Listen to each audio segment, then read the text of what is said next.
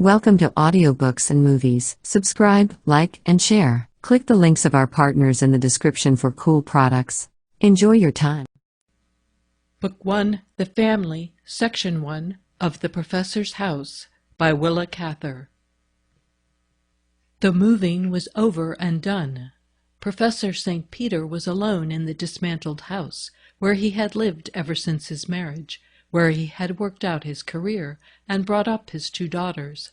It was almost as ugly as it is possible for a house to be, square, 3 stories in height, painted the color of ashes, the front porch just too narrow for comfort, with a slanting floor and sagging steps.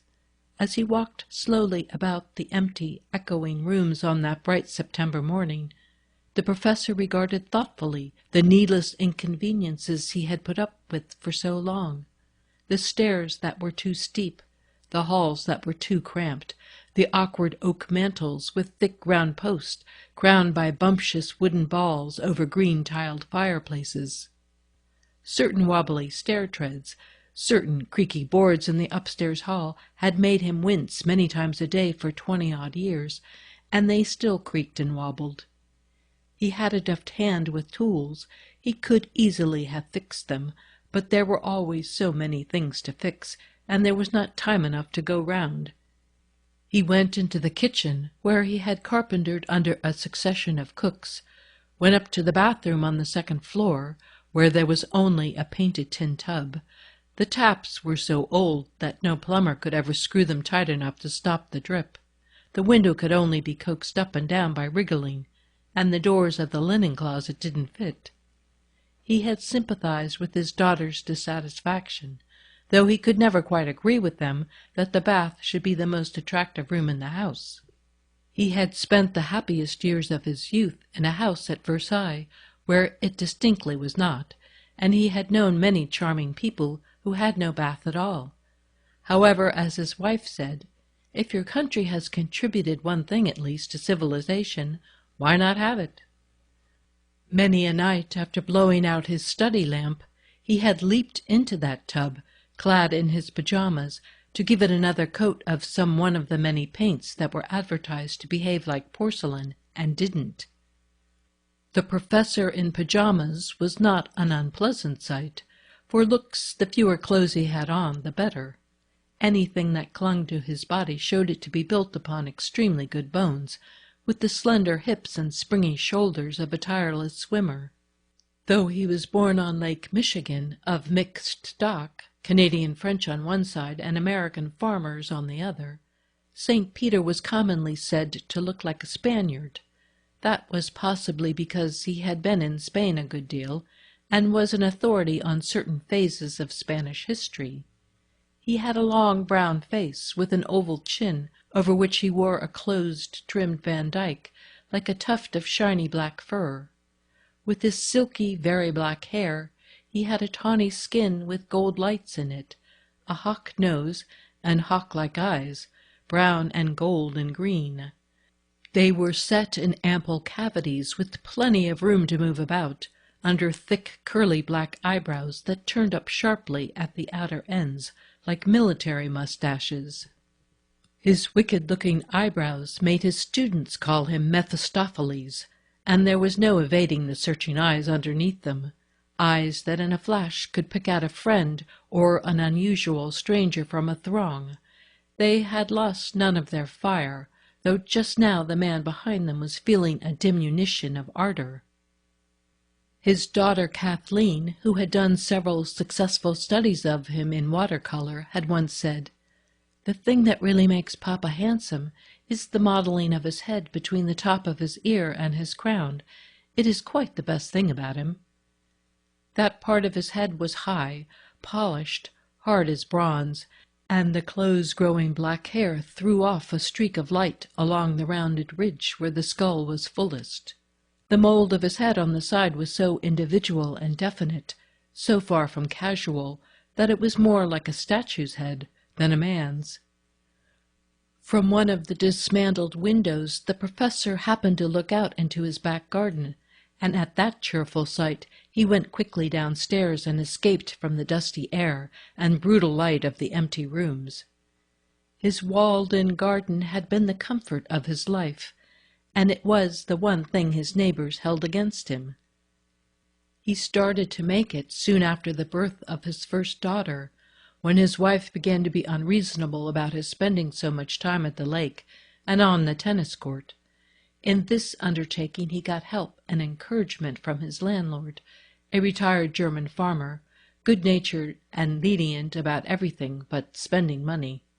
If the professor happened to have a new baby at home, or a faculty dinner, or an illness in the family, or any unusual expense, Appelhof cheerfully waited for the rent, but pay for repairs he would not. When it was a question of the garden, however, the old man sometimes stretched a point. He helped his tenant with seeds and slips and sound advice, and with his twisted old back. He even spent a little money to bear half the expense of the stucco wall. The professor had succeeded in making a French garden in Hamilton. There was not a blade of grass. It was a tidy half-acre of glistening gravel and glistening shrubs and bright flowers.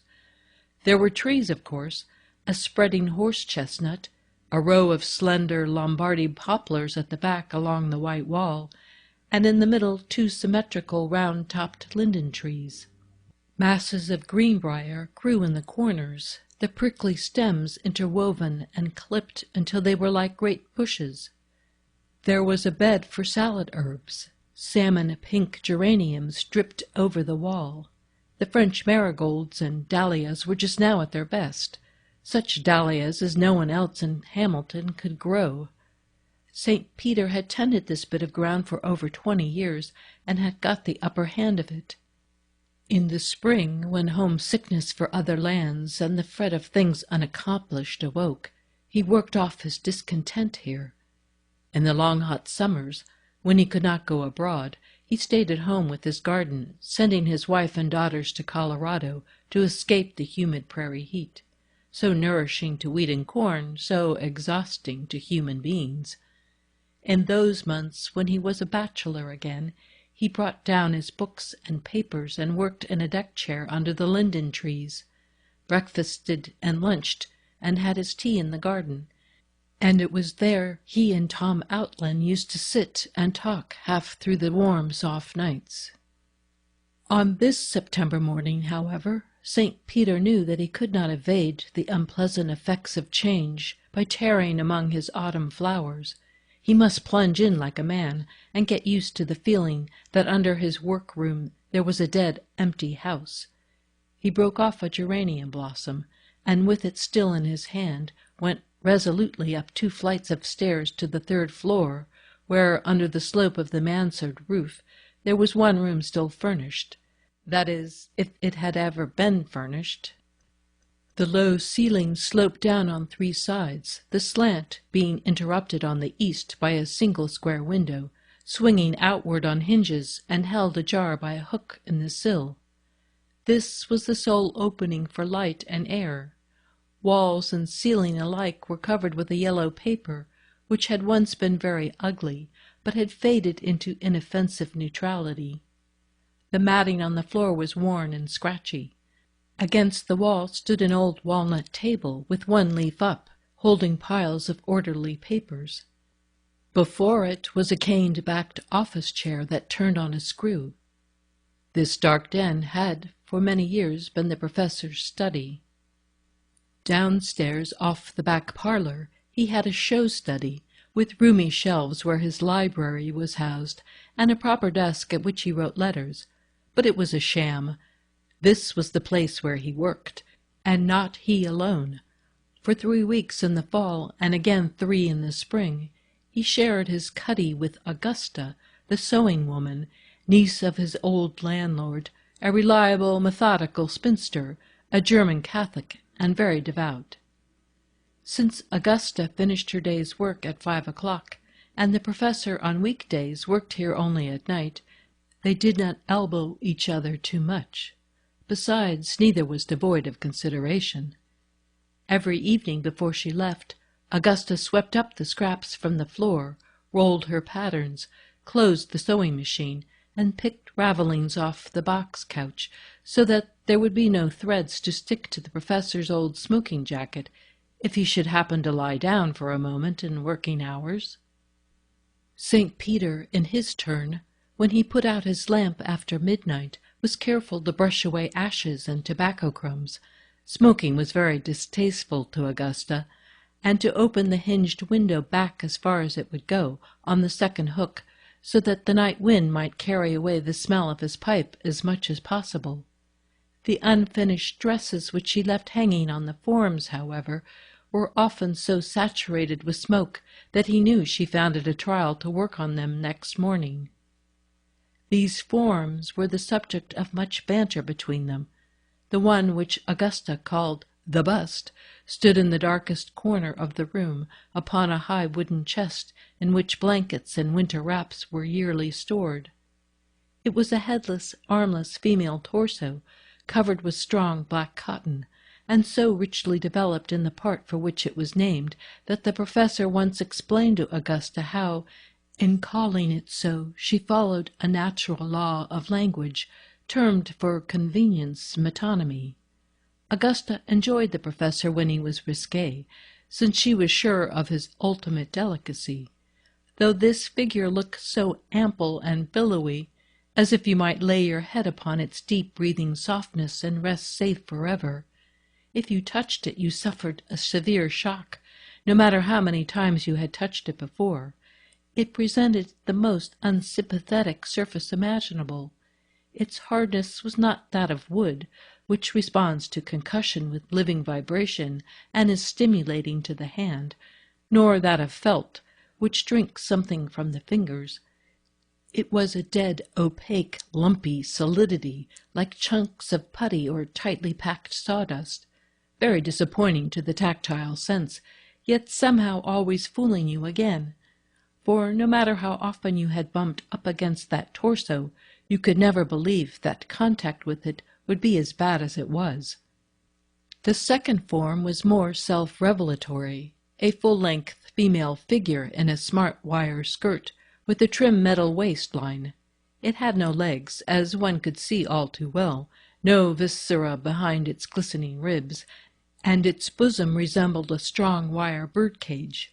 But St. Peter contended that it had a nervous system.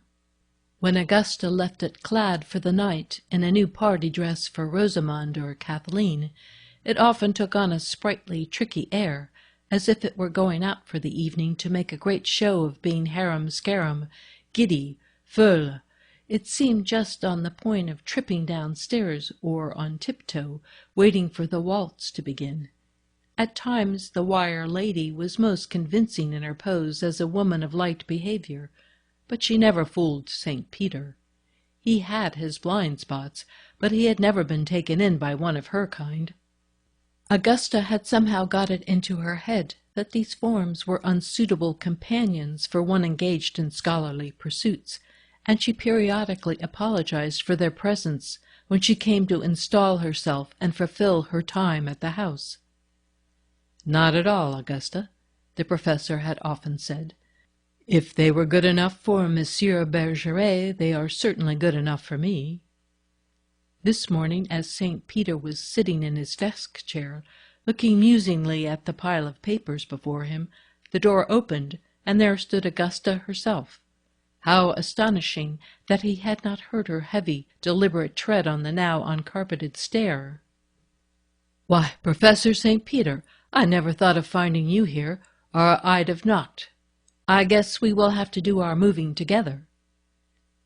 St. Peter had risen. Augusta loved his manners, but he offered her the sewing-machine chair and resumed his seat. "Sit down, Augusta, and we'll talk it over. I'm not moving just yet. Don't want to disturb all my papers. I'm staying on until I finish a piece of writing. I've seen your uncle about it. I'll work here and board at the new house. But this is confidential. If it were noised about, people might begin to say that Mrs. St. Peter and I had, how do they put it, parted? Separated?" Augusta dropped her eyes in an indulgent smile. I think people in your station would say separated. Exactly. A good scientific term, too. Well, we haven't, you know, but I'm going to ride on here for a while. Very well, sir, and I won't always be getting in your way now.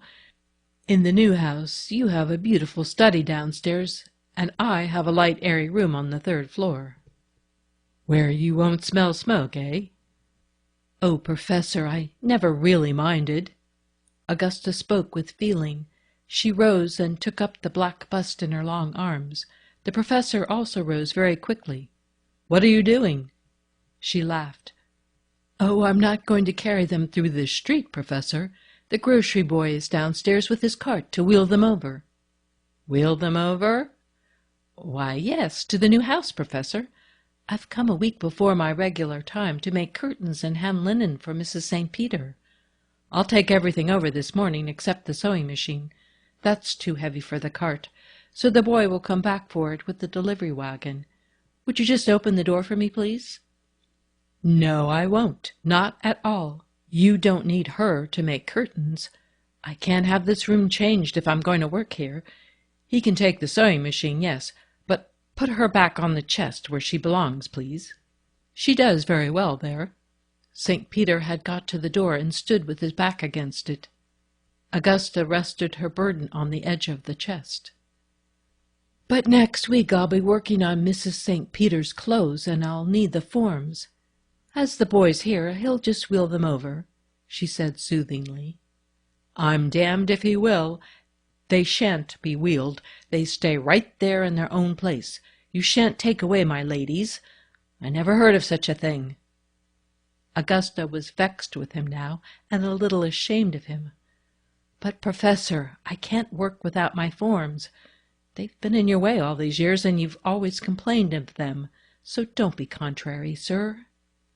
I never complained, Augusta, perhaps of certain disappointments they recalled, or of cruel biological necessities they imply, but of them individually, never. Go and buy some new ones for... Remind me when it's All Souls' Day, or Ember Day, or Maundy Thursday, or anything? Augusta said she must be leaving. St. Peter heard her well-known tread as she descended the stairs. How much she reminded him of, to be sure. She had been most at the house in the days when his daughters were little girls and needed so many clean frocks. It was in those very years that he was beginning his great work, when the desire to do it and the difficulties attending such a project strove together in his mind like Macbeth's two spent swimmers, years when he had the courage to say to himself, I will do this dazzling, this beautiful, this utterly impossible thing. During the 15 years he had been working on his Spanish adventurers in North America, this room had been his center of operations. There had been delightful excursions and digressions, the 2 sabbatical years when he was in Spain studying records, 2 summers in the Southwest on the trail of his adventurers, another in old Mexico, dashes to France to see his foster brothers. But the notes and the records and the ideas always came back to this room. It was here they were digested and sorted and woven into their proper place in his history. Fairly considered, the sewing-room was the most inconvenient study a man could possibly have, but it was the one place in the house where he could get isolation, insulation from the engaging drama of domestic life. No one was tramping over him, and only a vague sense, generally pleasant, of what went on below came up the narrow stairway. There were certainly no other advantages. The furnace heat did not reach the 3rd floor. There was no way to warm the sewing-room except by a rusty round gas stove with no flue, a stove which consumed gas imperfectly and contaminated the air. To remedy this, the window must be left open. Otherwise, with the ceiling so low, the air would speedily become unfit to breathe. If the stove were turned down and the window left open a little way, a sudden gust of wind would blow the wretched thing out altogether, and a deeply absorbed man might be asphyxiated before he knew it. The professor had found that the best method in winter was to turn the gas on full and keep the window wide on the hook. even if he had to put on a leather jacket over his working coat. By that arrangement, he had somehow managed to get air enough to work by. He wondered now why he had never looked about for a better stove, a newer model, or why he had not at least painted this one, flaky with rust. But he had been able to get on only by neglecting negative comforts. He was by no means an ascetic. He knew that he was terribly selfish about personal pleasures, fought for them. If a thing gave him delight, he got it if he sold his shirt for it. By doing without many so-called necessities, he had managed to have his luxuries. He might, for instance, have had a convenient electric drop light attached to the socket above his writing table. Preferably he wrote by a faithful kerosene lamp, which he filled and tended himself. But sometimes he found that the oil can in the closet was empty. Then, to get more, he would have had to go down through the house to the cellar, and on his way he would almost surely become interested in what the children were doing, or in what his wife was doing, or he would notice that the kitchen linoleum was breaking under the sink where the maid kicked it up, and he would stop to tack it down. On that perilous journey down through the human house he might lose his mood, his enthusiasm, even his temper. So when the lamp was empty, and that usually occurred when he was in the middle of a most important passage, he jammed an eye-shade on his forehead and worked by the glare of that tormenting pear-shaped bulb sticking out of the wall on a short curved neck just about 4 feet above his table. It was hard on eyes even as good as his, but once at his desk he didn't dare quit it. He had found that you can train the mind to be active at a fixed time, just as the stomach is trained to be hungry at certain hours of the day. If someone in the family happened to be sick, he didn't go to his study at all. 2 evenings of the week he spent with his wife and daughters, and one evening he and his wife went out to dinner, or to the theater, or a concert. That left him only 4. He had Saturdays and Sundays, of course, and on those 2 days he worked like a miner under a landslide. Augusta was not allowed to come on Saturday, though she was paid for that day. All the while that he was working so fiercely by night, he was earning his living during the day, carrying full university work and feeding himself out to hundreds of students in lectures and consultations. But that was another life. St. Peter had managed for years to live 2 lives, both of them very intense. He would willingly have cut down on his university work, would willingly have given his students chaff and sawdust. Many instructors had nothing else to give them and got on very well. But his misfortune was that he loved youth. He was weak to it. It kindled him. If there was one eager eye, one doubting, critical mind, one lively curiosity in a whole lecture-room full of commonplace boys and girls, he was its servant. That ardor could command him. It hadn't worn out with years, this responsiveness, any more than the magnetic currents wear out. It had nothing to do with time. But he had burned his candle at both ends to some purpose.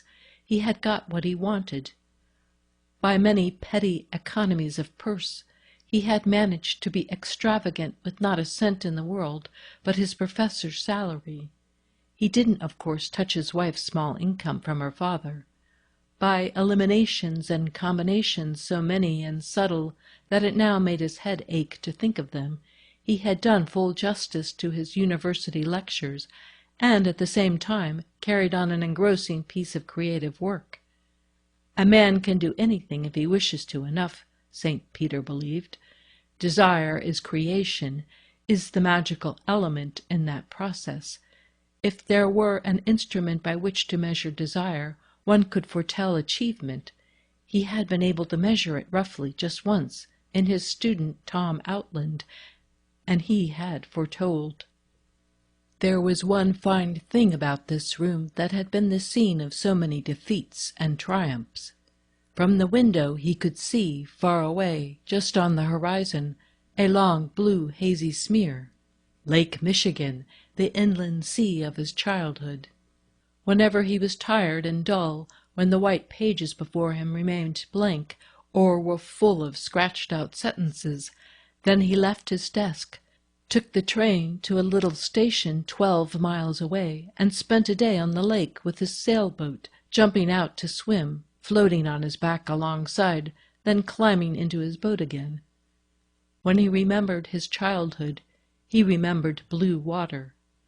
There were certain human figures against it, of course: his practical, strong-willed Methodist mother, his gentle, weaned-away Catholic father, the old Canuck grandfather, various brothers and sisters.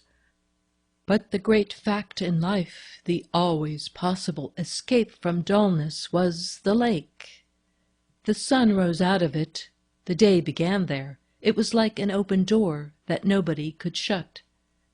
The land in all its dreariness could never close in on you. You had only to look at the lake, and you knew you would soon be free. It was the first thing one saw in the morning across the rugged cow pasture studded with shaggy pines, and it ran through the days like the weather, not a thing thought about, but a part of consciousness itself. When the ice chunks came in of a winter morning, crumbly and white, throwing off gold and rose-colored reflections from a copper-colored sun behind the gray clouds, he didn't observe the detail or know what it was that made him happy.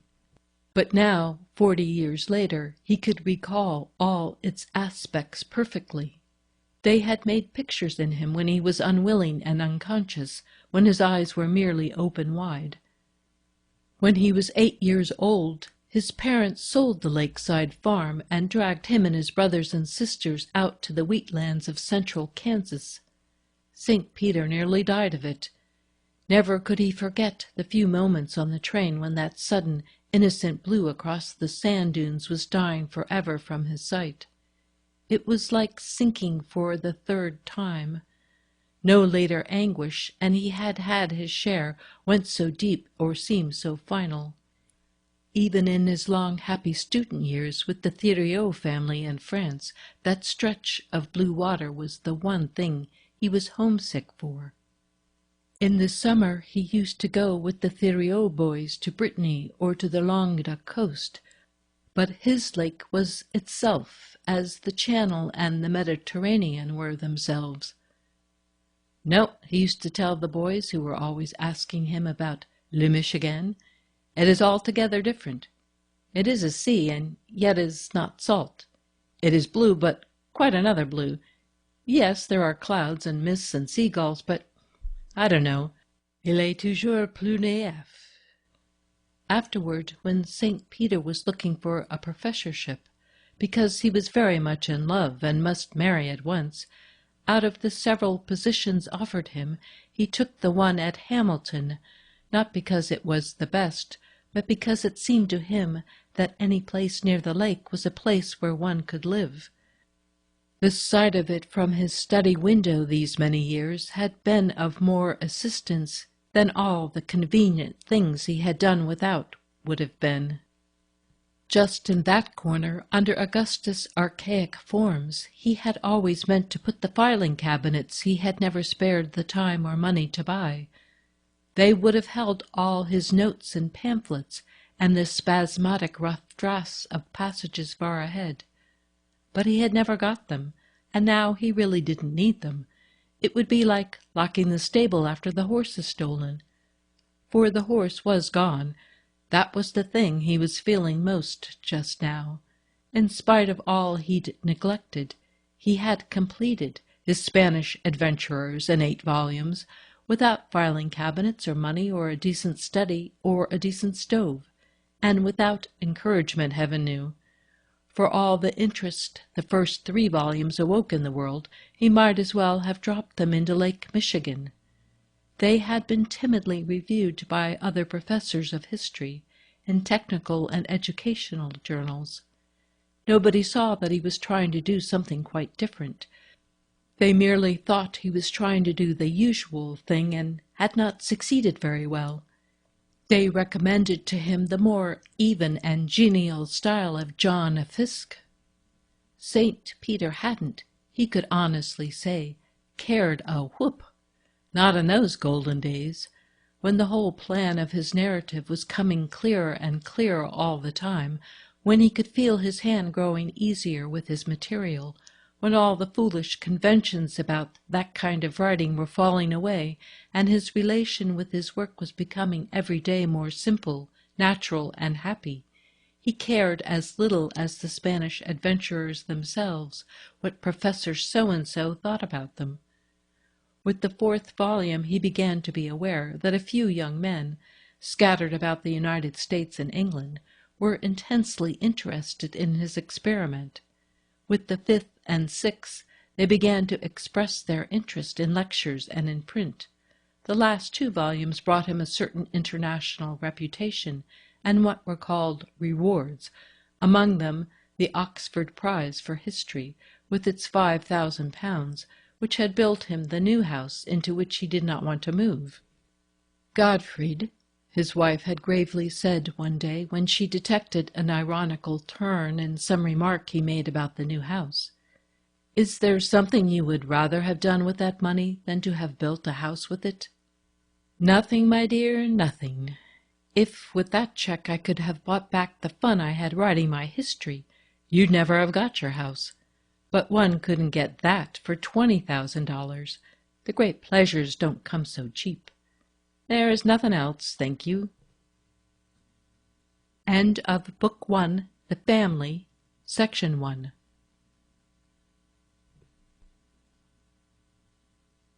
Section 2.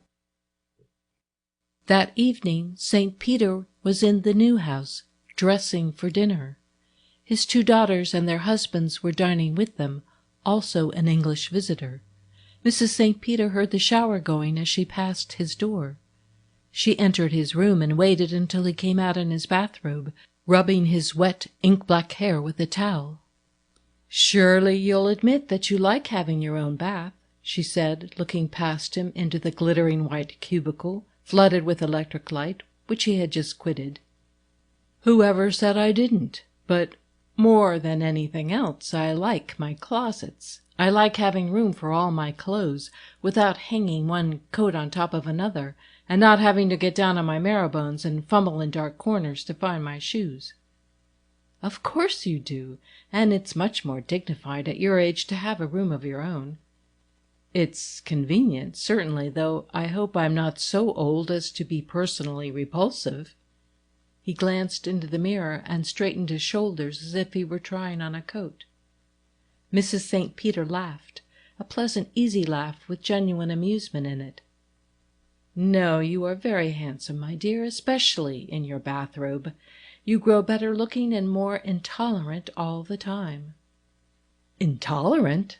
He put down his shoe and looked up at her. The thing that stuck in his mind constantly was that she was growing more and more intolerant about everything except her sons-in-law, that she would probably continue to do so, and that he must school himself to bear it.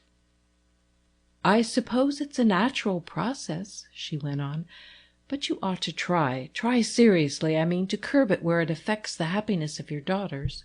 You are too severe with Scott and Louis. All young men have foolish vanities. You had plenty." St. Peter sat with his elbows on his knees, leaning forward and playing absently with the tassels of his bathrobe.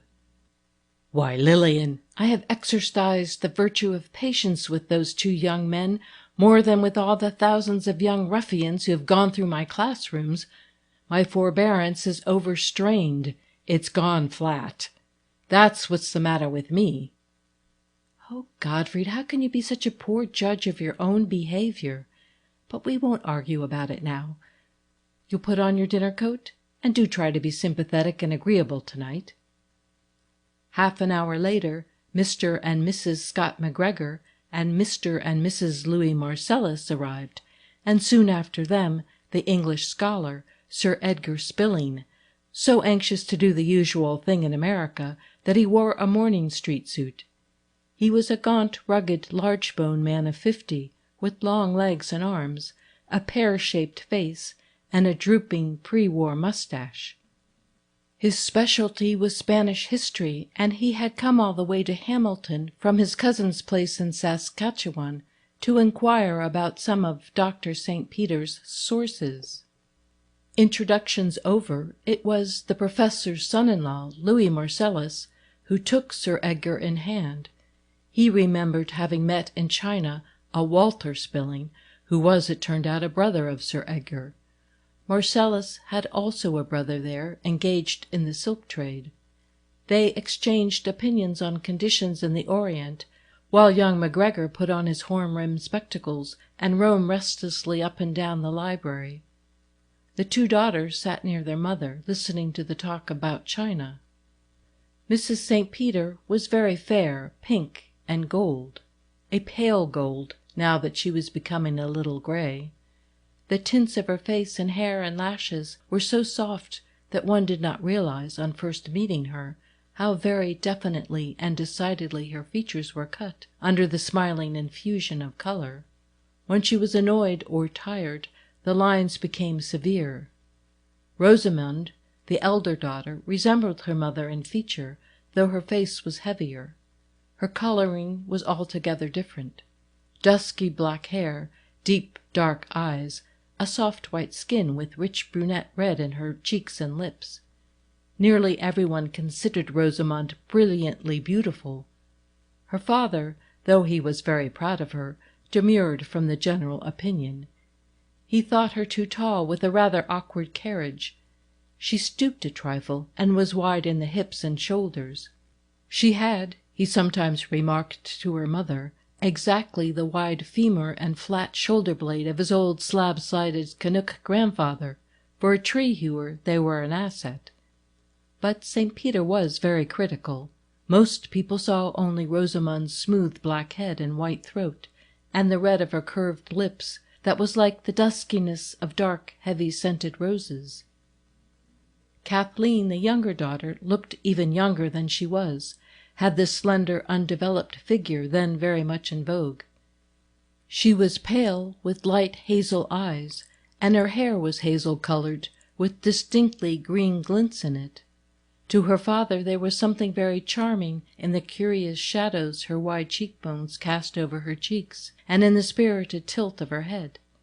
Her figure in profile, he used to tell her, looked just like an interrogation point. Mrs. St. Peter frankly liked having a son-in-law who could tot up acquaintances with Sir Edgar from the Sudan to Alaska. Scott, she saw, was going to be sulky because Sir Edgar and Marcellus were talking about things beyond his little circle of interests. She made no effort to draw him into the conversation, but let him prowl like a restless leopard among the books. The professor was amiable but quiet. When the second maid came to the door and signalled that dinner was ready, dinner was signalled, not announced. Mrs. St. Peter took Sir Edgar and guided him to his seat at her right, while the others found their usual places. After they had finished the soup, she had some difficulty in summoning the little maid to take away the plates, and explained to her guest that the electric bell under the table wasn't connected as yet. They had been in the new house less than a week, and the trials of building were not over. "Oh, then if I had happened along a fortnight ago I shouldn't have found you here? But it must be very interesting building your own house and arranging it as you like," he responded. Marcellus, silenced during the soup, came in with a warm smile and a slight shrug of the shoulders. "Building is the word with us, Sir Edgar." "My, oh, isn't it? My wife and I are in the throes of it. We are building a country house, rather an ambitious affair, out on the wooded shores of Lake Michigan. Perhaps you would like to run out in my car and see it. What are your engagements for tomorrow? I can take you out in half an hour, and we can lunch at the country club. We have a magnificent site. Primeval forest behind us and the lake in front, with our own beach. My father-in-law, you must know, is a formidable swimmer. We've been singularly fortunate in our architect, a young Norwegian trained in Paris. He's doing us a Norwegian manor house, very harmonious with its setting, just the right thing for rugged pine woods and high headlands." Sir Edgar seemed most willing to make this excursion, and allowed Marcellus to fix an hour, greatly to the surprise of MacGregor, whose look at his wife implied that he entertained serious doubts whether this baronet with walrus mustaches amounted to much after all. The engagement made, Louis turned to Mrs. St. Peter. "And won't you come too, dearest? You haven't been out since we got our wonderful wrought iron door fittings from Chicago. We found just the right sort of hinge and latch, Sir Edgar, and had all the others copied from it. None of your colonial glass knobs for us." Mrs. St. Peter sighed. Scott and Kathleen had just glass knobbed their new bungalow throughout, yet she knew Louis didn't mean to hurt their feelings. It was his heedless enthusiasm that made him often say untactful things. "We've been extremely fortunate in getting all the little things right," Louis was gladly confiding to Sir Edgar. "There's really not a flaw in the conception. I can say that because I'm a mere onlooker. The whole thing's been done by the Norwegian and my wife and Mrs. St. Peter." And he put his hand down affectionately upon Mrs. St. Peter's bare arm. "And we've named our place. I've already ordered the house stationery. No, Rosamond, I won't keep our little secret any longer.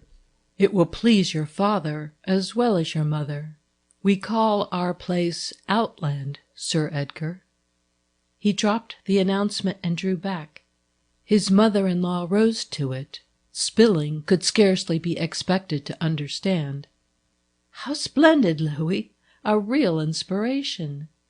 "Yes, isn't it? I knew that would go to your hearts." The professor had expressed his emotion only by lifting his heavy, sharply up-twisted eyebrows. "Let me explain, Sir Edgar," Marcellus went on eagerly.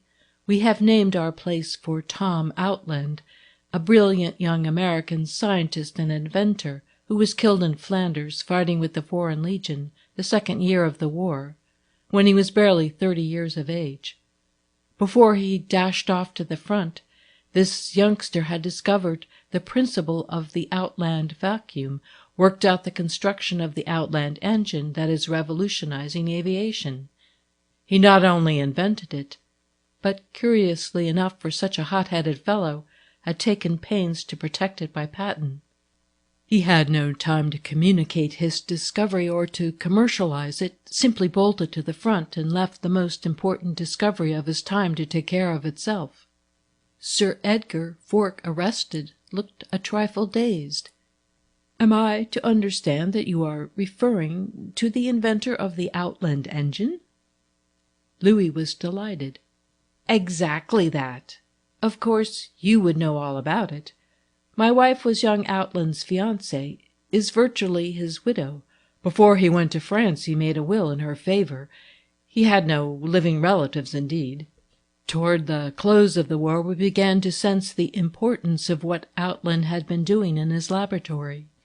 I am an electrical engineer by profession. We called in the assistance of experts and got the idea over from the laboratory to the trade. The monetary returns have been, and are, of course, large." While Louis paused long enough to have some intercourse with the roast before it was taken away, Sir Edgar remarked that he himself had been in the air service during the war, in the construction department, and that it was most extraordinary to come thus by chance upon the genesis of the Outland engine. "You see," Louis told him, "Outland got nothing out of it but death and glory. Naturally, we feel terribly indebted. We feel it's our first duty in life to use that money as he would have wished. We've endowed scholarships in his own university here and that sort of thing. But our house we want to have as a sort of memorial to him. We are going to transfer his laboratory there, if the university will permit, all the apparatus he worked with. We have a room for his library and pictures. When his brother scientists come to Hamilton to look him up, to get information about him, as they are doing now already, at Outland they will find his books and instruments, all the sources of his inspiration." "Even Rosamond," murmured MacGregor, his eyes upon his cool green salad. He was struggling with a desire to shout to the Britisher that Marcellus had never so much as seen Tom Outland, while he, MacGregor, had been his classmate and friend. Sir Edgar was as much interested as he was mystified. He had come here to talk about manuscripts shut up in certain mouldering monasteries in Spain, but he had almost forgotten them in the turn the conversation had taken.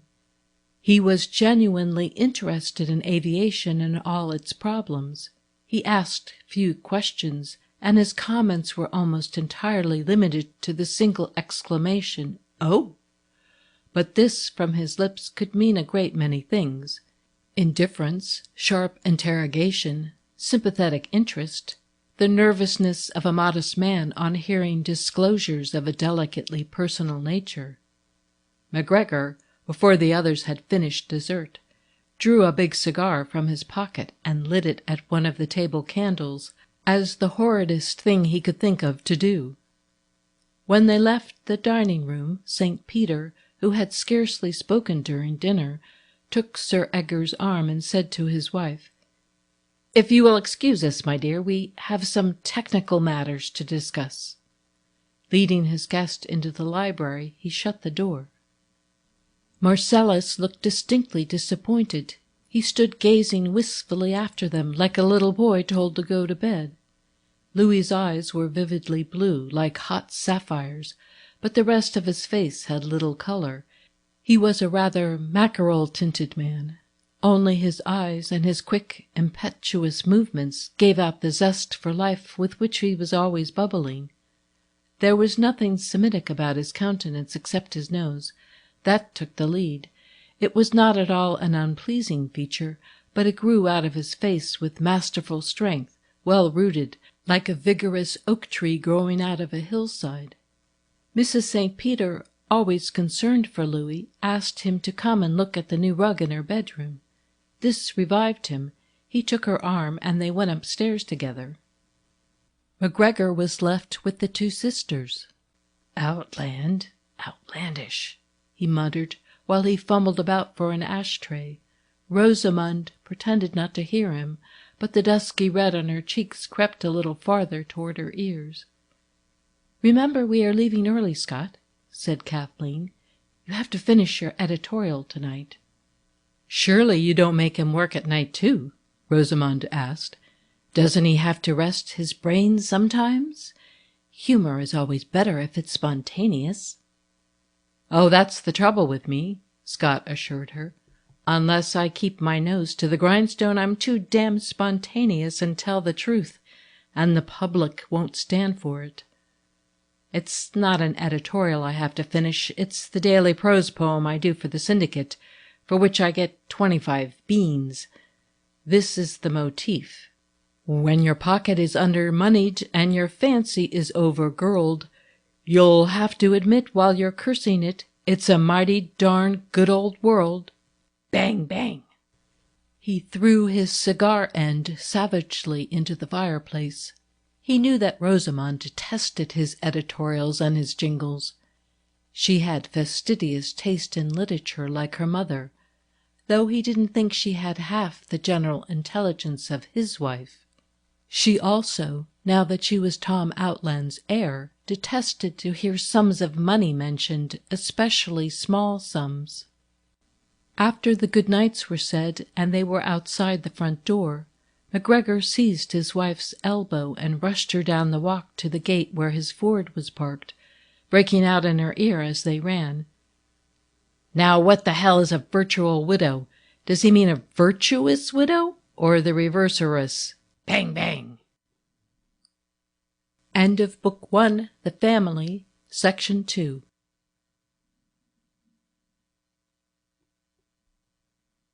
Section 3. St. Peter awoke the next morning with the wish that he could be transported on his mattress from the new house to the old.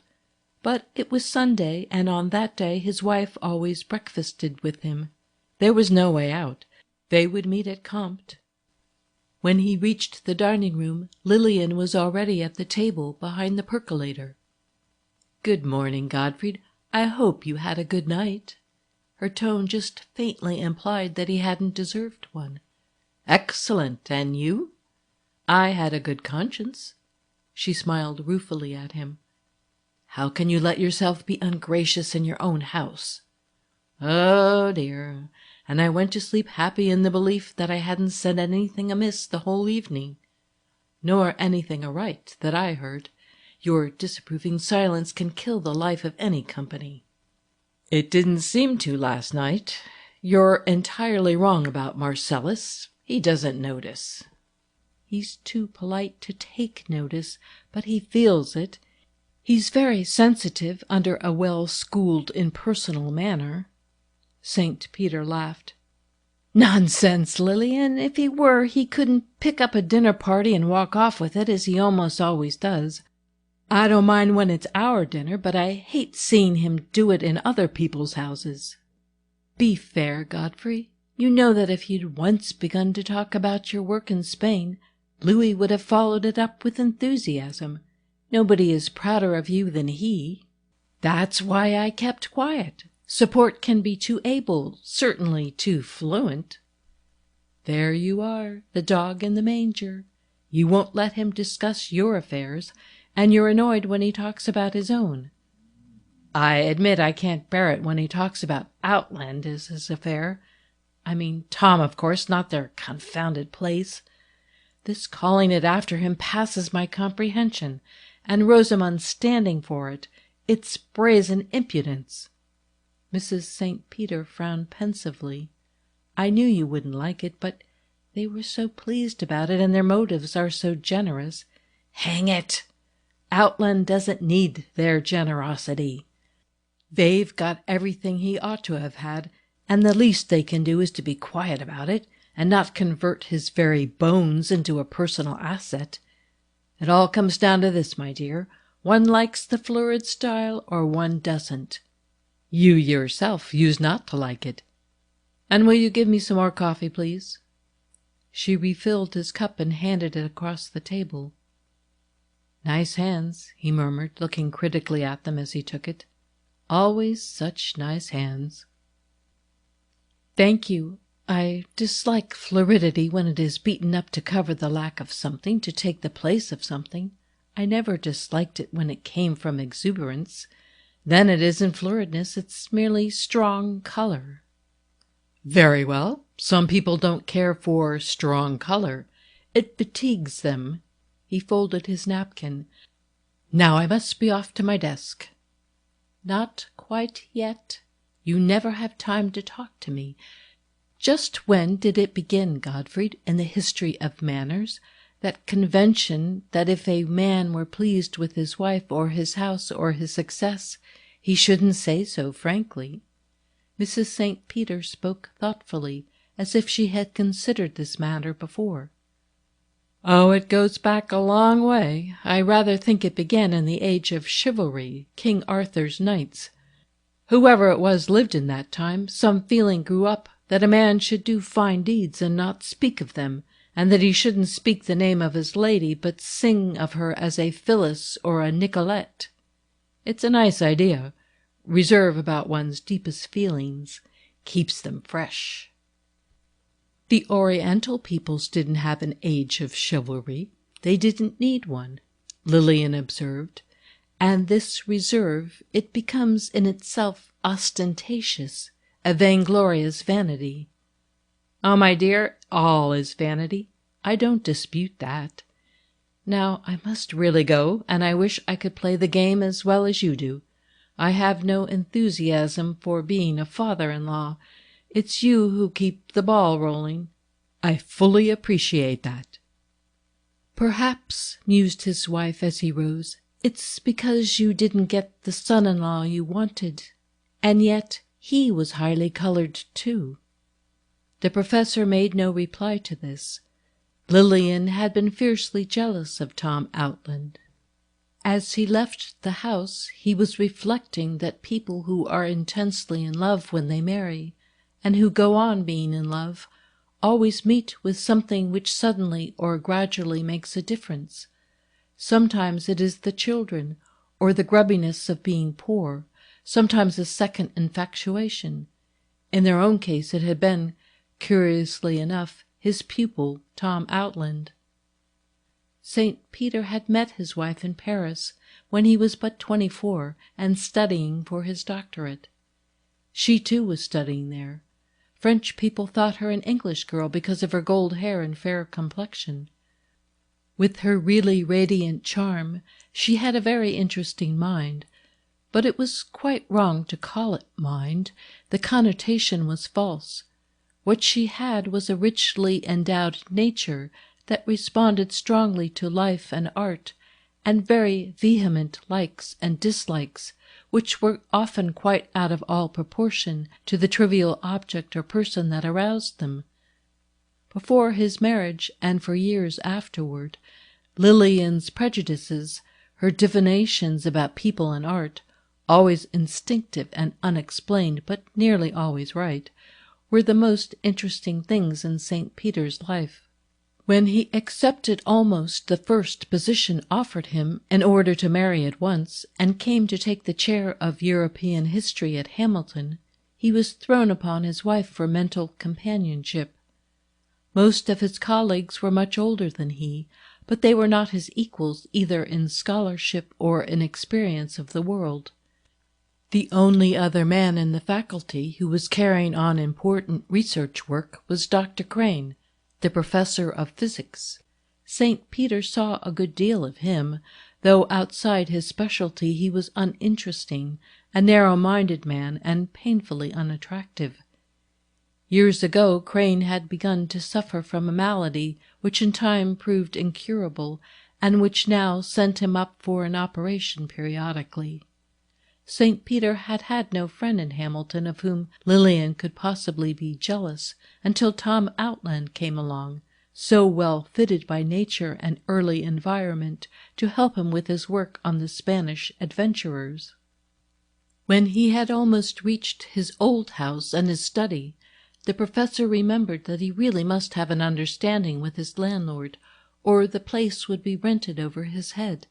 He turned and went down into another part of the city, by the car shops, where only workmen lived, and found his landlord's little toy house set on a hillside, over a basement faced up with red brick and covered with hop vines. Old Applehoff was sitting on a bench before his door, making a broom. Raising broom-corn was one of his economies. Beside him was his dachshund bitch, Minna. St. Peter explained that he wanted to stay on in the empty house and would pay the full rent each month. So irregular a project annoyed Applehoff. "I like fine to oblige you, Professor, but there's several parties looking at the house already, and I don't like to lose a year's rent for maybe a few months." "Oh, that's all right, Fred. I'll take it for the year, to simplify matters. I want to finish my new book before I move." Fred still looked uneasy. "I better see the insurance man, eh?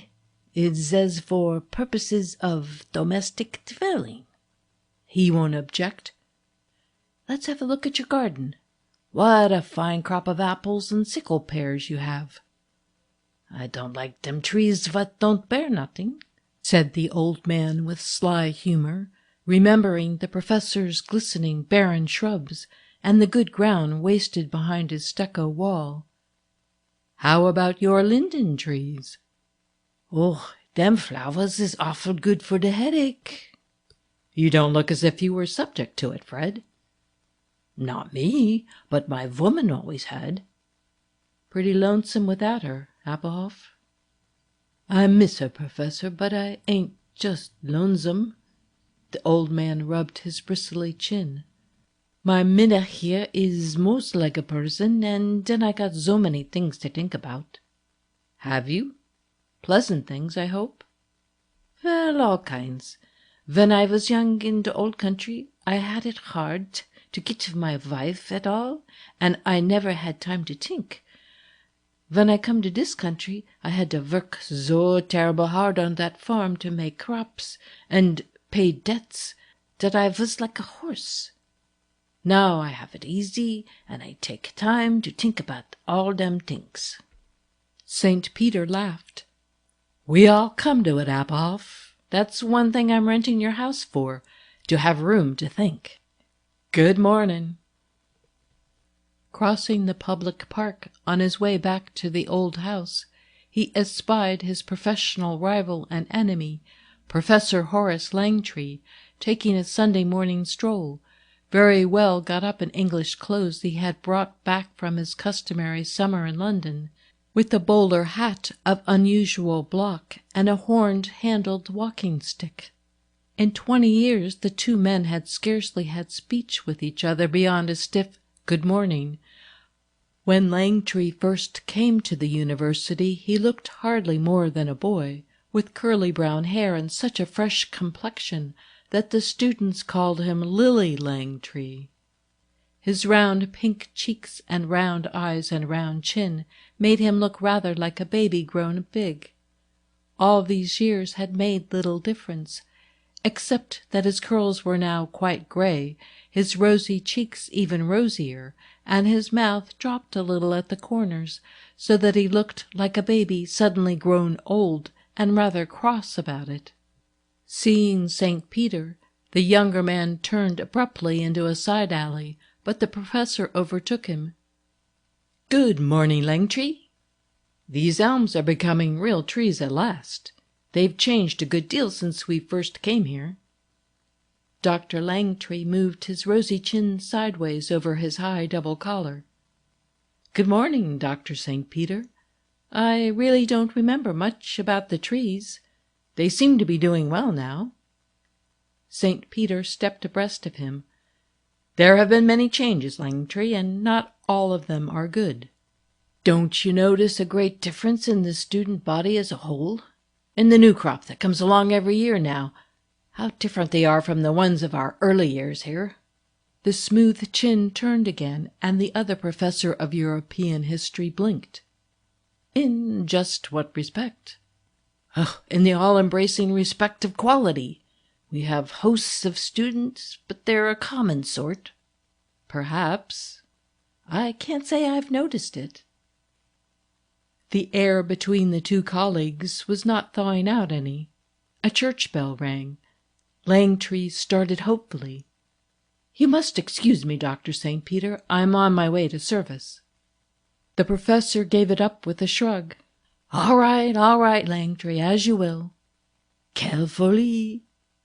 Langtry half turned back, hesitated on the ball of his suddenly speeding foot, and said with faultless politeness, "I beg your pardon?"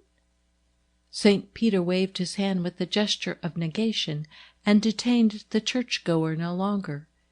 He sauntered along slackly through the hot summer sunshine, wondering why Langtry didn't see the absurdity of their long grudge.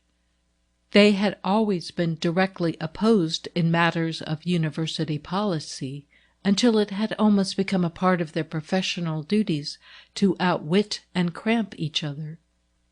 When young Langtry first came there, his specialty was supposed to be American history. His uncle was president of the Board of Regents and very influential in state politics. The institution had to look to him indeed to get its financial appropriations passed by the legislature.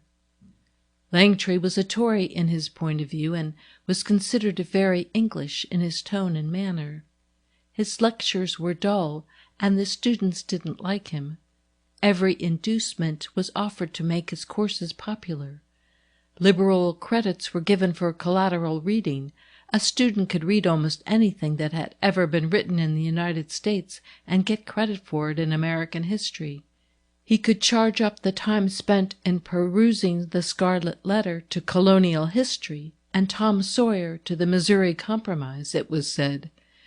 St. Peter openly criticized these lax methods both to the faculty and to the regents. Naturally, Madame Langtry paid him out. During the professor's second sabbatical year in Spain, Horace and his uncle together very nearly got his department away from him.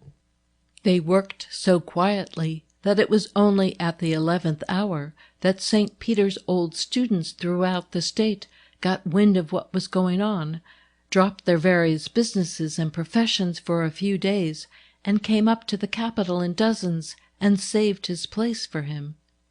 The opposition had been so formidable that when it came time for his third year away, the professor had not dared ask for it, but had taken an extension of his summer vacation instead.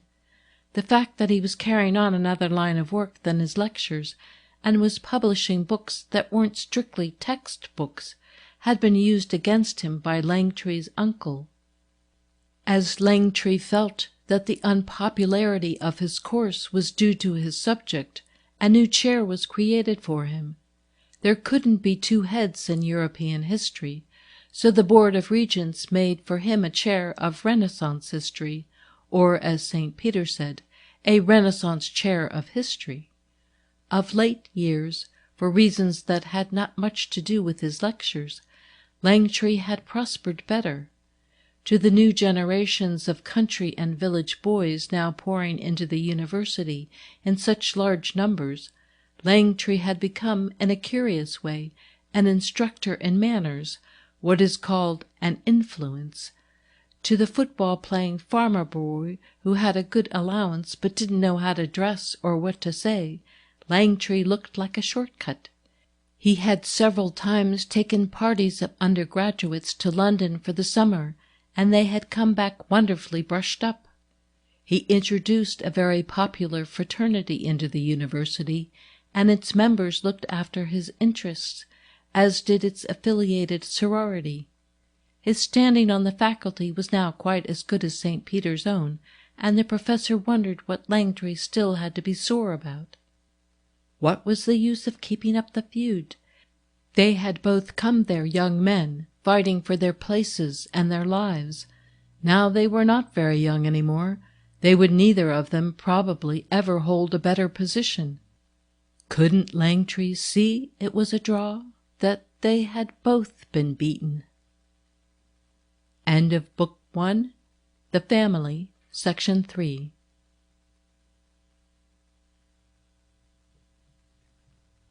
Section 4. On Monday afternoon, St. Peter mounted to his study and lay down on the box couch, tired out with his day at the university. The first few weeks of the year were very fatiguing for him. There were so many exhausting things besides his lectures and all the new students. Long faculty meetings in which almost no one was ever frank, and always the old fight to keep up the standard of scholarship, to prevent the younger professors, who had a sharp eye to their own interests, from farming the whole institution out to athletics and to the agricultural and commercial schools favored and fostered by the state legislature. The September heat, too, was hard on him. He wanted to be out at the lake every day. It was never so fine as in late September. He was lying with closed eyes, resting his mind on the picture of intense autumn blue water, when he heard a tap at the door, and his daughter Rosamond entered, very handsome in a silk suit of a vivid shade of lilac, admirably suited to her complexion, and showing that in the color of her cheeks there was actually a tone of warm lavender. In that low room she seemed very tall indeed, a little out of drawing, as to her father's eye she so often did. Usually, however, people were aware only of her rich complexion, her curving, unresisting mouth, and mysterious eyes. Tom Outland had seen nothing else, and he was a young man who saw a great deal. "Am I interrupting something important, Papa?" "No, not at all, my dear. Sit down." On his writing-table she caught a glimpse of pages in a handwriting not his, a script she knew very well. "Not much choice of chairs, is there?" she smiled. "Papa, I don't like to have you working in a place like this. It's not fitting." "Much easier than to break in a new room, Rosie. A workroom should be like an old shoe. No matter how shabby, it's better than a new one." "That's really what I came to see you about." Rosamond traced the edge of a hole in the matting with the tip of her lilac sunshade. "Won't you let me build you a little study in the backyard of the new house? I have such good ideas for it, and you would have no bother about it at all." "Oh, thank you, Rosamond. It's most awfully nice of you to think of it. But keep it just an idea. It's better so. Lots of things are. For the present, I'll plod on here." It's absurd, but it suits me. Habit is such a big part of work. With Augusta's old things lying about and those dusty old forms, why didn't she at least get those out of your way? Oh, they have a right here, by long tenure. It's their room, too. I don't want to come upon them lying in some dump heap on the road to the lake. They remind me of the times when you were little girls, and your first party frocks used to hang on them at night when I worked. Rosamund smiled, unconvinced. Papa, don't joke with me. I've come to talk about something serious, and it's very difficult. You know I'm a little afraid of you. She dropped her shadowy, bewitching eyes. Afraid of me? Never. Oh, yes, I am when you're sarcastic. You mustn't be today, please. Louis and I have often talked this over. We feel strongly about it. He's often been on the point of blurting out with it, but I've curbed him. You don't always approve of Louis and me. Of course, it was only Louis's energy and technical knowledge that ever made Tom's discovery succeed commercially, but we don't feel that we ought to have all the returns from it. We think you ought to let us settle an income on you so that you could give up your university work and devote all your time to writing and research. That is what Tom would have wanted. St. Peter rose quickly, with the light, supple spring he had when he was very nervous, crossed to the window, wide on its hook, and half closed it. My dear daughter, he said decisively when he had turned round to her, I couldn't possibly take any of Outland's money. But why not? You were the best friend he had in the world. He owed more to you than to anyone else, and he hated having you hampered by teaching. He admired your mind, and nothing would have pleased him more than helping you to do the work you do better than anyone else. If he were alive, that would be one of the first things he would use this money for. But he is not alive, and there was no word about me in his will, and so there is nothing to build your pretty theory upon. It's wonderfully nice of you and Louis, and I'm very pleased, you know. But Tom was so impractical, Father. He never thought it would mean more than a liberal dress allowance for me, if he thought at all. I don't know. He never spoke to me about it. St. Peter smiled quizzically. I'm not so sure about his impracticalness. When he was working on that gas, he once remarked to me that there might be a fortune in it. To be sure, he didn't wait to find out whether there was a fortune, but that had to do with quite another side of him. Yes, I think he knew his idea would make money, and he wanted you to have it, with him or without him. The young woman's face grew troubled. Even if I married? He wanted you to have whatever would make you happy. She sighed luxuriously. Louis has done that. The only thing that troubles me is I feel you ought to have some of this money, that he would wish it. He was so full of gratitude, felt that he owed you so much. Her father again rose with that guarded, nervous movement. Once and for all, Rosamund, understand that he owed me no more than I owed him. Nothing hurts me so much as to have any member of my family talk as if we had done something fine for that young man, brought him out, produced him. In a lifetime of teaching, I've encountered just one remarkable mind, but for that I'd consider my good years largely wasted. And there could be no question of money between me and Tom Outland. I can't explain just how I feel about it, but it would somehow damage my recollections of him, would make that episode in my life commonplace like everything else, and that would be a great loss to me. I'm purely selfish in refusing your offer. My friendship with Outland is the one thing I will not have translated into the vulgar tongue. His daughter looked perplexed and a little resentful. Sometimes, she murmured, I think you feel I oughtn't to have taken it either. You had no choice. For you it was settled by his own hand.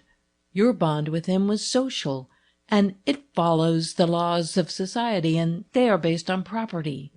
Mine wasn't, and there was no material clause in it. He empowered you to carry out all his wishes, and I realize that you have responsibilities, but none toward me. There is Rodney Blake, of course, if he should ever turn up. You keep up some search for him?" "Louis attends to it. He has investigated and rejected several impostors." "Then, of course, there are other friends of Tom's. The Cranes, for instance?" Rosamond's face grew hard. "I won't bother you about the Cranes, Papa. We will attend to them. Mrs. Crane is a common creature, and she is advised by that dreadful shyster brother of hers, Homer Bright. You know what he is." "Oh, yes, he was about the greatest bluffer I ever had in my classes." Rosamond had risen to go. "I want you to be awfully happy, daughter," St. Peter went on. "And Tom did. It's only young people like you and Louis who can get any fun out of money. And there is enough to cover the fine, the almost imaginary obligations. You won't be sorry if you are generous with people like the Cranes." "Thank you, Papa. I shan't forget." Rosamond went down the narrow stairway, leaving behind her a faint, fresh odor of lavender and orris root, and her father lay down again on the box couch. "A hint about the Cranes will be enough," he was thinking. He didn't in the least understand his older daughter. Not that he pretended to understand Kathleen either, but he usually knew how she would feel about things, and she had always seemed to need his protection more than Rosamond. When she was a student at the university, he used sometimes to see her crossing the campus alone, her head and shoulders lowered against the wind, her muff beside her face, her narrow skirt clinging close. There was something too plucky, too "I can go it alone" about her quick step and jaunty little head. He didn't like it. It gave him a sudden pang. He would always call to her and catch up with her, and make her take his arm and be docile. She had been much quicker at her lessons than Rosie, and very clever at watercolor portrait sketches. She had done several really good likenesses of her father. One, at least, was the man himself. With her mother she had no luck. She tried again and again, but the face was always hard, the upper lip longer than it seemed in life, the nose long and severe, and she made something cold and plaster-like of Lillian's beautiful complexion. "No, I don't see Mamma like that," she used to say, throwing out her chin. "Of course I don't. It just comes like that." She had done many heads of her sister, all very sentimental and curiously false, though Louis Marcellus protested to like them. Her drawing teacher at the university had urged Kathleen to go to Chicago and study in the life classes at the Art Institute. But she said resolutely, "No, I can't really do anybody but Papa, and I can't make a living painting him." "The only unusual thing about Kitty," her father used to tell his friends, "is that she doesn't think herself a bit unusual. Nowadays the girls in my classes who have a spark of aptitude for anything seem to think themselves remarkable."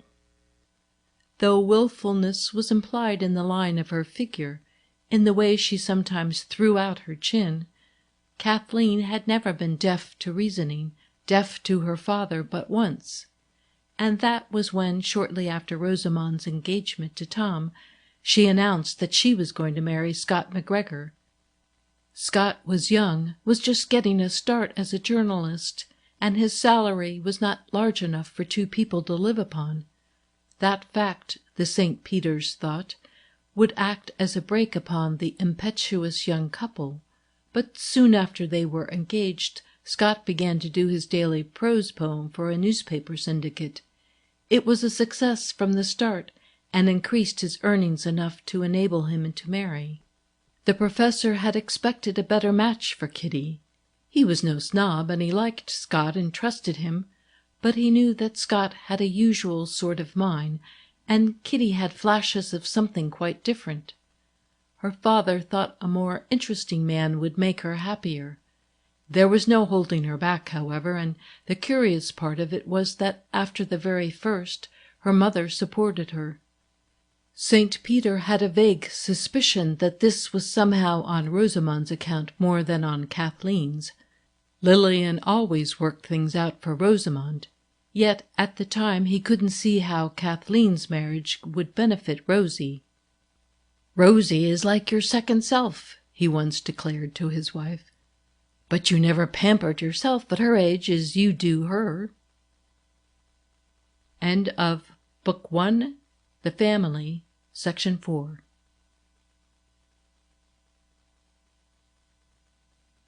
Section 5. It was an intense September noon, warm, windy, golden, with the smell of ripe grapes and drying vines in the air, and the lake rolling blue on the horizon. Scott McGregor, going into the west corner of the university campus, caught sight of Mrs. St. Peter just ahead of him, walking in the same direction. He ran and caught up with her. "Hello, Lillian! Going in to see the professor? So am I. I want him to go swimming with me. I'm cutting work. Shall we drop in and hear the end of his lecture, or sit down here on a bench in the sun?" "We can go quietly to the door and listen. If it's not interesting, we can come back and sit down for a chat." "Good. I came early to overhear a bit. This is the hour he's with his seniors, isn't it?" They entered and went along the hall until they came to number 17. The door was ajar, and at the moment one of the students was speaking. When he finished, they heard the professor reply to him. "No, Miller, I don't myself think much of science as a phase of human development. It has given us a lot of ingenious toys. They take our attention away from the real problems, of course, and since the problems are insoluble, I suppose we ought to be grateful for distraction. But the fact is, the human mind, the individual mind, has always been made more interesting by dwelling on the old riddles, even if it makes nothing of them. Science hasn't given us any new amazements except of the superficial kind we get from witnessing dexterity and sleight of hand. It hasn't given us any richer pleasures as the Renaissance did, nor any new sins, not one. Indeed, it takes our old ones away. It's the laboratory, not the Lamb of God, that taketh away the sins of the world. You'll agree there is not much thrill about a physiological sin. We were better off when even the prosaic matter of taking nourishment could have the magnificence of a sin. I don't think you help people by making their conduct of no importance. You impoverish them. As long as every man and woman who crowded into the cathedrals on Easter Sunday was a principal in a gorgeous drama with God, glittering angels on one side and the shadows of evil coming and going on the other, life was a rich thing. The king and the beggar had the same chance at miracles and great temptations and revelations. And that's what makes men happy, believing in the mystery and importance of their own little individual lives. It makes us happy to surround our creature needs and bodily instincts with as much pomp and circumstance as possible.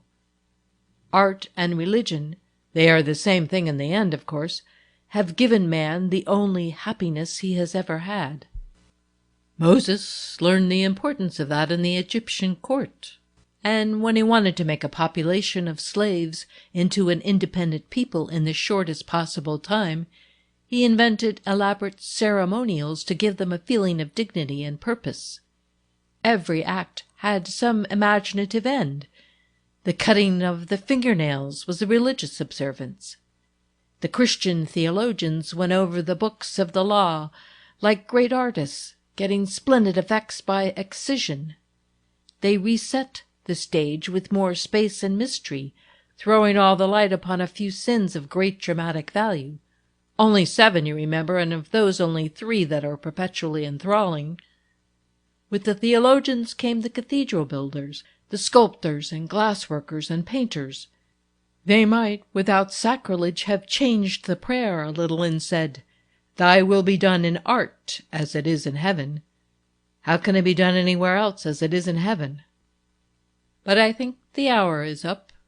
You might tell me next week, Miller, what you think science has done for us, besides making us very comfortable." As the young men filed out of the room, Mrs. St. Peter and McGregor went in. "I came over to get you to go to the electrician's with me, Godfrey, but I won't make you. Scott wants you to run out to the lake, and it's such a fine day you really should go." "Car's outside. We'll just drop Lillian out the house, Doctor, and you can pick up your bathing suit. We heard part of your lecture, by the way. How you get by the Methodists is still a mystery to me." "I wish he would get into trouble, Scott," said Lillian as they left the building. "I wish he wouldn't talk to those fat-faced boys as if they were intelligent beings. You cheapen yourself, Godfrey. It makes me a little ashamed." "I was rather rambling on today. I'm sorry you happened along. There's a fellow in that lot, Todd Miller, who isn't slow, and he excites me to controversy." "All the same," murmured his wife, "it's hardly dignified to think aloud in such company. It's in rather bad taste." "Thank you for the tip, Lillian. I won't do it again." It took Scott only 20 minutes to get out to the lake. He drew up at the bit of beach St. Peter had bought for himself years before, a little triangle of sand running out into the water, with a bathhouse and 7 shaggy pine trees on it. Scott had to fuss with the car, and the professor was undressed and in the water before him. When McGregor was ready to go in, his father-in-law was some distance out, swimming with an overarm stroke, his head and shoulders well out of the water. He wore on his head a rubber visor of a kind he always brought home from France in great numbers. This one was vermilion, and was like a continuation of his flesh. His arms and back were burned a deep terracotta from a summer in the lake. His head and powerful reaching arms made a strong red pattern against the purple blue of the water. The visor was picturesque. His head looked sheathed and small and intensely alive, like the heads of the warriors on the Parthenon frieze in their tight, archaic helmets. By 5 o'clock St. Peter and McGregor were dressed and lying on the sand, their overcoats wrapped about them, smoking. Suddenly Scott began to chuckle. "Oh, Professor, you know your English friend, Sir Edgar Spilling? The day after I met him at your house, he came up to my office at the Herald to get some facts you'd be too modest to give him. When he was leaving, he stood and looked at one of those motto cards I have over my desk, 'Don't knock,' and said, 'May I ask why you don't have that notice on the outside of your door? I didn't observe any other way of getting in.' They never get wise, do they? He really went out to see Marcellus's place, seemed interested." "Doctor, are you going to let them call that place after Tom?" "My dear boy, how can I prevent it? Well, you surely don't like the idea, do you?" The professor lit another cigarette and was a long while about it. When he had got it going, he turned on his elbow and looked at McGregor. "Scott, you must see that I can't make suggestions to Louis.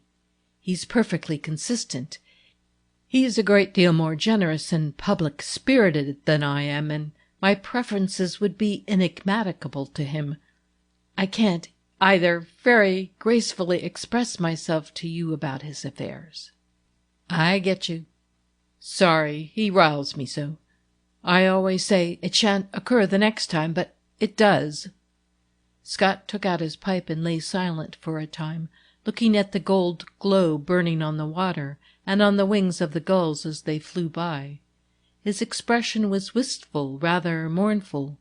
He was a good-looking fellow, with sunburned blonde hair, splendid teeth, attractive eyes that usually frowned a little unless he was laughing outright, a small, prettily cut mouth, restless at the corners. There was something moody and discontented about his face. The professor had a great deal of sympathy for him. Scott was too good for his work. He had been delighted when his daily poem and his uplift editorials first proved successful, because that enabled him to marry. Now he could sell as many good cheer articles as he had time to write on any subject, and he loathed doing them.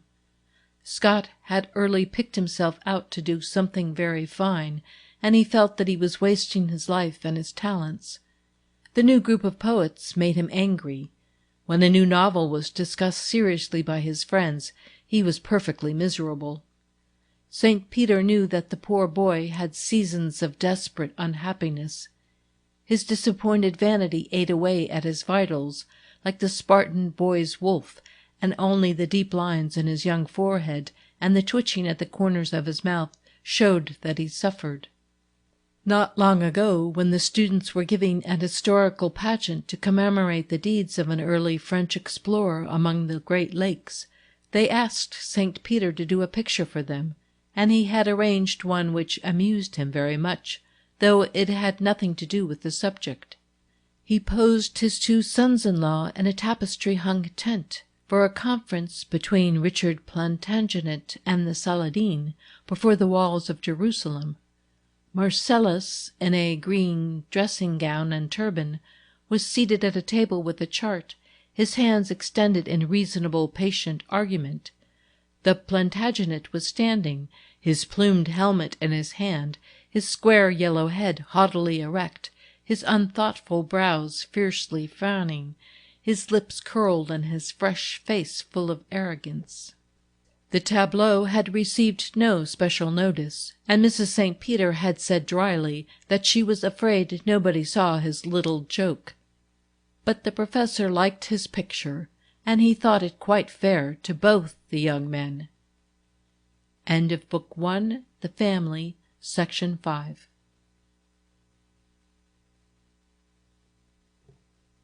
Section 6. The professor happened to come home earlier than usual one bright October afternoon. He left the walk and cut across the turf, intending to enter by the open French window, but he paused a moment outside to admire the scene within. The drawing-room was full of autumn flowers, dahlias and wild asters and goldenrod. The red-gold sunlight lay in bright puddles on the thick blue carpet, made hazy areoles about the stuffed blue chairs. There was in the room, as he looked through the window, a rich, intense effect of autumn, something that presented October much more sharply and sweetly to him than the colored maples and the aster-bordered paths by which he had come home. It struck him that the seasons sometimes gain by being brought into the house, just as they gain by being brought into painting and into poetry. The hand, fastidious and bold, which selected and placed, it was that which made the difference. In nature there is no selection. In a corner beside the steaming brass tea-kettle sat Lillian and Louis, a little lacquer table between them, bending, it seemed, over a casket of jewels. Lillian held up lovingly in her fingers a green gold necklace, evidently an old one, without stones. "Of course emeralds would be beautiful, Louis, but they seem a little out of scale, to belong to a different scheme of life than any you and Rosamund can live here. You aren't, after all, outrageously rich. When would she wear them?" "At home, dearest, with me, at our own dining table at Outland. I like the idea of their being out of scale. I've never given her any jewels. I've waited all this time to give her these. To me, her name spells emeralds." Mrs. St. Peter smiled, easily persuaded. "You'll never be able to keep them. You'll show them to her." "Oh, no, I won't. They are to stay at the jeweler's in Chicago until we all go down for the birthday party. That's another secret we have to keep. We have such lots of them." He bent over her hand and kissed it with warmth. St. Peter swung in over the window rail. "That is always the cue for the husband to enter, isn't it? What's this about Chicago, Louis?" He sat down, and Marcellus brought him some tea, lingering beside his chair. "It must be a secret from Rosie, but you see it happens that the date of your lecture engagement at the University of Chicago is coincident with her birthday, so I have planned that we shall all go down together, and among other diversions we shall attend your lectures." The professor's eyebrows rose. "Busman's holiday for the ladies, I should say. But not for me. Remember, I wasn't in your classes, like Scott and Outland. I'd give a good deal if I had the chance," Louis said somewhat plaintively. "So you must make it up to me." "Come if you wish. Lectures seem to me a rather grim treat, Louis." "Not to me. With a wink of encouragement, I'll go on to Boston with you next winter when you give the Lowell lectures." "Would you really? Next year's a long way off." "Now I must get clean. I've been working in my other house garden, and I'm scarcely fit to have tea with a beautiful lady and a smartly dressed gentleman. What am I to do about that garden in the end, Lillian? Destroy it? Or leave it to the mercy of the next tenants?" As he went upstairs, he turned at the bend of the staircase and looked back at them, again bending over their little box. Mrs. St. Peter was wearing the white silk crepe that had been the most successful of her summer dresses, and an orchid velvet ribbon about her shining hair. She wouldn't have made herself look quite so well if Louis hadn't been coming, he reflected. Or was it that he wouldn't have noticed it if Louis hadn't been there? A man long accustomed to admire his wife in general seldom pauses to admire her in a particular gown or attitude, unless his attention is directed to her by the appreciative gaze of another man. Lillian's coquetry with her sons-in-law amused him. He hadn't foreseen it, and he found it rather the most piquant and interesting thing about having married daughters. It had begun with Scott. The younger sister was married before the elder. St. Peter had thought that Scott McGregor was the sort of fellow Lillian always found tiresome. But no, within a few weeks after Kathleen's marriage, arch and confidential relations began to be evident between them. Even now, when Louis was so much in the foreground, and Scott was touchy and jealous, Lillian was very tactful and patient with him. With Louis, Lillian seemed to be launching into a new career, and Gottfried began to think that he understood his own wife very little. He would have said that she would feel about Louis just as he did, would have cultivated him as a stranger in the town, because he was so unusual and exotic, but without in the least wishing to adopt anyone so foreign into the family circle. She had always been fastidious to an unreasonable degree about small niceties of deportment. She could never forgive poor Tom Outland for the angle at which he sometimes held a cigar in his mouth, or for the fact that he never learned to eat salad with ease. At the dinner table, if Tom, forgetting himself in talk, sometimes dropped back into railroad lunch-counter ways and pushed his plate away from him when he had finished a course, Lillian's face would become positively cruel in its contempt. Irregularities of that sort put her all on edge. But Louis could hurry audibly through his soup, or kiss her resoundingly on the cheek at a faculty reception, and she seemed to like it. Yes, with her sons-in-law she had begun the game of being a woman all over again. She dressed for them, planned for them, schemed in their interests. She had begun to entertain more than for years past. The new house made a plausible pretext, and to use her influence and charm in the little anxious social world of Hamilton. She was intensely interested in the success and happiness of these two young men, lived in their careers as she had once done in his. It was splendid, St. Peter told himself. She wasn't going to have to face a stretch of boredom between being a young woman and being a young grandmother. She was less intelligent and more sensible than he had thought her. When Gottfried came downstairs ready for dinner, Louis was gone. He walked up to the chair where his wife was reading and took her hand. "My dear," he said quite delicately, "I wish you could keep Louis from letting his name go up for the arts and letters. It's not safe yet. He's not been here long enough. They're a fussy little bunch, and he ought to wait until they know him better." "You mean someone will blackball him? Do you really think so? But the country club—" "Yes, Lillian, the country club is a big affair and needs money. The Arts and Letters is a little group of fellows, and, as I said, fussy." "Scott belongs," said Mrs. St. Peter rebelliously. "Did he tell you?" "No, he didn't, and I shall not tell you who did. But if you're tactful, you can save Louis's feelings." Mrs. St. Peter closed her book without glancing down at it. A new interest shone in her eyes and made them look quite through and beyond her husband. "I must see what I can do with Scott," she murmured. St. Peter turned away to hide a smile. An old student of his, a friend who belonged to the Outland period, had told him laughingly that he was sure Scott would blackball Marcellus if his name ever came to the vote. "You know Scott is a kid in some things," the friend had said. "He's a little sore at Marcellus, and says a secret ballot is the only way he can ever get him where it wouldn't hurt Mrs. St. Peter." While the professor was eating his soup, he studied his wife's face in the candlelight. It had changed so much since he found her laughing with Louis, and especially since he had dropped the hint about the Arts and Letters. It had become, he thought, too hard for the orchid velvet in her hair. Her upper lip had grown longer and stiffened as it always did when she encountered opposition.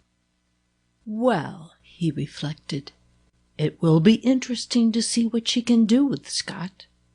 That will make rather a test case." End of Book 1, The Family, Section 6.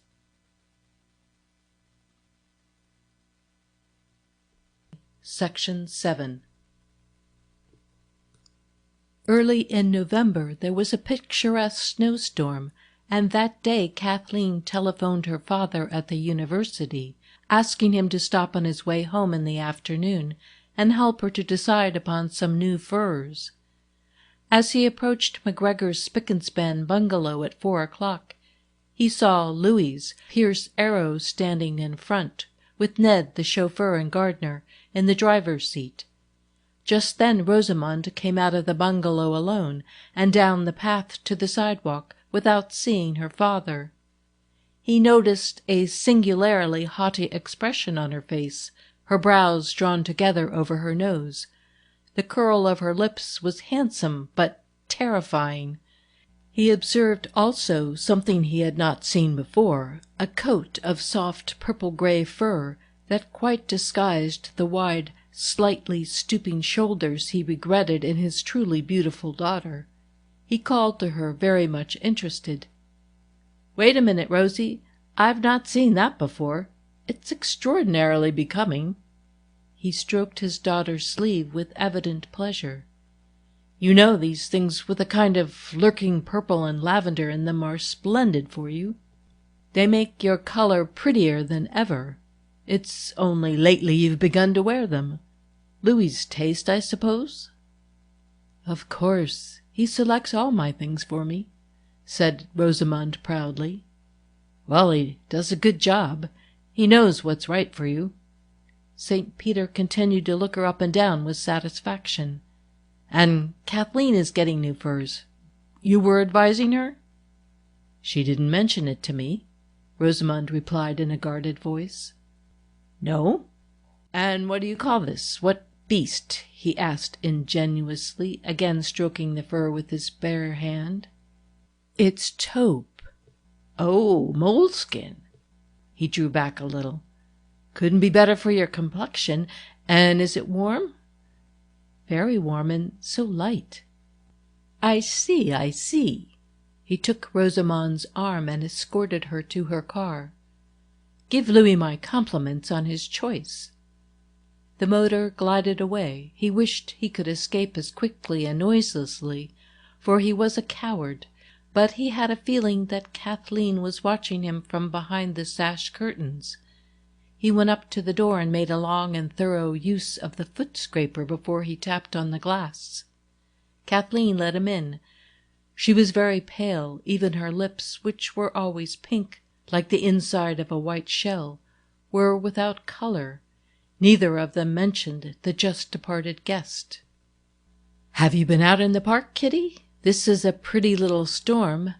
Perhaps you'll walk over to the old house with me presently," He talked soothingly while he took off his coat and rubbers.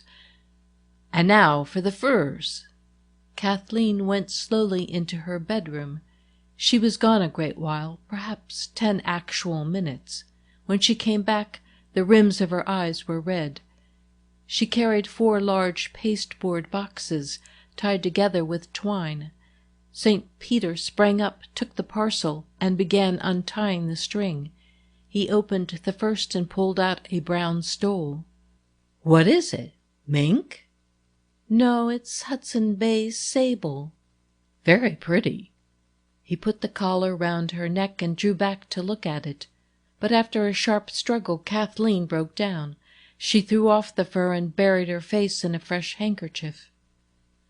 "I'm so sorry, Daddy, but it's no use today.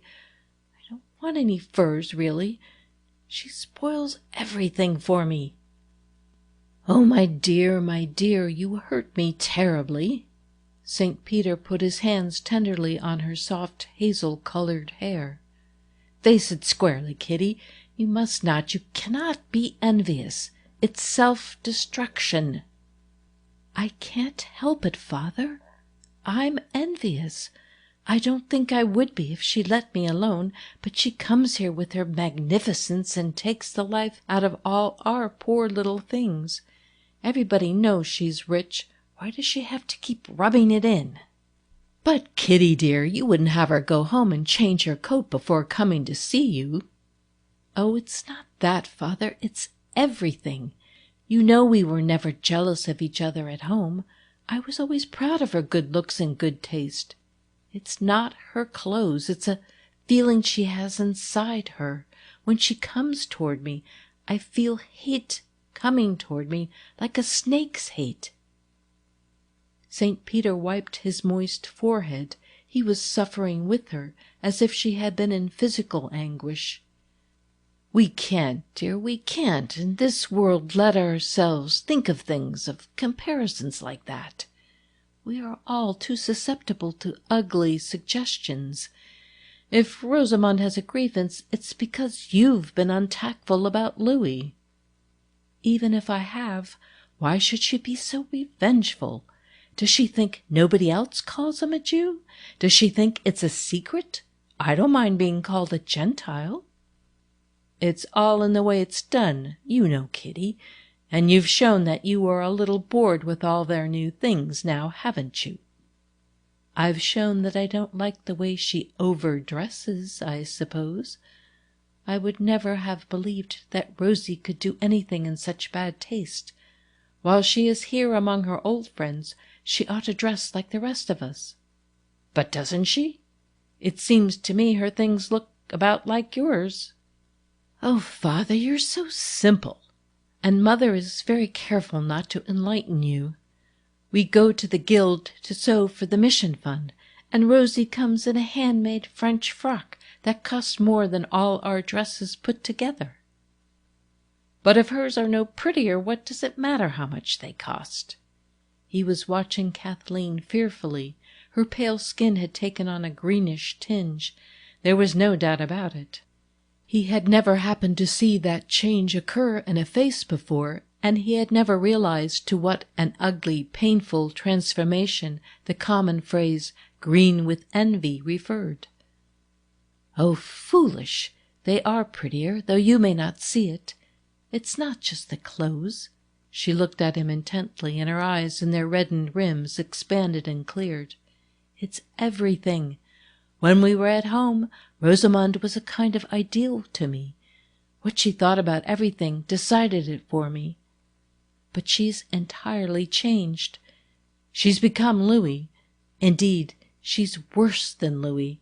He and all this money have ruined her." "Oh, Daddy, why didn't you and Professor Crane get to work and stop all this before it began? You were to blame. You knew that Tom had left something that was worth a lot, both of you. Why didn't you do something? You let it lie there in Crane's laboratory for this Marcellus to come along and exploit until he almost thinks it's his own idea." "Things might have turned out the same anyway," her father protested. "Whatever the process earned was Rosamond's. I wasn't in the mood to struggle with manufacturers. I know nothing of such things. And Crane needs every ounce of his strength for his own experiments. He doesn't care about anything but the extent of space. He'd better have taken a few days off and saved his friend's reputation. Tom trusted him with everything. It's too foolish, that poor man being cut to pieces by surgeons all the time, and picking up the little that's left of himself and bothering about the limitations of space. Much good they'll do him. St. Peter rose, took both of his daughter's hands, and stood laughing at her. "Come now, you have more brains than that, Kitty. It happens you do understand that whatever poor Crane can find out about space is more good to him than all the money the Marcelluses will ever have. But are you implying that if Crane and I had developed Tom's discovery, we might have kept Rosie and her money in the family for ourselves?" Kathleen threw up her head. "Oh, I don't want her money." "Exactly, nor do I, and we mustn't behave as if we did want it. If you permit yourself to be envious of Rosie, you'll be very foolish and very unhappy." The professor walked away across the snowy park with a tired step. He was heavy-hearted. For Kathleen he had a special kind of affection. Perhaps it was because he had had to take care of her for one whole summer when she was little. Just as Mrs. St. Peter was ready to start for Colorado with the children, the younger one developed whooping cough and had to be left at home with her father. He had opportunity to observe all her ways. She was only 6, but he found her a square-dealing, dependable little creature. They worked out a satisfactory plan of life together. She was to play in the garden all morning, and was not on any account to disturb him in his study. After lunch he would take her to the lake or the woods, or he would read to her at home. She took pride in keeping her part of the contract. One day when he came out of his study at noon, he found her sitting on the 3rd-floor stairs just outside his door, with the arnica bottle in one hand and the fingers of the other puffed up like wee pink sausages. A bee had stung her in the garden, and she had waited half the morning for sympathy. She was very independent, and would tug at her leggings or overshoes a great while before she asked for help. When they were little girls, Kathleen adored her older sister and liked to wait on her, was always more excited about Rosie's new dresses and winter coat than about her own. This attachment had lasted even after they were grown. St. Peter had never seen any change in it until Rosamond announced her engagement to Louis Marcellus. Then, all at once, Kathleen seemed to be done with her sister. Her father believed she couldn't forgive Rosie's forgetting Tom so quickly. It was dark when the professor got back to the old house and sat down at his writing table. He would have an hour on his notes, he told himself, in spite of families and fortunes. And he had it. But when he looked up from his writing as the Angelus was ringing, 2 faces at once rose in the shadows outside the yellow circle of his lamp. The handsome face of his older daughter, surrounded by a violet dappled fur, with a cruel upper lip and scornful half-closed eyes, as she had approached her car that afternoon before she saw him. And Kathleen, her square little chin set so fiercely, her white cheeks actually becoming green under her swollen eyes. He couldn't believe it. He rose quickly and went to his one window, opened it wider, and stood looking at the dark clump of pine trees that told where the physics building stood. A sharp pain clutched his heart. Was it for this the light in Outland's laboratory used to burn so far into the night? End of Book 1, The Family, Section 7.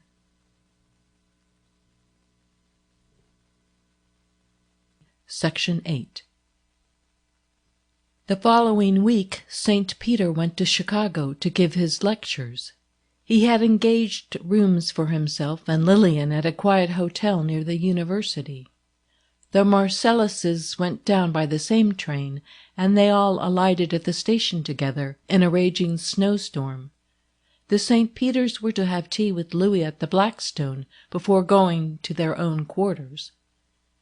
Tea was served in Louis's suite on the lake front, with a fine view of the falling snow from the windows. The professor was in a genial mood. He was glad to be in a big city again, in a luxurious hotel, and especially pleased to be able to sit in comfort and watch the storm over the water. "How snug you are here, Louis! This is really very nice," he said, turning back from the window when Rosamond called him. Louis came and put both hands on St. Peter's shoulders, exclaiming delightedly, "And you like these rooms, sir? Well, I'm glad, for they're yours. Rosie and I are farther down the corridor. Not a word, it's all arranged. You are our guest for this engagement. We won't have our great scholar staying off in some grimy place on the south side. We want him where we can keep an eye on him." Louis was so warm with this plan that the professor could only express satisfaction. "And our luggage?" "It's on the way. I cancelled your reservations and did everything in order. Now have your tea, but not too much. You dine early. You have an engagement for tonight. You and Dearest are going to the opera." "Oh, not with us. We have other fish to fry. You are going off alone." "Very well, Louis. And what are they giving tonight?" "Mignon. It will remind you of your student days in Paris." "It will. I always had abonnement at the Opera Comique, and Mignon came round frequently. It's one of my favorites." "I thought so." Louis kissed both the ladies to express his satisfaction. The professor had forgotten his scruples about accepting lavish hospitalities. He was really very glad to have windows on the lake, and not to have to go away to another hotel. After the Marcelluses went to their own apartment, he remarked to his wife, while he unpacked his bag, that it was much more convenient to be on the same floor with Louis and Rosamond. "Much better than cabbing across Chicago to meet them all the time, isn't it?" At 8 o'clock he and his wife were in their places in the auditorium. The overture brought a smile to his lips and a gracious mood to his heart. The music seemed extraordinarily fresh and genuine still. It might grow old-fashioned, he told himself, but never old, surely, while there was any youth left in men. It was an expression of youth, that and no more, with the sweetness and foolishness, the lingering accent, the heavy stresses, the delicacy, too, belonging to that time. After the entrance of the hero, Lillian leaned toward him and whispered, "Am I over-credulous? He looks to me exactly like the pictures of Goethe in his youth." "So he does to me. He's certainly as tall as Goethe. I didn't know tenors were ever so tall. The Mignon seems young, too." She was slender, at any rate, and very fragile beside the courtly Wilhelm. When she began her immortal song, one felt that she was right for the part, the pure lyric soprano that suits it best, and in her voice there was something fresh and delicate, like deep wood flowers. Connais-tu le pays? It stirred one like the odors of early spring, recalled the time of sweet, impersonal emotions. When the curtain fell on the first act, St. Peter turned to his wife. "A fine cast, don't you think? And the harps are very good. Except for the woodwinds, I should say it was as good as any performance I ever heard at the Comique." "How it does make one think of Paris, and of so many half-forgotten things," his wife murmured. It had been long since he had seen her face so relaxed and reflective and undetermined. Through the next act he often glanced at her. Curious how a young mood could return and soften a face. More than once he saw a starry moisture shine in her eyes. If she only knew how much more lovely she was when she wasn't doing her duty.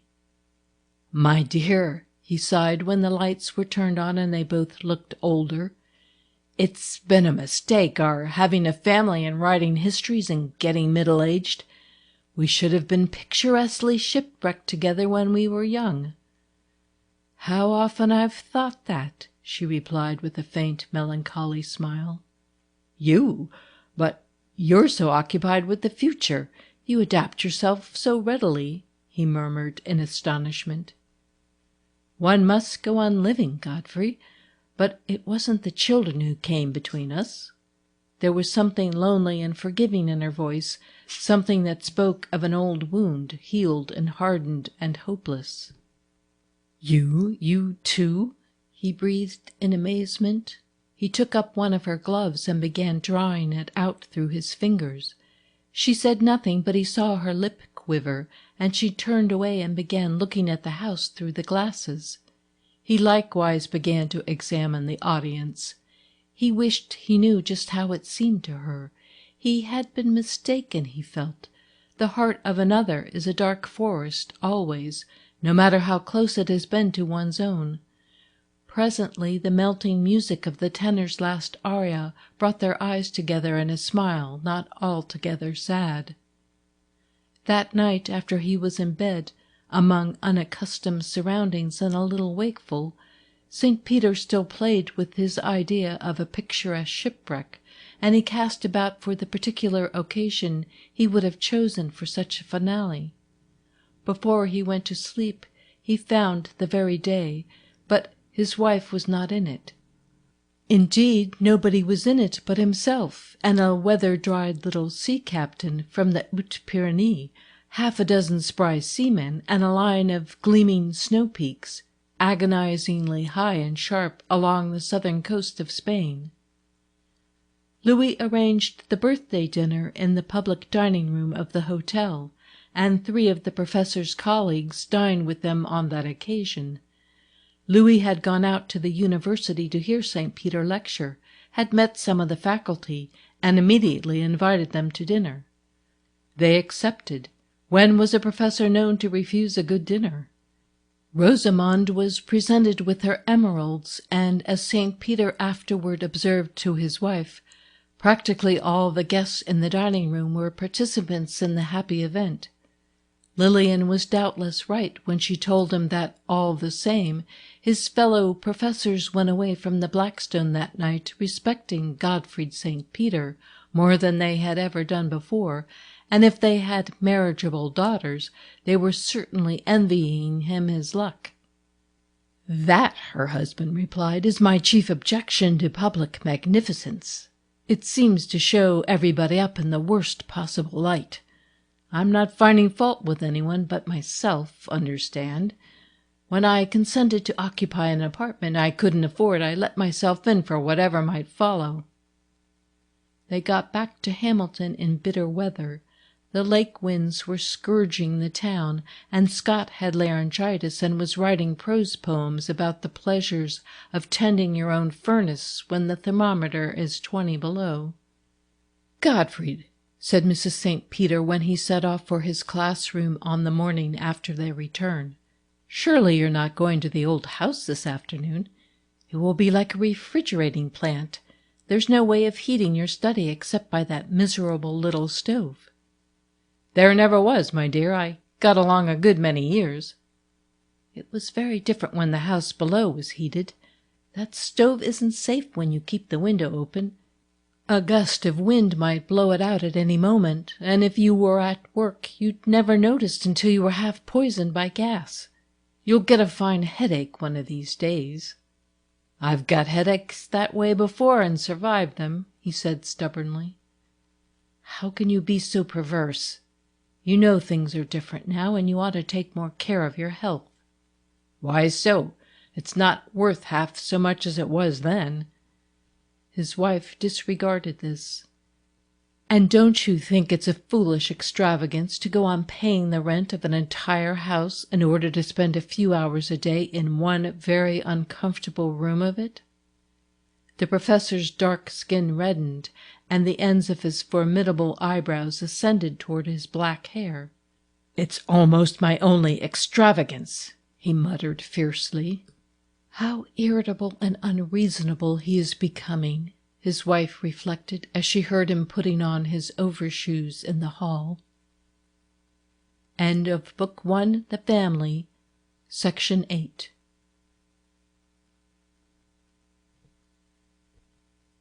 Section 9. For Christmas Day the weather turned mild again.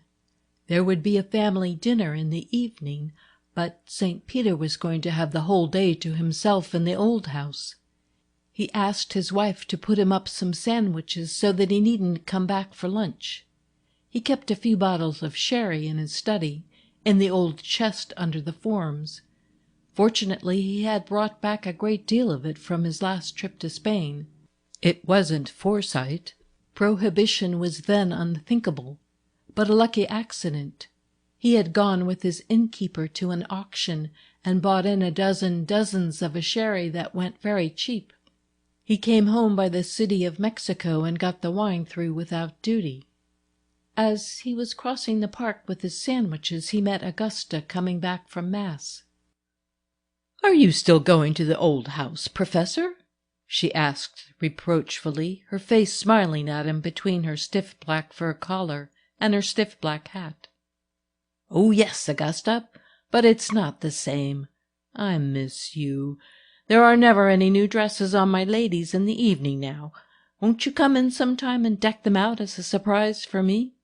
I like to see them looking smart." Augusta laughed. "You are a funny man, Dr. St. Peter. If anyone else said the things you do to your classes, I'd be scandalized. But I always tell people you don't mean half you say." "And how do you know what I say to my classes, may I ask?" "Why, of course they go out and talk about it when you say slighting things about the church," she said gravely. "But really, Augusta, I don't think I ever do." "Well, they take it that way. They are not as smart as you, and you ought to be careful." "It doesn't matter. What they think today they'll forget tomorrow." He was walking beside Augusta with a slack, indifferent stride, very unlike the step he had when he was full of something. "That reminds me, I've been wanting to ask you a question. That passage in the service about the mystical rose, lily of Zion, tower of ivory, is that the Magnificat?" Augusta stopped and looked at him. "Why, Professor, did you receive no religious instruction at all?" "How could I, Augusta? My mother was a Methodist. There was no Catholic church in our town in Kansas, and I guess my father forgot his religion." "That happens in mixed marriages." Augusta spoke meaningly. "Ah, yes, I suppose so. But tell me, what is the Magnificat, then?" "The Magnificat begins, 'Doth magnify my soul, doth magnify the Lord.' You must know that." "But I thought the Magnificat was about the Virgin."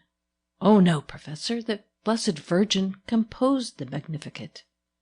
St. Peter became intensely interested. "Oh, she did?"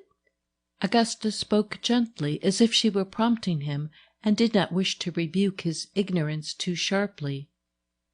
"Why, yes, just as soon as the angel had announced to her that she would be the mother of our Lord, the Blessed Virgin composed the Magnificat. I always think of you as knowing everything, Dr. St. Peter." "And you're always finding out how little I know." "Well, you don't give me away. You are very discreet." Their ways parted, and both went on more cheerful than when they met. The professor climbed to his study, feeling quite as though Augusta had been there and brightened it up for him. Surely she had said that the Blessed Virgin sat down and composed the Magnificat. Augusta had been with them often in the holiday season, back in the years when holidays were holidays indeed. He had grown to like the reminders of herself that she left in his workroom, especially the toilettes upon the figures. Sometimes she made those terrible women entirely plausible. In the early years, no matter how hard he was working, he had always felt the sense of holiday, of a special warmth and fragrance in the air, steal up to his study from the house below. When he was writing his best, he was conscious of pretty little girls in fresh dresses, of flowers and greens in the comfortable shabby sitting-room, of his wife's good looks and good taste. even of a better dinner than usual under preparation downstairs. All the while he had been working so fiercely at his 8 big volumes, he was not insensible to the domestic drama that went on beneath him.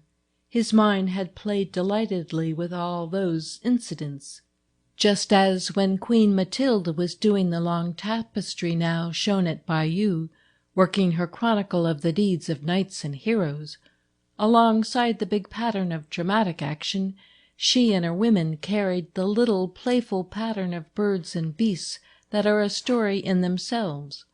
So, to him, the most important chapters of his history were interwoven with personal memories. On this Christmas morning, with that sense of the past in his mind, the professor went mechanically to work, and the morning disappeared. Before he knew it was passing, the bells from Augusta's church across the park rang out and told him it was gone. He pushed back his papers and arranged his writing table for lunch. He had been working hard, he judged, because he was so hungry. He peered with interest into the basket his wife had given him. A wicker bag it was, really, that he had once bought full of strawberries at Gibraltar.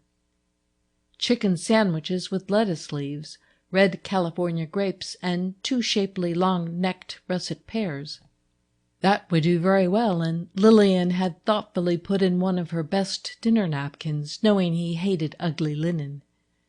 From the chest he took out a round cheese and a bottle of his wine and began to polish a sherry glass. While he was enjoying his lunch, he was thinking of certain holidays he had spent alone in Paris, when he was living at Versailles with the Thériots as tutor to their boys. There was one All Souls' Day when he had gone into Paris by an early train and had a magnificent breakfast on the Rue de Vaugirard. Not at Foyot's, he hadn't money enough in those days to put his nose inside the place. After breakfast he went out to walk in the soft rainfall. The sky was such an intense silvery grey that all the grey stone buildings along the Rue Saint-Jacques and the Rue Soufflot came out in that silver shine stronger than in sunlight. The shop windows were shut. On the bleak ascent to the Pantheon there was not a spot of colour, nothing but wet, shiny, quick silvery grey, accented by black crevices and weather-worn bosses white as wood ash. All at once, from somewhere behind the Pantheon itself, a man and woman pushing a hand-cart came into the empty street. The cart was full of pink dahlias, all exactly the same colour. The young man was fair and slight, with a pale face. The woman carried a baby. Both they and the wheels of their barrow were splashed with mud. They must have come from a good way in the country, and were a weary, anxious-looking pair. They stopped at a corner before the Pantheon and fearfully scanned the bleak, silvery, deserted streets. The man went into a bakery, and his wife began to spread out the flowers, which were done up in large bouquets with fresh green chestnut leaves. Young St. Peter approached and asked the price. 2 francs 50, monsieur, she said with a kind of desperate courage. He took a bunch and handed her a 5-franc note. She had no change. Her husband, watching from the bakery, came running across with a loaf of bread under his arm. 2 francs 50, she called to him as he came up. He put his hand into his pocket and fumbled. 2 francs 50, she repeated with painful tension. The price agreed upon had probably been a franc or a franc 50. The man counted out the change to the student and looked at his wife with admiration. St. Peter was so pleased with his flowers that it hadn't occurred to him to get more, but all his life he had regretted that he didn't buy 2 bunches and push their fortunes a little further. He had never again found dahlias of such a beautiful colour, or so charmingly arranged with bright chestnut leaves. A moment later he was strolling down the hill, wondering to whom he could give his bouquet, when a pathetic procession filed past him through the rain. The girls of a charity school came walking 2 and 2, in hideous dark uniforms and round felt hats without ribbon or bow, marshalled by 4 black-bonneted nuns. They were all looking down, all but one, the pretty one, naturally, and she was looking sideways, directly at the student and his flowers. Their eyes met. She smiled, and just as he put out his hand with the bouquet, one of the sisters flapped up like a black crow and shut the girl's pretty face from him. She would have to pay for that smile, he was afraid. Gottfried spent his day in the Luxembourg Gardens, and walked back to the Gare Saint-Lazare at evening with nothing but his return ticket in his pocket, very glad to get home to Versailles in time for the family dinner. When he first went to live with the Theriaults, he had found Madame Theriault severe and exacting, stingy about his laundry and grudging about the cheese and fruit he ate for dinner. But in the end she was very kind to him. She never pampered him, but he could depend upon her. Her 3 sons had always been his dearest friends. Gaston, the one he loved best, was dead, killed in the Boxer uprising in China. But Pierre still lived at Versailles, and Charles had a business in Marseille. When he was in France, their homes were his. They were much closer to him than his own brothers. It was one summer when he was in France, with Lillian and the 2 little girls, that the idea of writing a work upon the early Spanish explorers first occurred to him, and he had turned at once to the Theriaults. After giving his wife enough money to finish the summer and get home, he took the little that was left and went down to Marseille to talk over his project with Charles Theriault Fils, whose mercantile house did a business with Spain and Cork. Clearly St. Peter would have to be in Spain as much as possible for the next few years, and he would have to live there very cheaply. The Theriaults were always glad of a chance to help him, not with money, they were too French and too logical for that, but they would go to any amount of trouble and no inconsiderable expense to save him a few thousand francs. That summer Charles kept him for 3 weeks in his oleander buried house in the Prado, until his little brig, l'Espoir, sailed out of the new port with a cargo for Algeciras. The captain was from the Hautes-Pyrénées, and his spare crew were all Provençals, seamen trained in that hard school of the Gulf of Lyons. On the voyage everything seemed to feed the plan of the work that was forming in St. Peter's mind: the skipper, the old Catalan second mate, the sea itself. One day stood out above the others. All day long they were skirting the south coast of Spain. From the rose of dawn to the gold of sunset, the ranges of the Sierra Nevadas towered on their right, snow-peak after snow-peak, high beyond the flight of fancy, gleaming like crystal and topaz. St. Peter lay looking up at them from a little boat riding low in the purple water, and the design of his book unfolded in the air above him, just as definitely as the mountain ranges themselves, and the design was sound. He had accepted it as inevitable, had never meddled with it, and it had seen him through. It was late on Christmas afternoon when the professor got back to the new house, but he was in such a happy frame of mind that he feared nothing, not even a family dinner. He quite looked forward to it, on the contrary. His wife heard him humming his favorite air from Matrimonio Segreto while he was dressing. That evening the 2 daughters of the house arrived almost at the same moment. When Rosamond threw off her cloak in the hall, her father noticed that she was wearing her new necklace. Kathleen stood looking at it, and was evidently trying to find courage to say something about it, when Louis helped her by breaking in. "And Kitty, you haven't seen our jewels. What do you think? Just look at it." "I was looking. It's too lovely." "It's very old, you see, the gold. What a work I had finding it. She doesn't like anything showy, you know, and she doesn't care about intrinsic values. It must be beautiful first of all." "Well, it is that, surely." Louis walked up and down, admiring his wife. "She carries off things like that, doesn't she?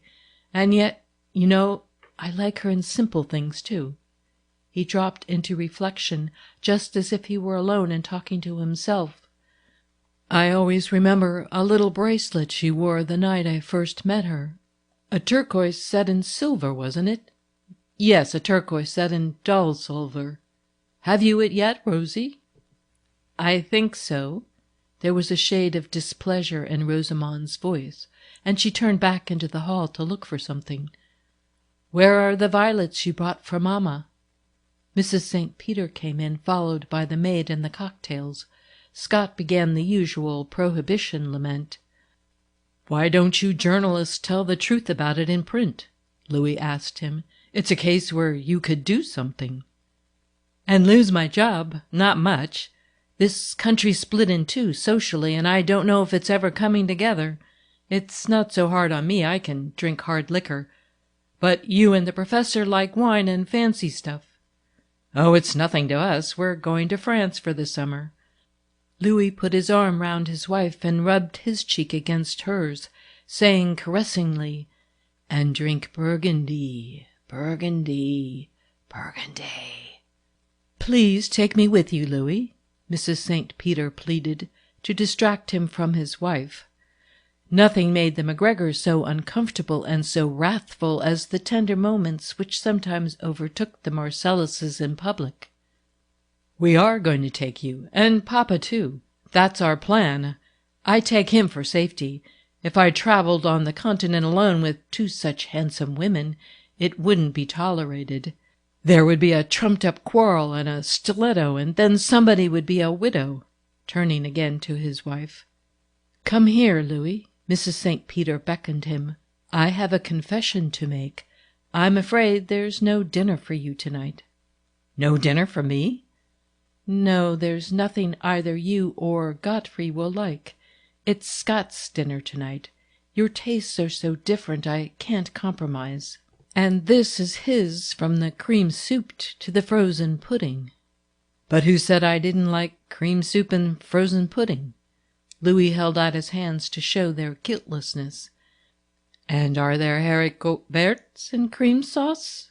I thought so, and I like those too. The truth is, dearest," he stood before her and tapped her chin with his finger, "the truth is that I like all Scott's dinners. It's he who doesn't like mine. He's the intolerant one." "True for you, Louis," laughed the professor. "And it's that way about lots of things," said Louis a little plaintively. "Kitty," said Scott as they were driving home that night, Kathleen in the driver's seat beside him, "that silver bracelet Louis spoke of was one of Tom's trinkets, wasn't it? Do you suppose she has some feeling for him still under all this pomposity?" "I don't know, and I don't care.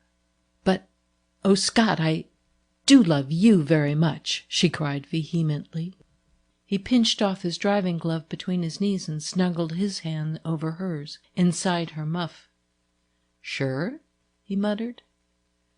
"Yes, I do," she said fiercely, squeezing his knuckles together with all her might. "Awful nice of you to have told me all about it at the start, Kitty. Most girls wouldn't have thought it necessary. I'm the only one who knows, ain't I?" "The only one who has ever known." "And I'm just the one another girl wouldn't have told. Why did you, Kit?" "I don't know. I suppose even then I must have had a feeling that you were the real one." Her head dropped on his shoulder. "You know you are the real one, don't you?"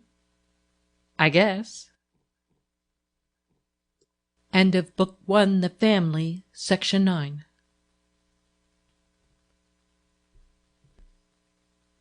Section 10. That winter there was a meeting of an association of electrical engineers in Hamilton. Louis Marcellus, who was a member, gave a luncheon for the visiting engineers at the country club, and then motored them to Outland. Scott McGregor was at the lunch with the other newspaper men.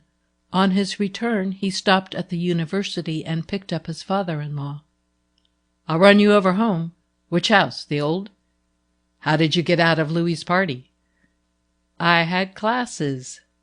"It was some lunch. Louis's a good host. First-rate cigars and plenty of them." Scott tapped his breast pocket. "We had poor Tom served up again. It was all right, of course. The scientific men were interested, didn't know much about him. Louis called on me for personal recollections. He was very polite about it. I didn't express myself very well. I'm not much of a speaker, anyhow, and this time I seemed to be talking uphill. You know, Tom isn't very real to me any more. Sometimes I think he was just a glittering idea. Here we are, Doctor. Scott's remark rather troubled the professor. He went up the 2 flights of stairs and sat down in his shadowy crypt at the top of the house. With his right elbow on the table, his eyes on the floor, he began recalling as clearly and definitely as he could every incident of that bright, windy spring day when he first saw Tom Outland. He was working in his garden one Saturday morning when a young man in a heavy winter suit and a Stetson hat, carrying a gray canvas telescope, came in at the green door that led from the street. "Are you Professor St. Peter?" he inquired. Upon being assured, he set down his bag on the gravel, took out a blue cotton handkerchief and wiped his face, which was covered with beads of moisture. The first thing the professor noticed about the visitor was his manly, mature voice, low, calm, experienced, very different from the thin ring or the hoarse shouts of boyish voices about the campus.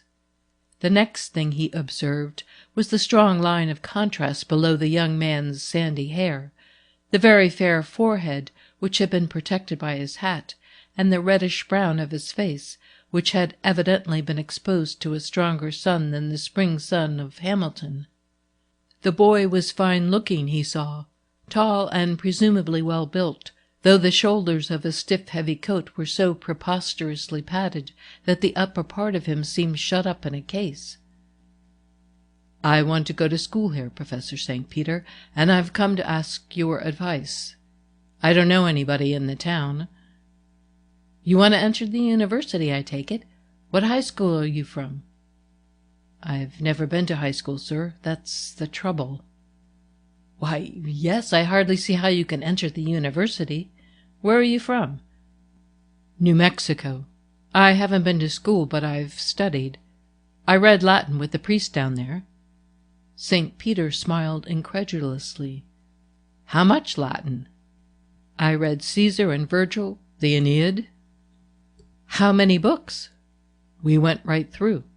He met the professor's question squarely. His eyes were resolute like his voice. "Oh, you did?" St. Peter stood his spade against the wall. He had been digging around his red-fruited thorn trees. "Can you repeat any of it?" The boy began, "Infandum ubis renovare dolorum," and steadily continued for 50 lines or more, until St. Peter held up a checking hand. "Excellent! Your priest was a thorough Latinist. You have a good pronunciation and good intonation. Was the father by any chance a Frenchman?" "Yes, sir. He was a missionary priest from Belgium." "Did you learn any French from him?" "No, sir. He wanted to practice his Spanish." "You speak Spanish?" "Not very well. Mexican Spanish." The professor tried him out in Spanish and told him he thought he knew enough to get credit for a modern language. "And what are your deficiencies?" "I've never had any mathematics or science, and I write a very bad hand." "That's not unusual," St. Peter told him. "But, by the way, how did you happen to come to me instead of to the registrar?" "I just got in this morning, and your name was the only one here I knew. I read an article by you in a magazine about Fray Marcos. Father Duchesne said it was the only thing with any truth in it he'd read about our country down there." The professor had noticed before that whenever he wrote for popular periodicals it got him into trouble. "Well, what are your plans, young man? And by the way, what is your name?" "Tom Outland." The professor repeated it. It seemed to suit the boy exactly. "How old are you?" "I'm 20. He blushed, and St. Peter supposed he was dropping off a few years, but he found afterward that the boy didn't know exactly how old he was. "I thought I might get a tutor and make up my mathematics this summer." "Yes, that could be managed. How are you fixed for money?" Outland's face grew grave. "I'm rather awkwardly fixed. If you were to write to Tarpon, New Mexico, to inquire about me, you'd find I have money in the bank there, and you'd think I had been deceiving you. But it's money I can't touch while I'm able-bodied. It's in trust for someone else. But I've got $300 without any string on it, and I'm hoping to get work here. I've been bossing a section gang all winter, and I'm in good condition.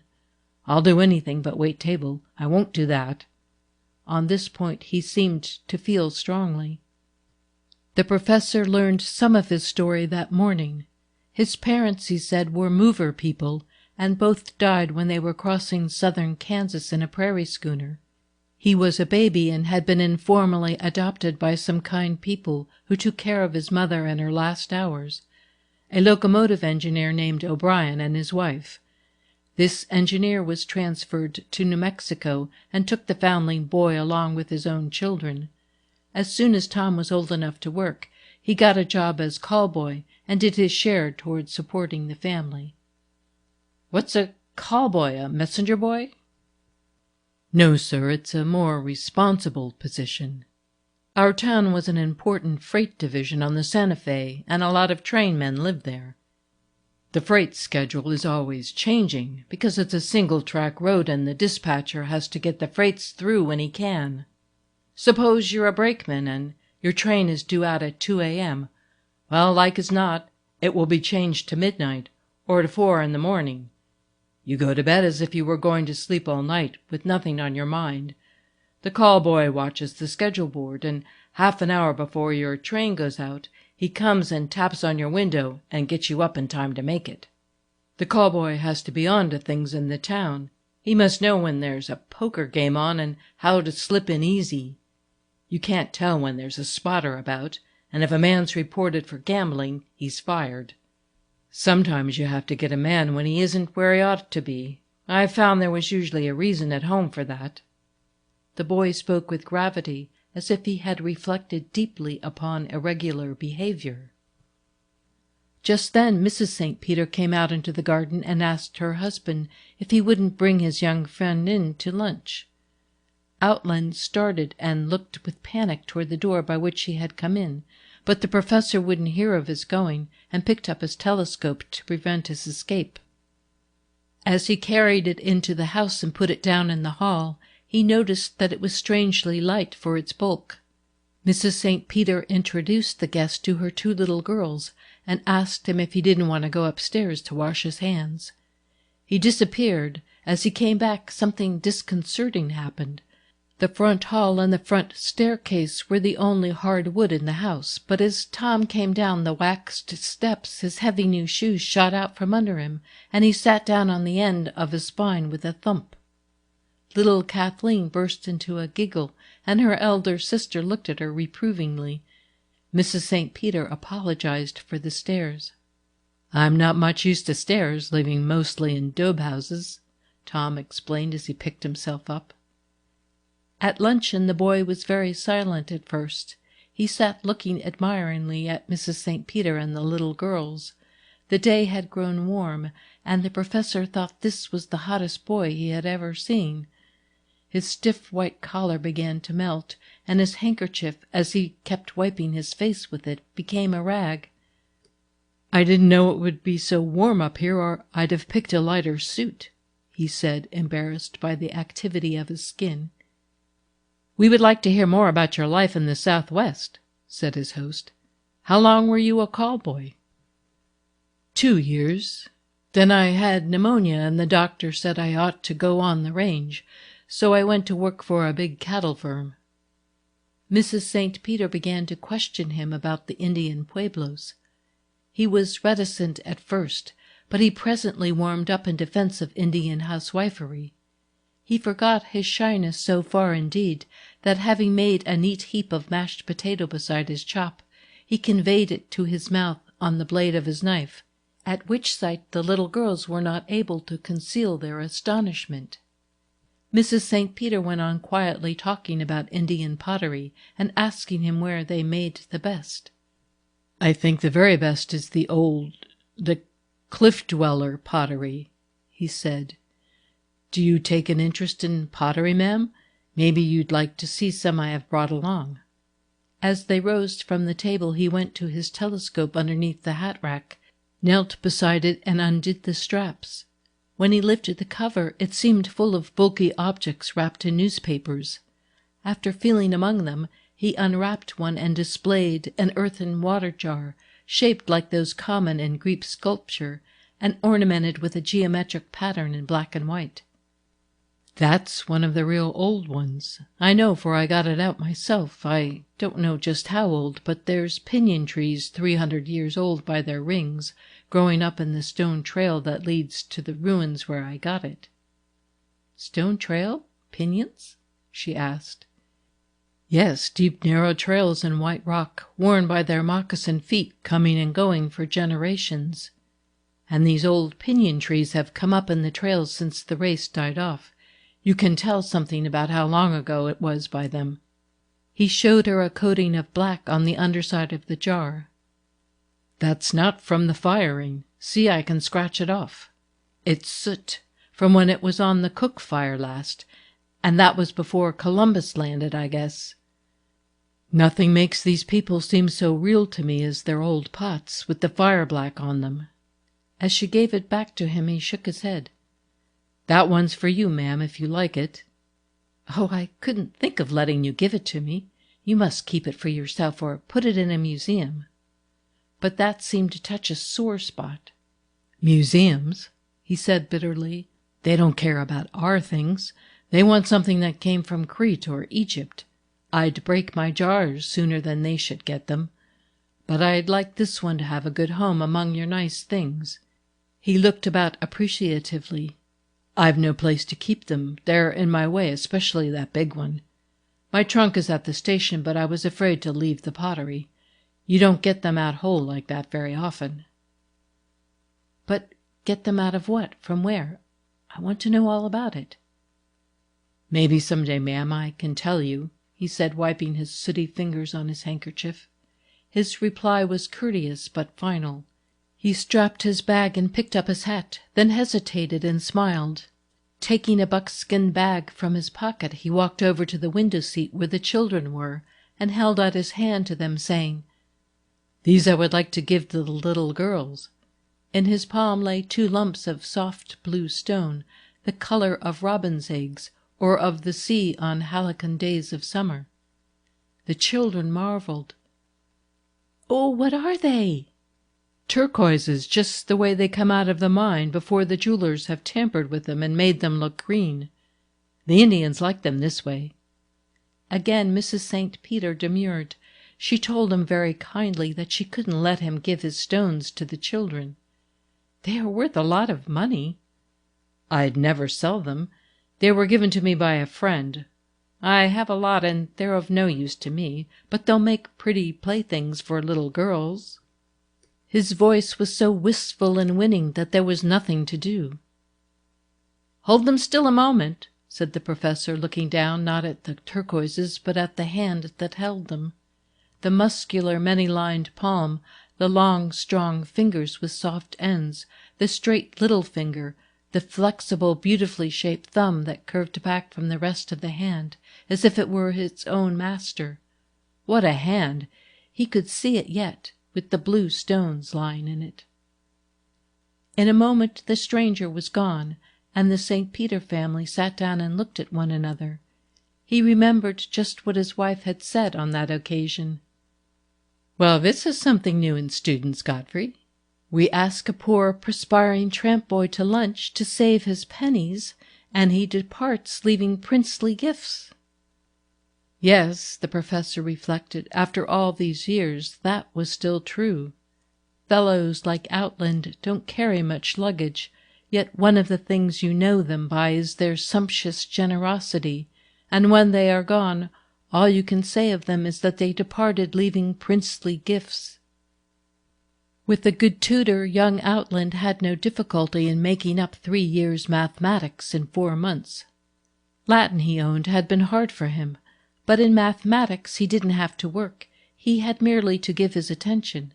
His tutor had never known anything like it. But St. Peter held the boy at arm's length. As a young teacher full of zeal, he had been fooled more than once. He knew that the wonderful seldom holds water, that brilliancy has no staying power, and the unusual becomes commonplace by a natural law. In those first months, Mrs. St. Peter saw more of their protégé than her husband did. She found him a good boarding-place, took care that he had proper summer clothes, and that he no longer addressed her as ma'am. He came often to the house that summer to play with the little girls. He would spend hours with them in the garden, making Hopi villages with sand and pebbles, drawing maps of the Painted Desert and the Rio Grande country in the gravel, telling them stories when there was no one by to listen about the adventures he had had with his friend Roddy. "Mother," Kathleen broke out one evening at dinner, "what do you think? Tom hasn't any birthday." "How is that?" "When his mother died in the mover wagon and Tom was a baby, she forgot to tell the O'Briens when his birthday was. She even forgot to tell them how old he was. They thought he must be a year and a half because he was so big, but Mrs. O'Brien always said he didn't have enough teeth for that." St. Peter asked her whether Tom had ever said how it happened that his mother died in a wagon. "Well, you see, she was very sick, and they were going west for her health. And one day when they were camped beside a river, Tom's father went in to swim and had a cramp or something and was drowned. Tom's mother saw it, and it made her worse. She was there all alone till some people found her and drove her on to the next town to a doctor. But when they got her there, she was too sick to leave the wagon. They drove her into the O'Brien's yard because that was nearest the doctor's, and Mrs. O'Brien was a kind woman, and she died in a few hours." "Does Tom know anything about his father?" "Nothing, except that he was a school teacher in Missouri. His mother told the O'Briens that much, but the O'Briens were just lovely to him." St. Peter had noticed that in stories Tom told the children there were no shadows. Kathleen and Rosamond regarded his freelance childhood as a gay adventure they would gladly have shared. They loved to play at being Tom and Roddy. Roddy was the remarkable friend, 10 years older than Tom, who knew everything about snakes and panthers and deserts and Indians. And he gave up a fine job firing on the Santa Fe and went off with Tom to ride after cattle for hardly any wages, just to be with Tom and take care of him after he had pneumonia, Kathleen told him.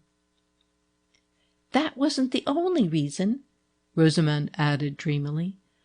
"Roddy was proud. He didn't like taking orders and living on paychecks.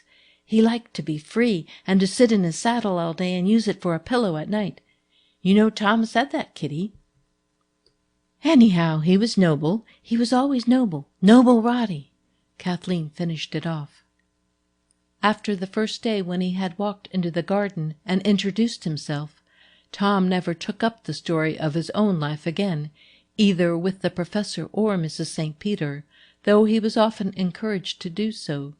He would talk about the New Mexico country when questioned, about Father Duchesne, the missionary priest who had been his teacher, about the Indians, but only with the 2 little girls did he ever speak freely and confidentially about himself.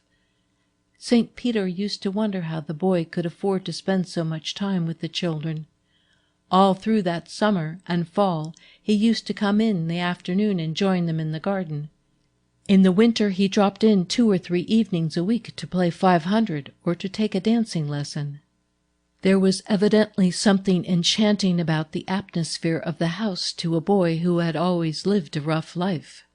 He enjoyed the prettiness and freshness and gaiety of the little girls as if they were flowers. Probably, too, he liked being so attractive to them. A flush of pleasure would come over Tom's face, so much fairer now than when he first arrived in Hamilton, if Kathleen caught his hand and tried to squeeze it hard enough to hurt, crying, "Oh, Tom, tell us about the time you and Roddy found the water hole dry, and then afterward tell us about when the rattlesnake bit Henry." He would whisper, "Pretty soon," and after a while through the open windows the professor would hear them in the garden, the laughter and exclamations of the little girls, and that singularly individual voice of Tom's, mature, confident, seldom varying in pitch, but full of slight, very moving modulations. He couldn't have wished for a better companion for his daughters, and they were teaching Tom things that he needed more than mathematics.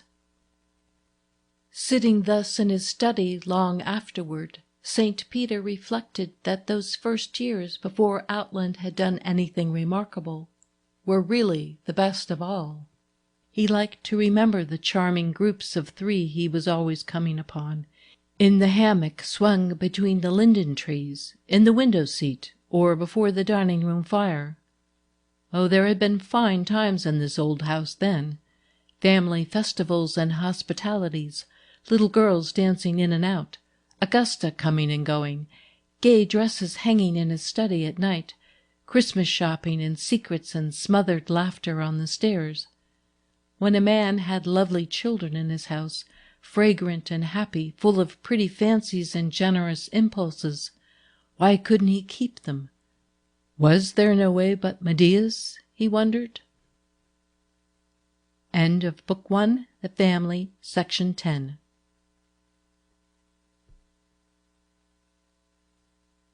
Section 11.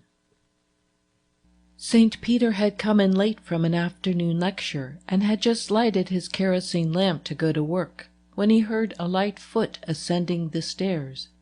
In a moment Kathleen's voice called, "May I interrupt for a moment, Papa?" He opened the door and drew her in. "Kitty, do you remember the time you sat out there with your bee-sting and your bottle? Nobody ever showed me more consideration than that, not even your mother." Kathleen threw her hat and jacket into the sewing chair and walked about, touching things to see how dusty they were. "I've been wondering if you didn't need me to come in and clean house for you, but it's not so bad as they reported. This is the first time I've called on you since you've been here alone. I've turned in from the walk more than once, but I've always run away again." She paused to warm her hands at the little stove. "I'm silly, you know, such queer things make me blue. And you still have Augusta's old forms. I don't think anything ever happened to her that amused her so much. And now you know she's quite sentimental about their being here. It's about Augusta that I came, Papa. Did you know that she had lost some of her savings in the Kinku Copper Company?" "Augusta? Are you sure? What a shame." "Yes, she was sewing for me last week. I noticed that she seemed depressed and hadn't much appetite for lunch, which you know is unusual for Augusta. She was ashamed to tell any of us about it because it seems she'd asked Louis's advice, and he told her not to invest in that company. But a lot of the people in her church were putting money into it, and of course that made it seem all right to her. She lost $500, a fortune for her, and Scott says she'll never get a cent of it back." "$500, murmured St. Peter. "Let me see it. $3 a day, that means 166 days. Now what can we do about it?" "Of course we must do something. I knew you'd feel that way, Father." "Certainly. Among us we must cover it. I'll speak to Rosamond tonight." "You needn't, dear." Kathleen tossed her head. "I've been to her. She refuses." "Refuses? She can't refuse, my dear. I'll have a word to say." The firmness of his tone and the quick rush of claret color under his skin were a gratification to his daughter.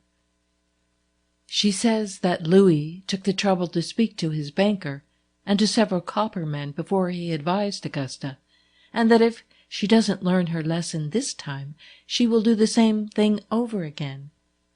Rosamond said they would do something for Augusta later, but she didn't say what. Leave Rosamond to me. I'll convince her." "Even if you can do anything with her, she's determined to make Augusta admit her folly, and it can't be done that way. Augusta is terribly proud. When I told her customers ought to make it up to her, she was very haughty and said she wasn't that kind of a sewing woman, that she gave her ladies good measure for their money. Scott thought we could buy stock in some good company and tell her we had used our influence and got an exchange, but that she must keep quiet about it. We could manage some such little fib. She knows so little about business. I know I can get the Dudleys and the Browns to help. We needn't go to the Marcelluses." "Wait a few days. It's a disgrace to us as a family not to make it up ourselves. On her account we oughtn't to let Rosamond out. She's altogether too blind to responsibilities of that kind.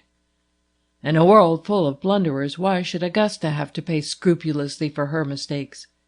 It's very petty of Rosie, really." Kathleen started to speak, stopped, and turned away. "Scott will give $100, she said a moment later. "That's very generous of him. I'll give another, and Rosie shall make up the rest. If she doesn't, I'll speak to Louis. He's an absolutely generous chap. I've never known him to refuse to give either time or money." Kathleen's eyes suddenly brightened. "Why, Daddy, you have Tom's Mexican blanket. I never knew he gave it to you. I've often wondered what became of it." She picked up from the foot of the box couch a purple blanket, faded in streaks to amethyst, with a pale yellow stripe at either end. "Oh, yes, I often get chilly when I lie down, especially if I turn the stove out, which your mother says I ought always to do. Nothing could part me from that blanket." "He wouldn't have given it to anybody but you. It was like his skin. Do you remember how horsey it smelled when he first brought it over and showed it to us?" "Just like a livery stable. It had been strapped behind the saddle on so many sweating cow ponies. In damp weather that smell is still perceptible." Kathleen stroked it thoughtfully. "Roddy brought it up from old Mexico, you know. He gave it to Tom that winter he had pneumonia. Tom ought to have taken it to France with him. He used to say that Rodney Blake might turn up in the Foreign Legion. If he had taken this, it might have been like the wooden cups that were always revealing Ami and Emile to each other." St. Peter smiled and patted her hand on the blanket. "Do you know, Kitty, I sometimes think I ought to go out and look for Blake myself. He's on my conscience. If that country down there weren't so everlastingly big." "Oh, Father, that was my romantic dream when I was little, finding Roddy. I used to think about it for hours when I was supposed to be taking my nap. I used to swim rivers and climb mountains and wander about with Navajos, and rescue Roddy at the most critical moments, when he was being stabbed in the back or drugged in a gambling house, and bring him back to Tom. You know, Tom told us about him long before he ever told you. You children used to live in his stories. You cared more about them than all your adventure books." "I still do," said Kathleen, rising. "Now that Rosamond has Outland, I consider Tom's Mesa entirely my own." St. Peter put down the cigarette he had just lighted with anticipation. "Can't you stay a while, Kitty? I almost never see anyone who remembers that side of Tom. It was nice, all those years, when he was in and out of the house, like an older brother. Always very different from the other college boys, wasn't he? Always had something in his voice, in his eyes. One seemed to catch glimpses of an unusual background behind his shoulders when he came into the room." Kathleen smiled wanly. "Yes, and now he's all turned out chemicals and dollars and cents, hasn't he? But not for you and me. Our Tom is much nicer than theirs." She put on her jacket and went out of the study and quickly down the stairs. Her father, on the landing, looked after her until she disappeared. When she was gone, he still stood there, motionless, as if he were listening intently, or trying to fasten upon some fugitive idea. End of Book 1, The Family, Section 11.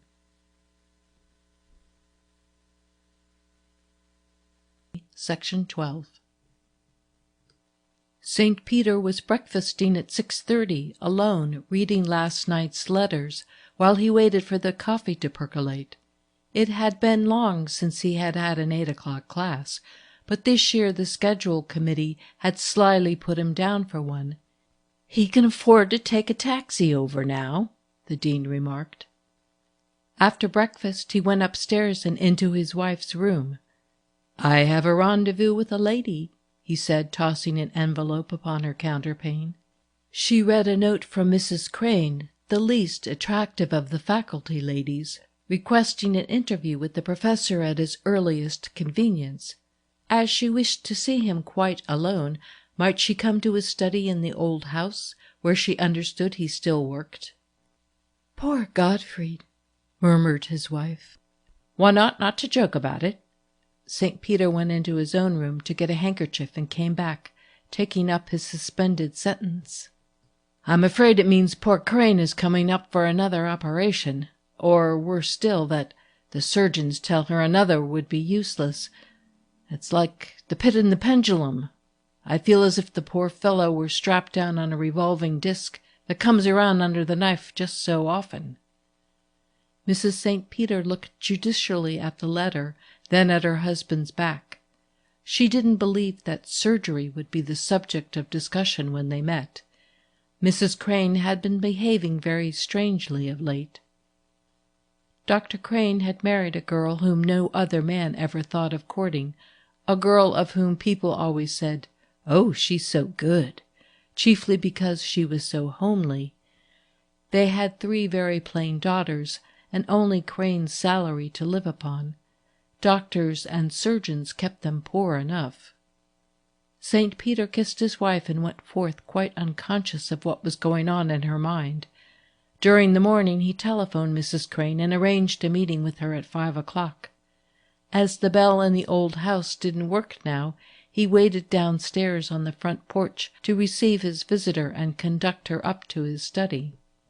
It was raining drearily, and Mrs. Crane arrived in a rubber coat and a knitted sport hat belonging to one of her daughters.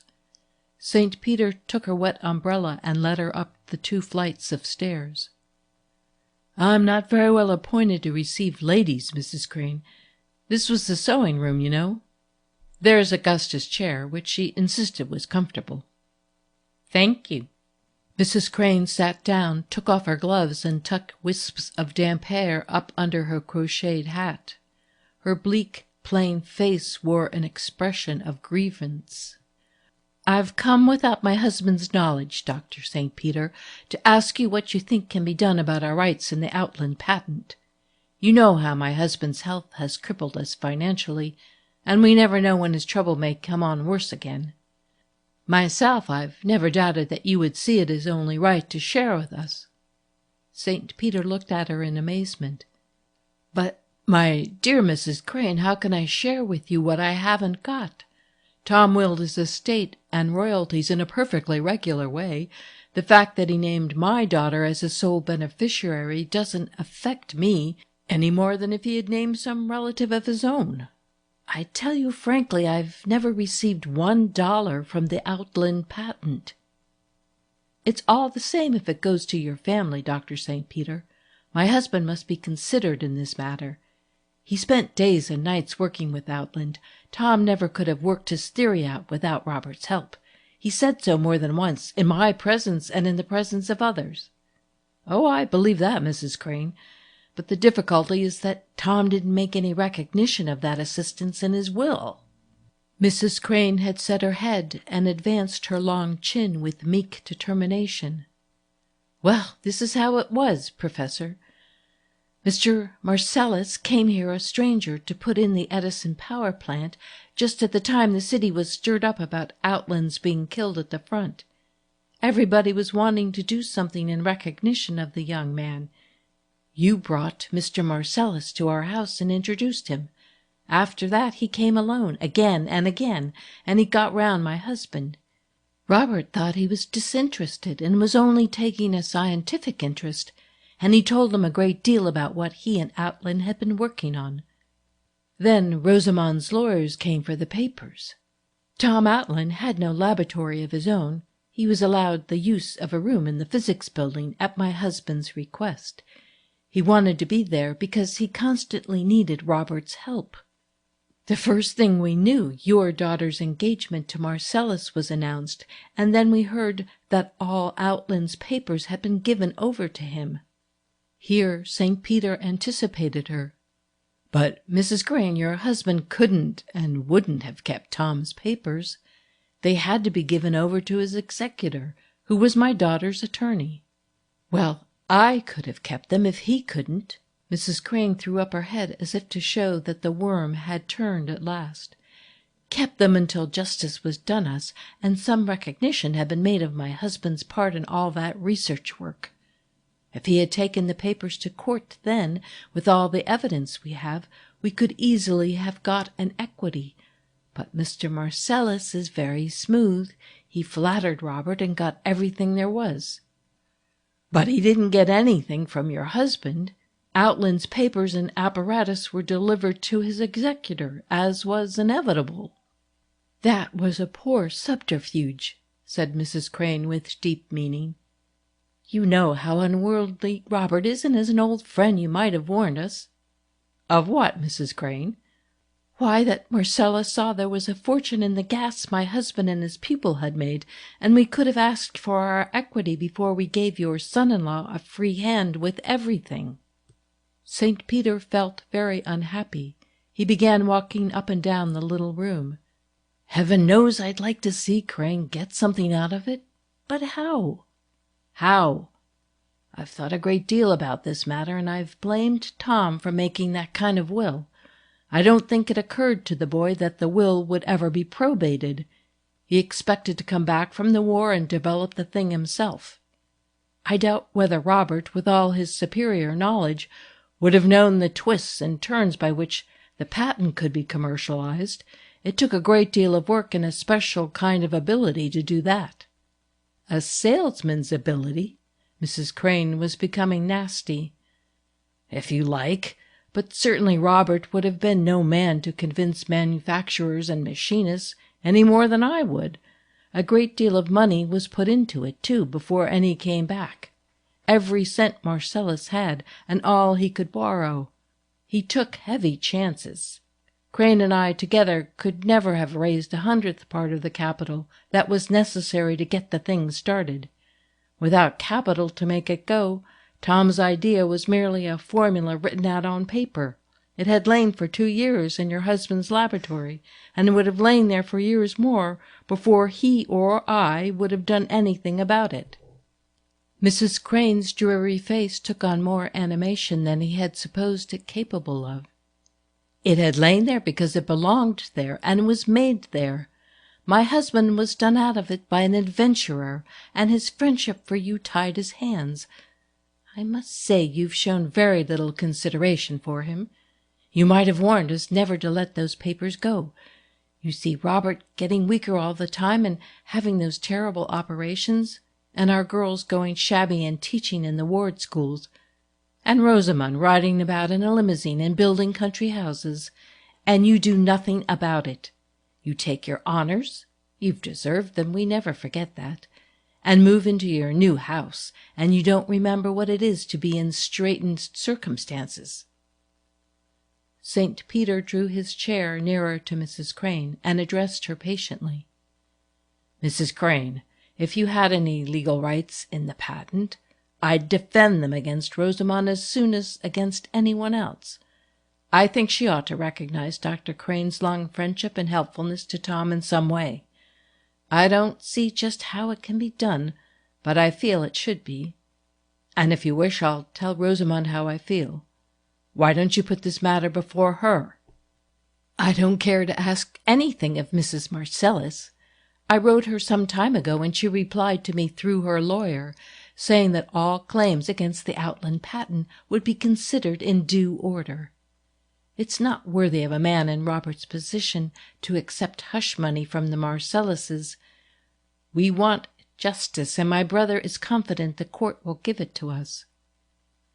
"Well, I suppose Bright knows more about what the courts will do than I. But if you've decided to go to law about it, why did you come to me?" "There are some things the law don't cover," said Mrs. Crane mysteriously, as she rose and put on her gloves. "I wanted you to know how we feel about it." St. Peter followed her downstairs and put up her umbrella for her, and then went back to his study to think it over. His friendship with Crane had been a strange one. Out in the world they would almost certainly have kept clear of each other, but in the university they had fought together in a common cause. Both, with all their might, had resisted the new commercialism, the aim to show results that was undermining and vulgarizing education. The state legislature and the Board of Regents seemed determined to make a trade school of the university. Candidates for the degree of Bachelor of Arts were allowed credits for commercial studies, courses in bookkeeping, experimental farming, domestic science, dressmaking, and what-not. Every year the regents tried to diminish the number of credits required in science and the humanities. The liberal appropriations, the promotions, and increases in salary all went to the professors who worked with the regents to abolish the purely cultural studies. Out of a faculty of 60, there were perhaps 20 men who made any serious stand for scholarship, and Robert Crane was one of the staunchest. He had lost the deanship of the College of Science because of his uncompromising opposition to the degrading influence of politicians in university affairs. The honor went instead to a much younger man, head of the Department of Chemistry, who was willing to give the taxpayers what they wanted. The struggle to preserve the dignity of the university and their own had brought St. Peter and Dr. Crane much together. They were, moreover, the only 2 men on the faculty who were doing research work of an uncommercial nature, and they occasionally dropped in on one another to exchange ideas. But that was as far as it went. St. Peter couldn't ask Crane to dinner. The presence of a bottle of claret on the table would have made him uncomfortable. Dr. Crane had all the prejudices of the Baptist community in which he grew up. He carried them with him when he went to study at a German university and brought them back. But Crane knew that none of his colleagues followed his work so closely and rejoiced at his little triumphs so heartily as St. Peter. St. Peter couldn't help admiring the man's courage.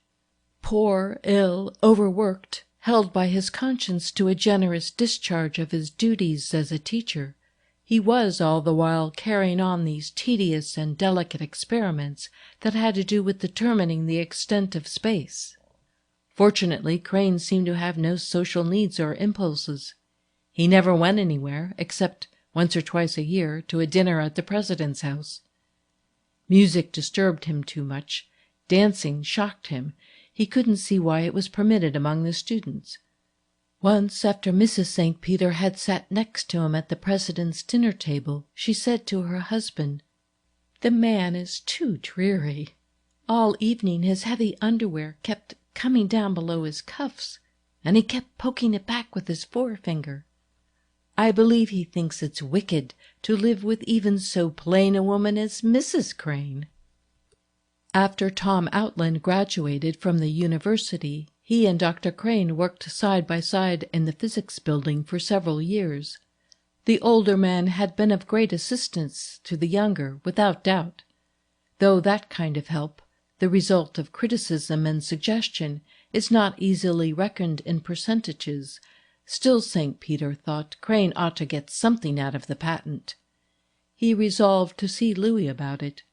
But first he had better talk with Crane himself and try to dissuade him from going to law. His brother-in-law, Homer Bright, would be tempted by the publicity which an action involving the Outland patent would certainly bring him. But he would lose the case and Crane would get nothing, whereas Louis, if he were properly approached, would be generous. St. Peter looked at his watch. He would go home now, and after dinner he would walk over to the physics building, where his colleague worked every night. He never went to see Crane at his house if he could help it. He lived in the most depressing and unnecessary ugliness. End of Book 1, The Family, Section 12.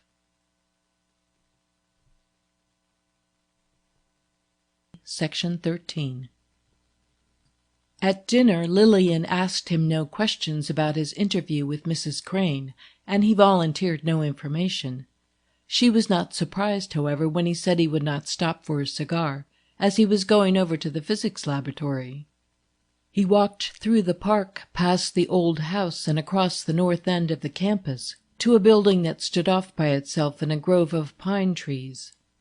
It was constructed of red brick, after an English model. The architect had had a good idea, and he very nearly succeeded in making a good thing, something like the old Smithsonian building in Washington. But after it was begun, the state legislature had defeated him by grinding down the contractor to cheap execution, and had spoiled everything outside and in. Ever since it was finished, plumbers and masons and carpenters had been kept busy patching and repairing it. Crane and St. Peter, both young men then, had wasted weeks of time with the contractors and had finally gone before the legislative committee in person to plead for the integrity of that building. But nothing came of all their pains. It was one of many lost causes. St. Peter entered the building and went upstairs to a small room at the end of a chain of laboratories. After knocking, he heard the familiar shuffle of Crane's carpet slippers, and the door opened. Crane was wearing a gray cotton coat, shrunk to a rag by washing, though he wasn't working with fluids or batteries tonight, but at a roll-top desk littered with papers. The room was like any study behind a lecture room: dusty books, dusty files, but no apparatus, except a spirit lamp and a little saucepan in which the physicist heated water for his cocoa at regular intervals. He was working by the glare of an unshaded electric bulb of high power. The man seemed to have no feeling for comfort of any kind. He asked his visitor to sit down and to excuse him for a moment while he copied some entries into a notebook. St. Peter watched him scribbling with his fountain pen. The hands that were so deft in delicate manipulations were white and soft-looking, the fingers long and loosely hung, stained with chemicals, and blunted at the tips like a violinist's. His head was square, and the lower part of his face was covered by a reddish, matted beard. His pale eyes and fawn-colored eyebrows were outbalanced by his mouth, his most conspicuous feature. One always remembered about Crane that unexpected, startling red mouth and his setting of kinky beard. The lips had no modeling. They were as thick at the corners as in the middle, and he spoke through them rather than with them. He seemed painfully conscious of them. St. Peter saw no use in beating about the bush. As soon as Crane put down his pen, he remarked that Mrs. Crane had been to see him that afternoon. His colleague flushed, took up a large celluloid paper knife, and began shutting and unshutting his hands about the blade. "I want to know exactly how you feel about this and what the facts are," St. Peter began. "We've never discussed it before, and there may be things I know nothing about. Did Tom ever say that he meant you to have a share in his profits, if there were any?"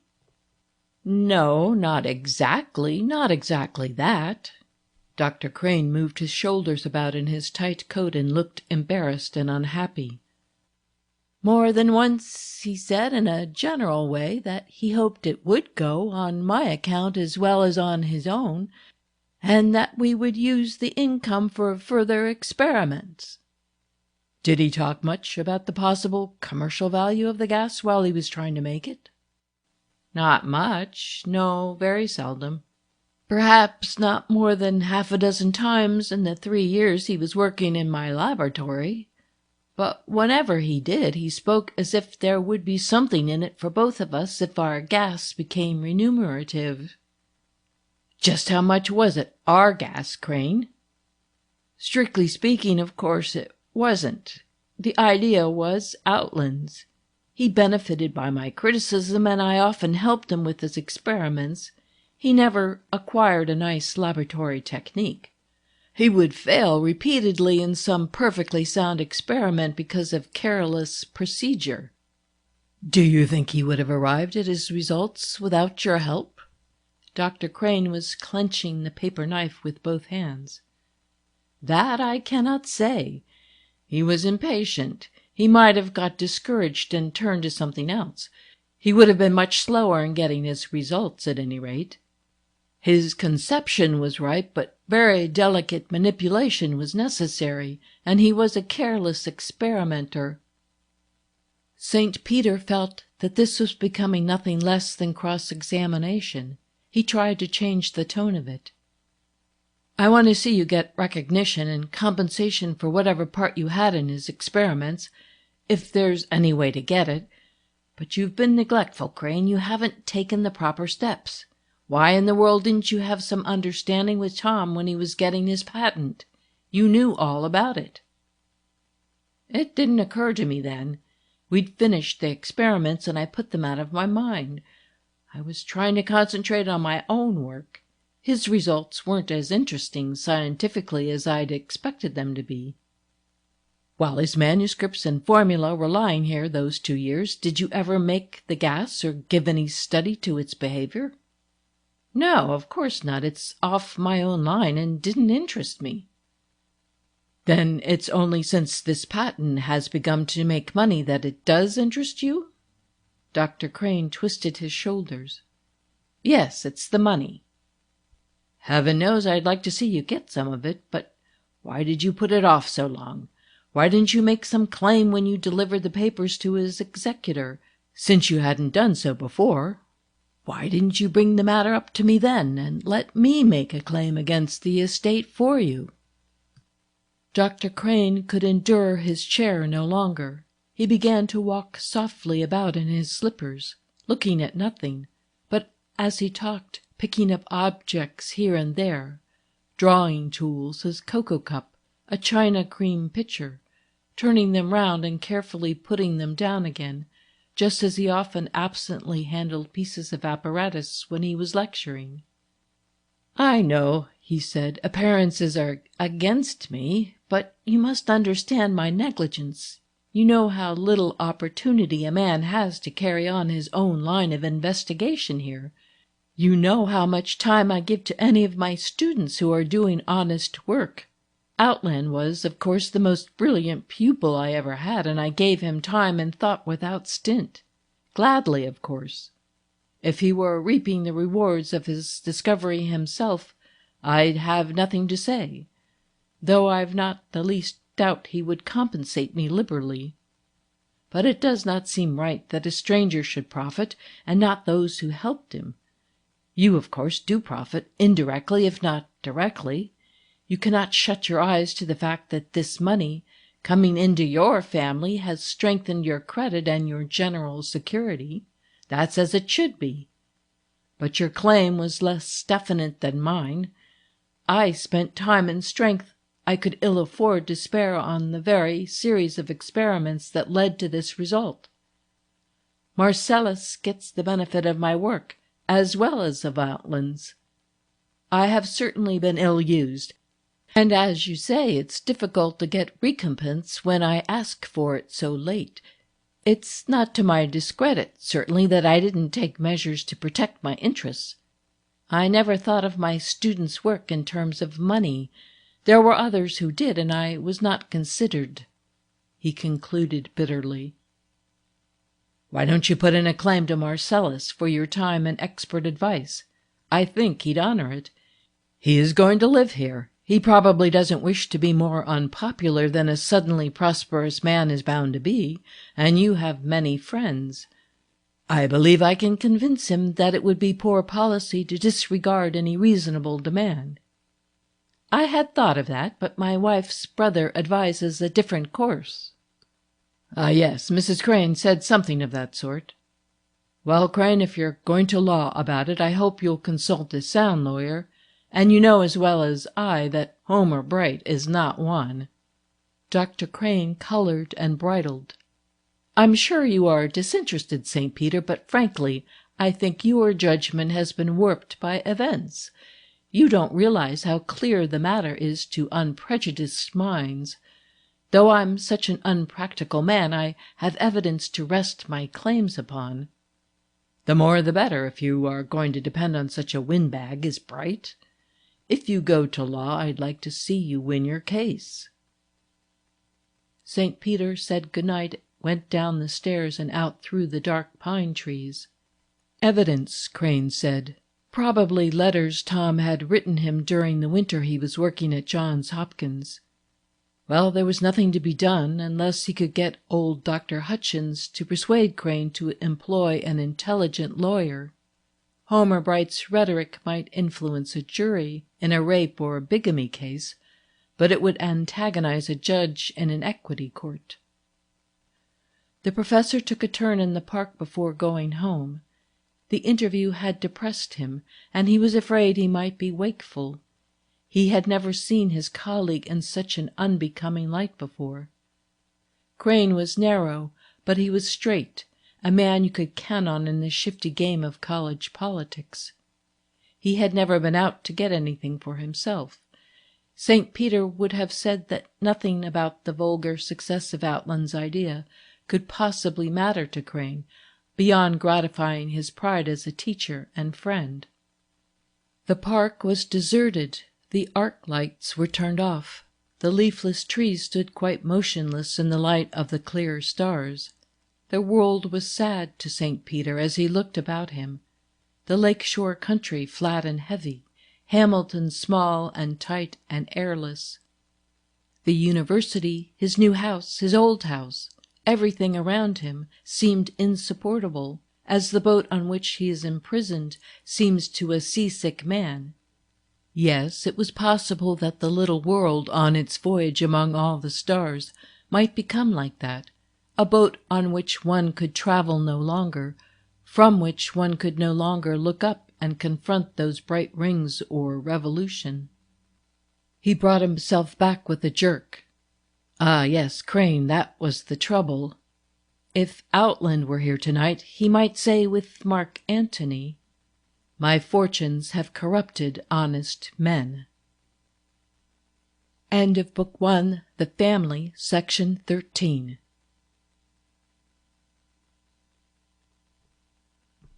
Section 14. At the end of the semester, St. Peter went to Chicago with Rosamond to help her buy things for her country house. He had very much wanted to stay at home and rest. The university work seemed to take it out of him that winter more than ever before, but Rosamond had set her mind on his going, and Mrs. St. Peter told him he couldn't refuse. A Chicago merchant had brought over a lot of old Spanish furniture, and on this nobody's judgment would be better than St. Peter's. He was supposed to know a good deal about rugs, too. When his wife said a thing must be done, the professor usually did it from long-established habit. Her instincts about what one owed to other people were better than his. Louis accompanied them to Chicago, where he was to join his brother, the one who was in the silk trade in China, and go on to New York with him for a family reunion. St. Peter was amused and pleased to see that Louis sincerely hated to leave them. With very little encouragement he would have sent his brother on alone and remained in Chicago with his wife and father-in-law. They all lunched together, after which the professor and Rosamond took the Marcellus brothers to the LaSalle Street station. When Louis had again and again kissed his hand to them from the rear platform of the 20th Century observation car, and was rolled away in the very act of shouting something to his wife, St. Peter, who had so often complained that there was too much Louis in his life, now felt a sudden drop, a distinct sense of loss. He took Rosamond's arm, and they turned away from the shining rails. "We must be diligent, Rosie. He expects wonders of us."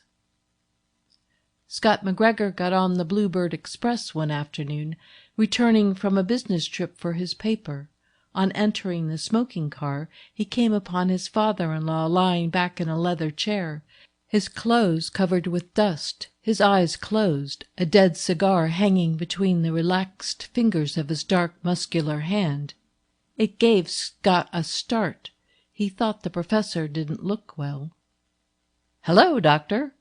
What are you doing here?" "Oh, yes, the shopping expedition. Where's Rosamond?" "In Chicago, at the Blackstone." "Outlasted you, did she?" "That's it." The professor smiled apologetically, as if he were ashamed to admit it. Scott sat down beside him and tried to interest him in one subject after another without success.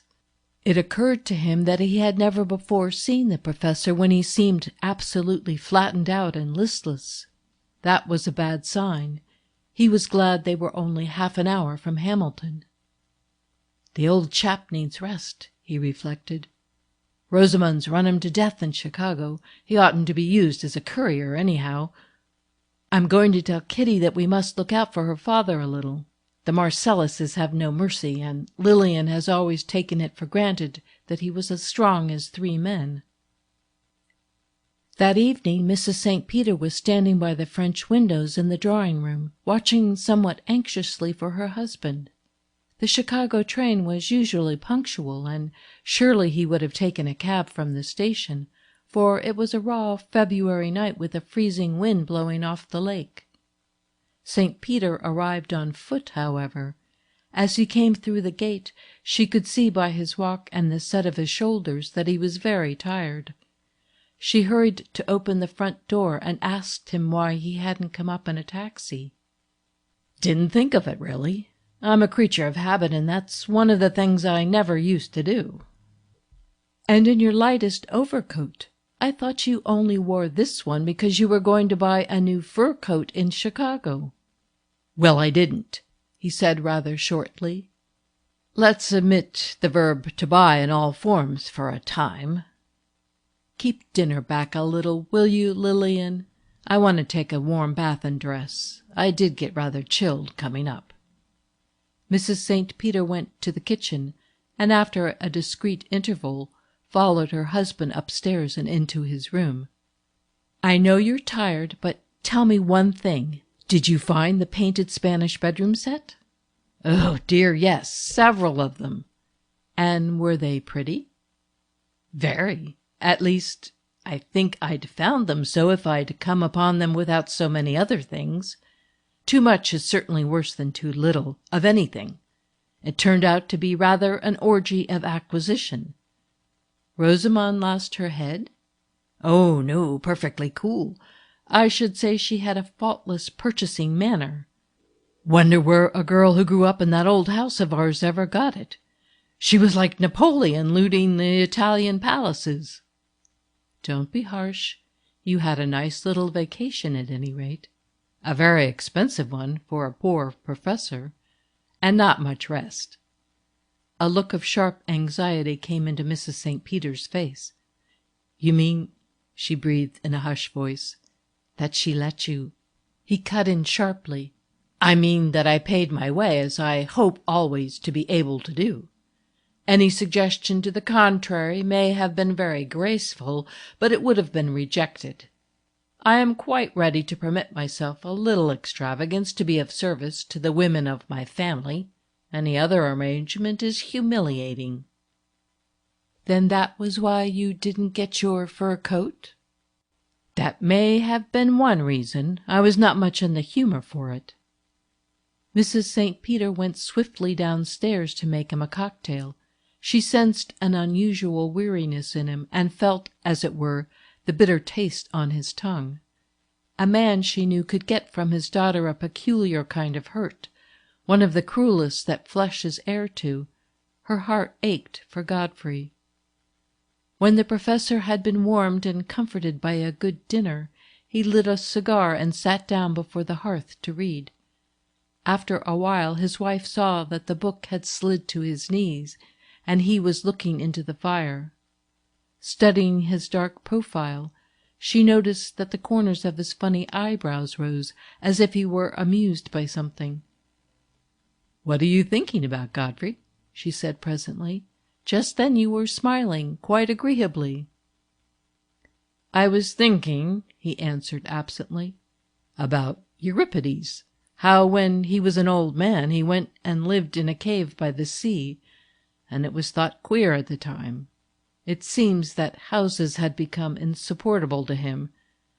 I wonder whether it was because he had observed women so closely all his life." End of Book 1, The Family, Section 14.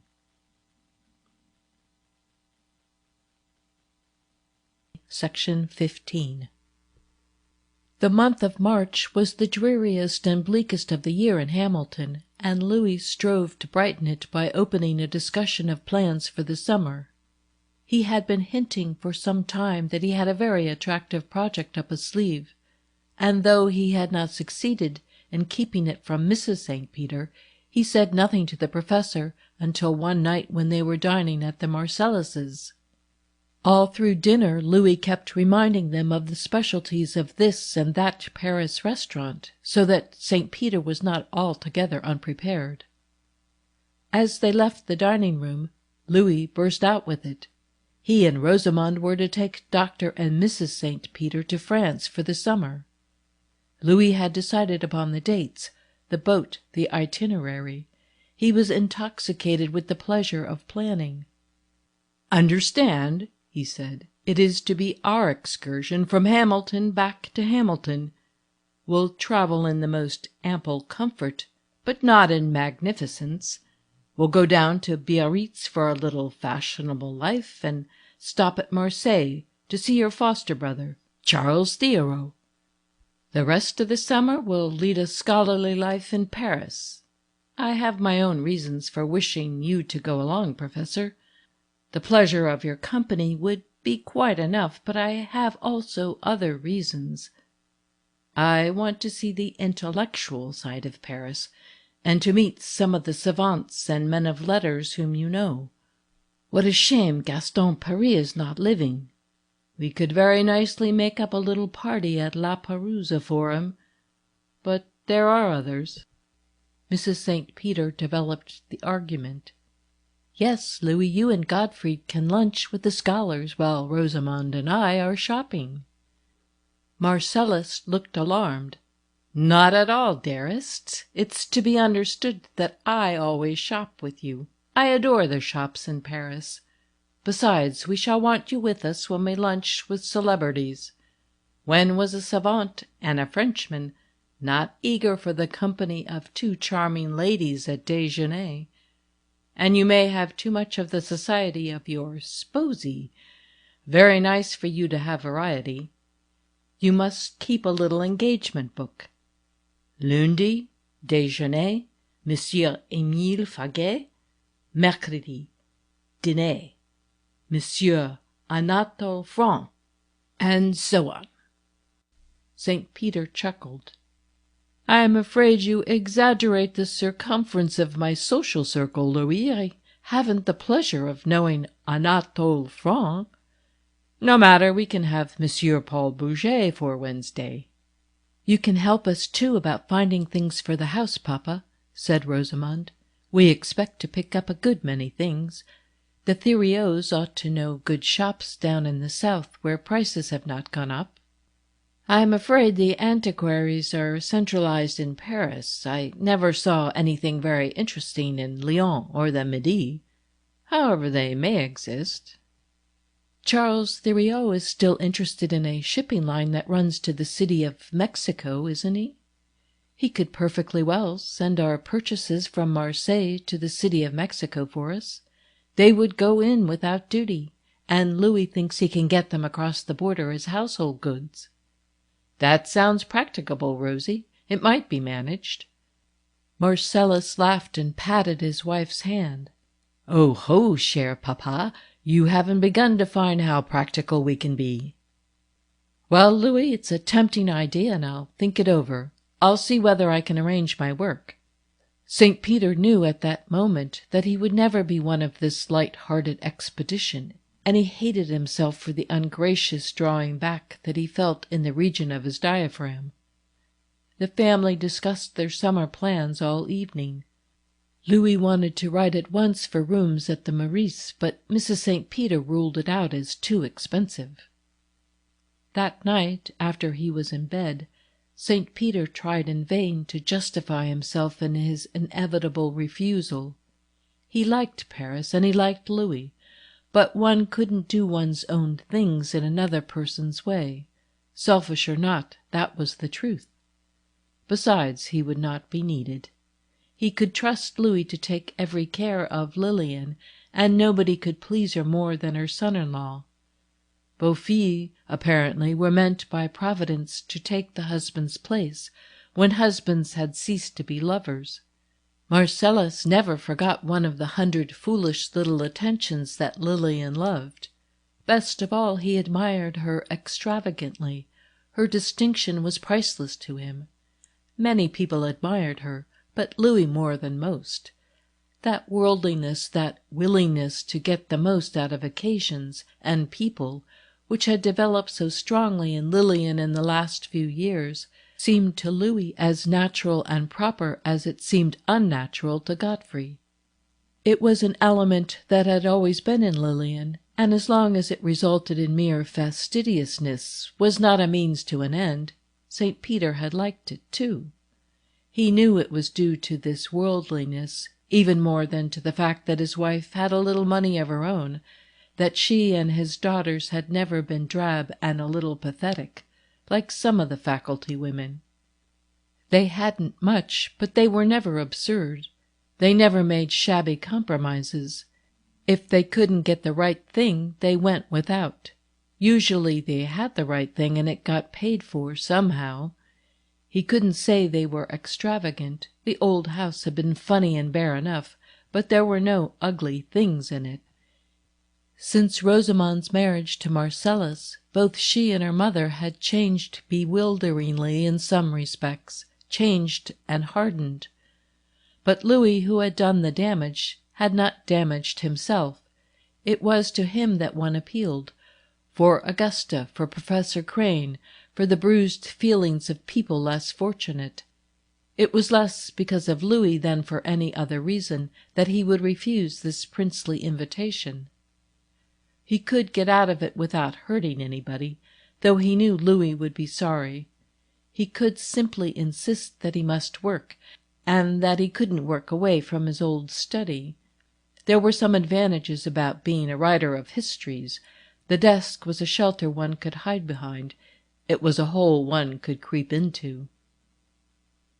When St. Peter told his family of his decision, Louis was disappointed, but he was respectful, and readily conceded that the professor's first duty was to his work. Rosamond was incredulous and piqued. She didn't see how he could be so ungenerous as to spoil an arrangement which would give pleasure to everyone concerned. His wife looked at him with thoughtful disbelief.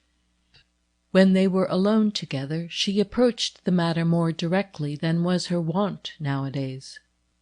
"Godfrey," she said slowly and sadly, "I wonder what it is that makes you draw away from your family, or who it is.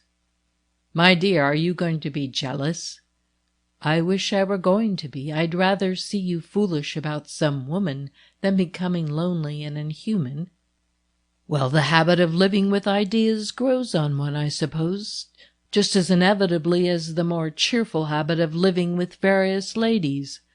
There's something to be said for both." "I think your ideas were best when you were your most human self." St. Peter sighed. "I can't contradict you there, but I must go on as I can. It is not always May." "You are not old enough for the pose you take. That's what puzzles me. For so many years you never seemed to grow at all older, though I did. 2 years ago you were an impetuous young man. Now you save yourself in everything. You're naturally warm and affectionate. All at once you begin shutting yourself away from everybody. I don't think you'll be happier for it." Up to this point she had been lecturing him. Now she suddenly crossed the room and sat down on the arm of his chair, looking into his face and twisting up the ends of his military eyebrows with her thumb and middle finger. "Why is it, Godfrey? I can't see any change in your face, though I watch you so closely." "It's in your mind, in your mood. Something has come over you. Is it merely that you know too much, I wonder? Too much to be happy? You are always the wisest person in the world." "What is it? Can't you tell me?" "I can't altogether tell myself, Lillian. It's not wholly a matter of the calendar. It's the feeling that I've put a great deal behind me, where I can't go back to it again, and I don't really wish to go back. The way would be too long and too fatiguing. Perhaps for a home-staying man I've lived pretty hard, I wasn't willing to slight anything, you or my desk or my students. And now I seem to be tremendously tired. One pays coming or going. A man has got only just so much in him. When it's gone, he slumps. Even the first Napoleon did." They both laughed. That was an old joke, the professor's darkest secret. At the font he had been christened Napoleon Gottfried St. Peter. There had always been a Napoleon in the family, since a remote grandfather got his discharge from the Grande Armée. Gottfried had abbreviated his name in Kansas, and even his daughters didn't know what it had been originally. "I think, you know," he told his wife as he rose to go to bed, "that I'll get my second wind. But for the present I don't want anything very stimulating. Paris is too beautiful and too full of memories." End of Book 1, The Family, Section 15.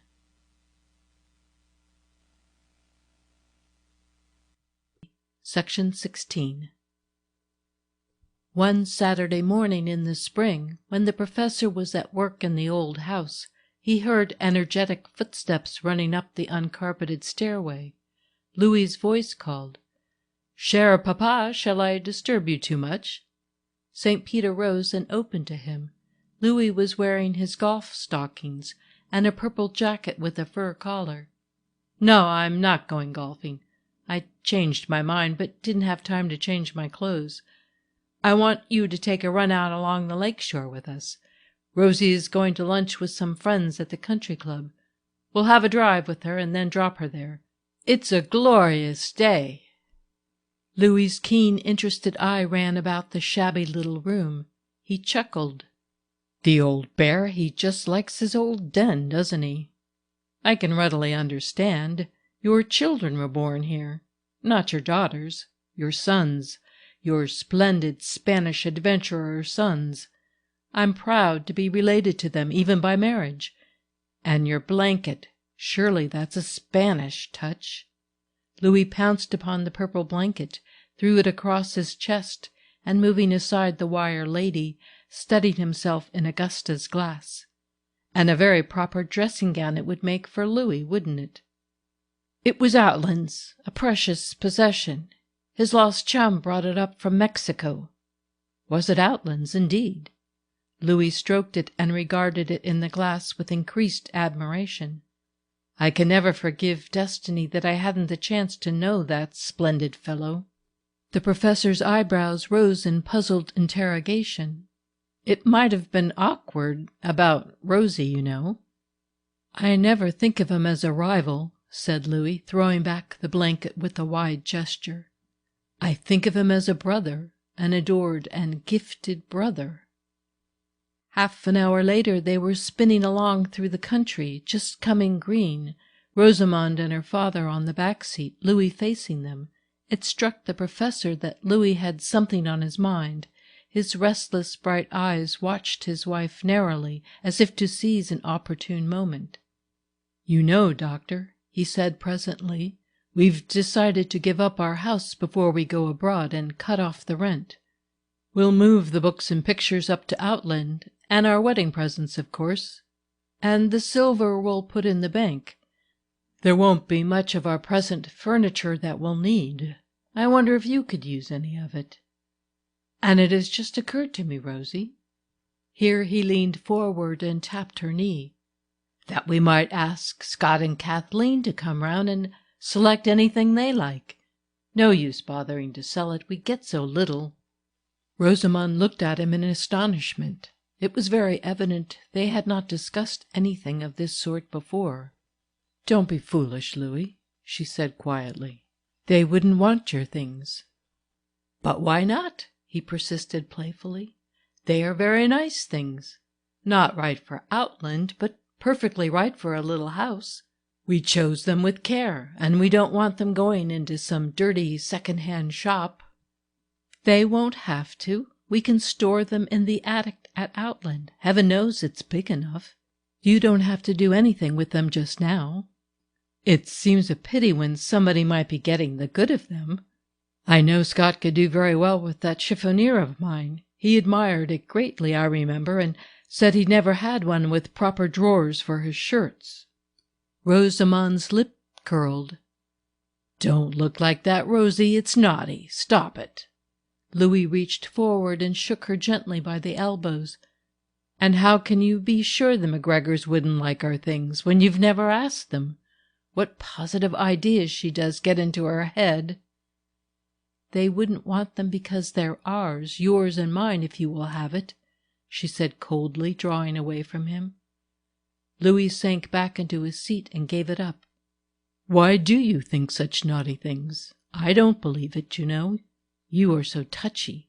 Scott and Kitty may be a little standoffish, but it might very possibly make them feel better if you went at them nicely about this. He rallied and began to coax again.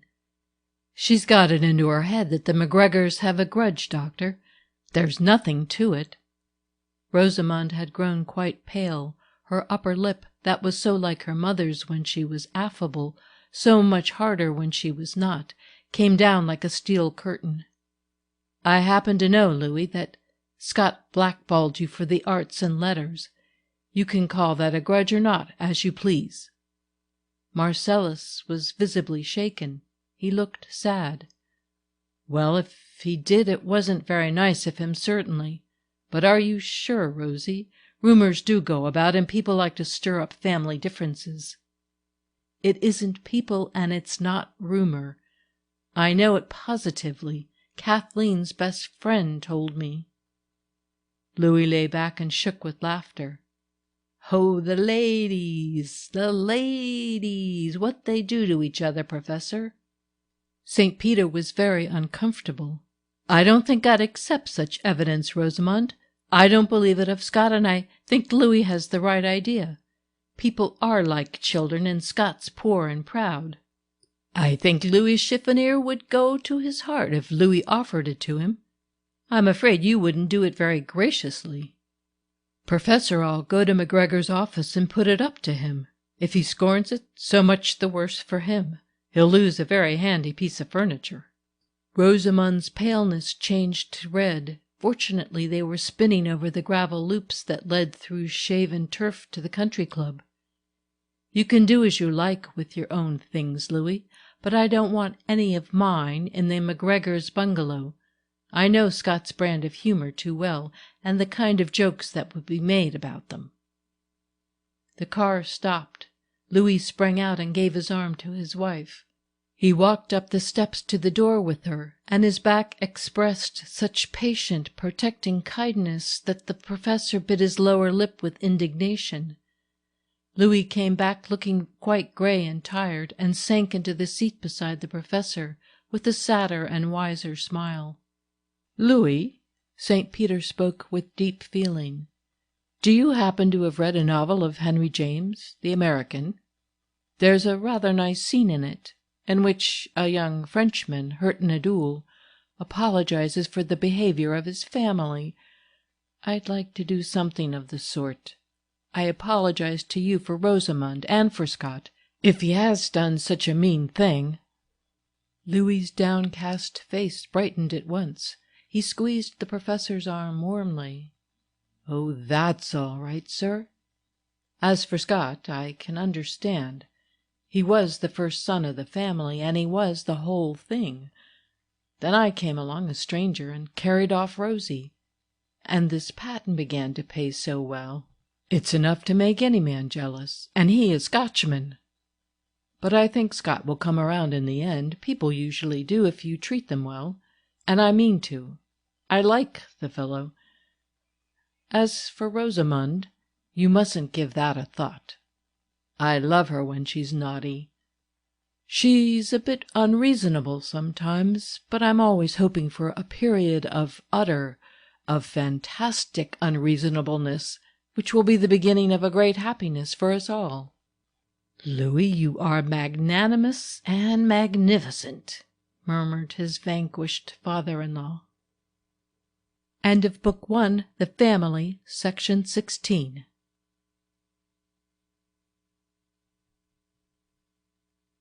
Section 17. Lillian and the Marcelluses sailed for France early in May. The professor, left alone, had plenty of time to spray his rose vines, and his garden had never been so beautiful as it was that June. After his university duties were over, he smuggled his bed and clothing back to the old house, and settled down to a leisurely bachelor life. He realized that he ought to be getting to work. The garden in which he sat all day was no longer a valid excuse to keep him from his study, but the task that awaited him up there was difficult. It was a little thing, but one of those little things at which the hand becomes self-conscious, feels itself stiff and clumsy. It was his plan to give part of this summer to Tom Outland's diary, to edit and annotate it for publication. The bother was that he must write an introduction. The diary covered only about 6 months of the boy's life, a summer he spent on the Blue Mesa, and in it there was almost nothing about Tom himself. To mean anything, it must be prefaced by a sketch of Outland and some account of his later life and achievements. To write of his scientific work would be comparatively easy, but that was not all the story. His was a many-sided mind, though a simple and straightforward personality. Of course, Mrs. St. Peter had insisted that he was not altogether straightforward, but that was merely because he was not altogether consistent. As an investigator he was clear-sighted and hard-headed, but in personal relations he was apt to be exaggerated and quixotic. He idealized the people he loved, and paid his devoir to the ideal rather than to the individual, so that his behavior was sometimes a little too exalted for the circumstances. Chivalry of the cinema, Lillian used to say.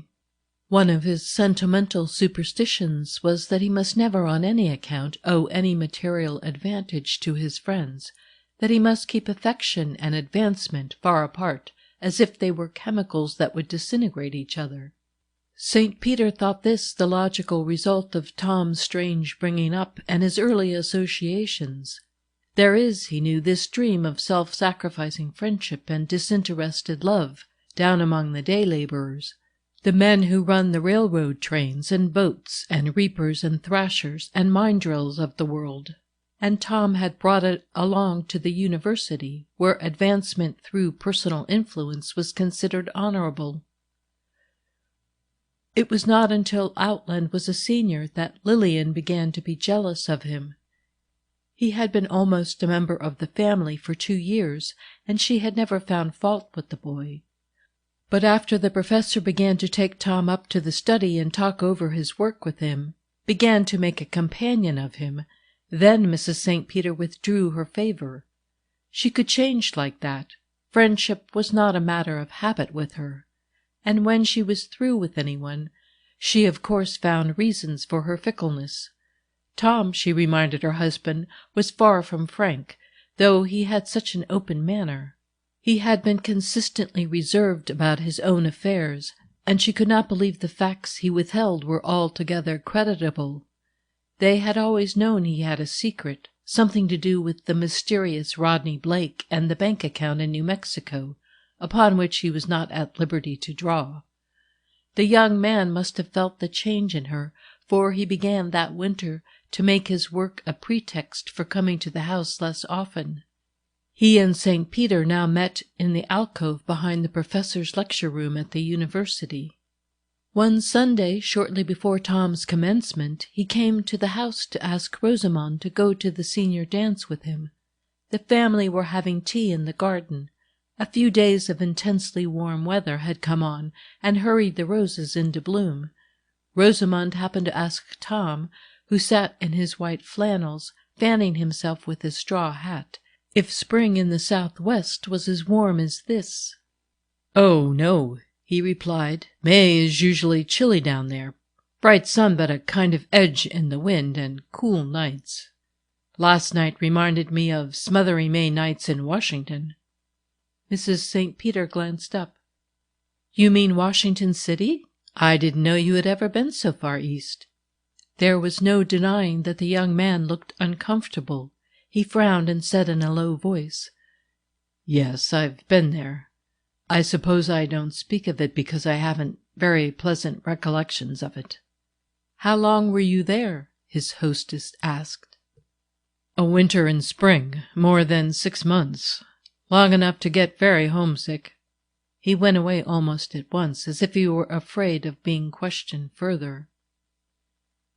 The subject came up again a few weeks later, however. After Tom's graduation, 2 courses were open to him. He was offered an instructorship with a small salary in the physics department under Dr. Crane, and a graduate scholarship at Johns Hopkins University. St. Peter strongly urged him to accept the latter. One evening, when the family were discussing Tom's prospects, the professor summed up all the reasons why he ought to go to Baltimore and work in the laboratory made famous by Dr. Rowland. He assured him, moreover, that he would find the atmosphere of an old Southern city delightful. "Yes, I know something about the atmosphere," Tom broke out at last. "It is delightful, but it's all wrong for me. It discourages me dreadfully. I used to go over there when I was in Washington, and it always made me blue. I don't believe I could ever work there."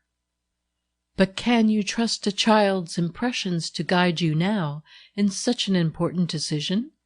asked Mrs. St. Peter gravely. "I wasn't a child, Mrs. St. Peter. I was as much grown up as I am now, older in some ways. It was only about a year before I came here." "But, Tom, you were on the section gang that year. Why do you mix us all up?" Kathleen caught his hand and squeezed the knuckles together, as she did when she wanted to punish him. "Well, maybe it was 2 years before. It doesn't matter. It was long enough to count for 2 ordinary years," he muttered abstractedly. Again he went away abruptly, and a few days later he told St. Peter that he had definitely accepted the instructorship under Crane and would stay on in Hamilton. During that summer after Outland's graduation, St. Peter got to know all there was behind his reserve. Mrs. St. Peter and the 2 girls were in Colorado, and the professor was alone in the house, writing on volumes 3 and 4 of his history. Tom was carrying on some experiments of his own over in the physics laboratory. He and St. Peter were often together in the evening, and on fine afternoons they went swimming. Every Saturday the professor turned his house over to the cleaning woman, and he and Tom went to the lake and spent the day in his sailboat. It was just the sort of summer St. Peter liked, if he had to be in Hamilton at all. He was his own cook, and had laid in a choice assortment of cheeses and light Italian wines from a discriminating importer in Chicago. Every morning before he sat down at his desk, he took a walk to the market and had his pick of the fruits and salads. He dined at 8 o'clock, when he cooked a fine leg of lamb, saignant, well rubbed with garlic before it went into the pan. Then he asked Outland to dinner. Over a dish of steaming asparagus, swathed in a napkin to keep it hot, and a bottle of sparkling Asti, they talked and watched night fall in the garden. If the evening happened to be rainy or chilly, they sat inside and read Lucretius. It was on one of those rainy nights, before the fire in the dining room, that Tom at last told the story he had always kept back. It was nothing very incriminating, nothing very remarkable, a story of youthful defeat, the sort of thing a boy is sensitive about until he grows older. End of Book 1, The Family, Section 17.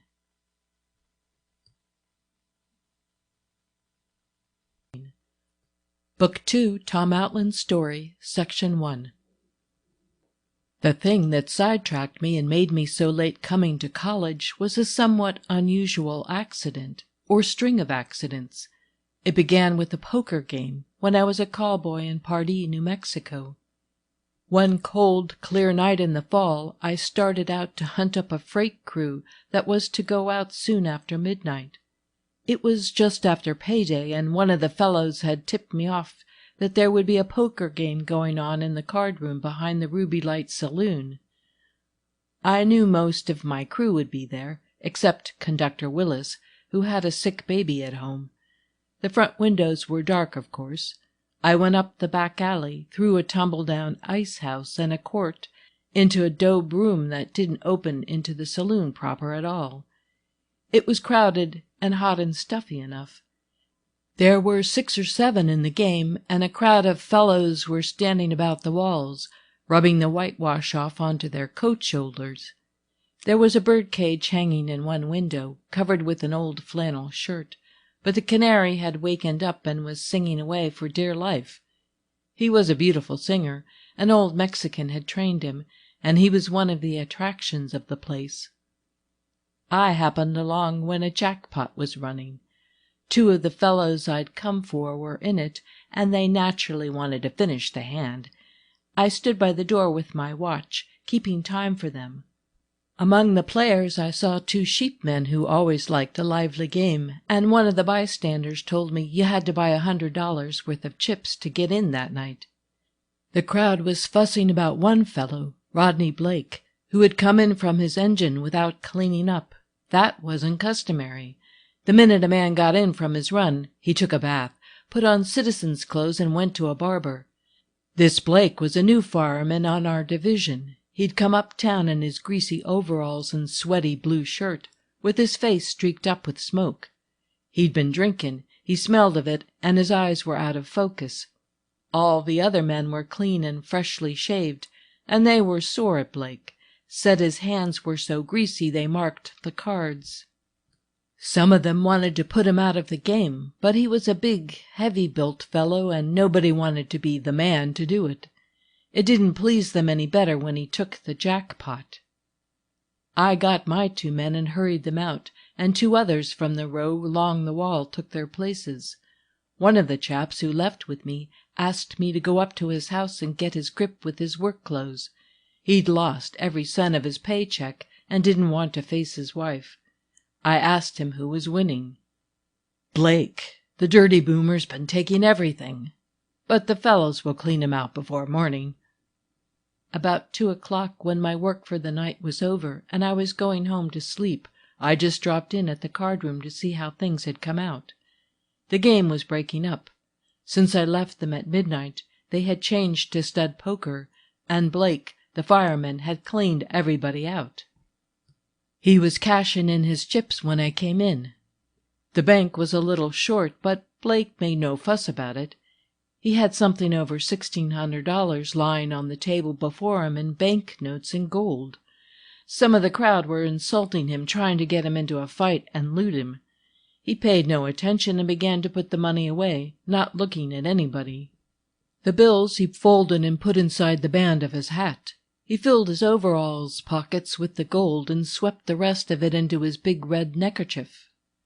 I'd been interested in this fellow ever since he came on our division. He was closed-mouthed and unfriendly. He was one of those fellows with a settled, mature body and a young face, such as you often see among working-men. There was something calm and sarcastic and mocking about his expression. That, too, you often see among working-men. When he had put all his money away, he got up and walked toward the door without a word, without saying good-night to anybody. "Manners of a hog, and a dirty hog," little Barney Shea yelled after him. Blake's back was just in the doorway.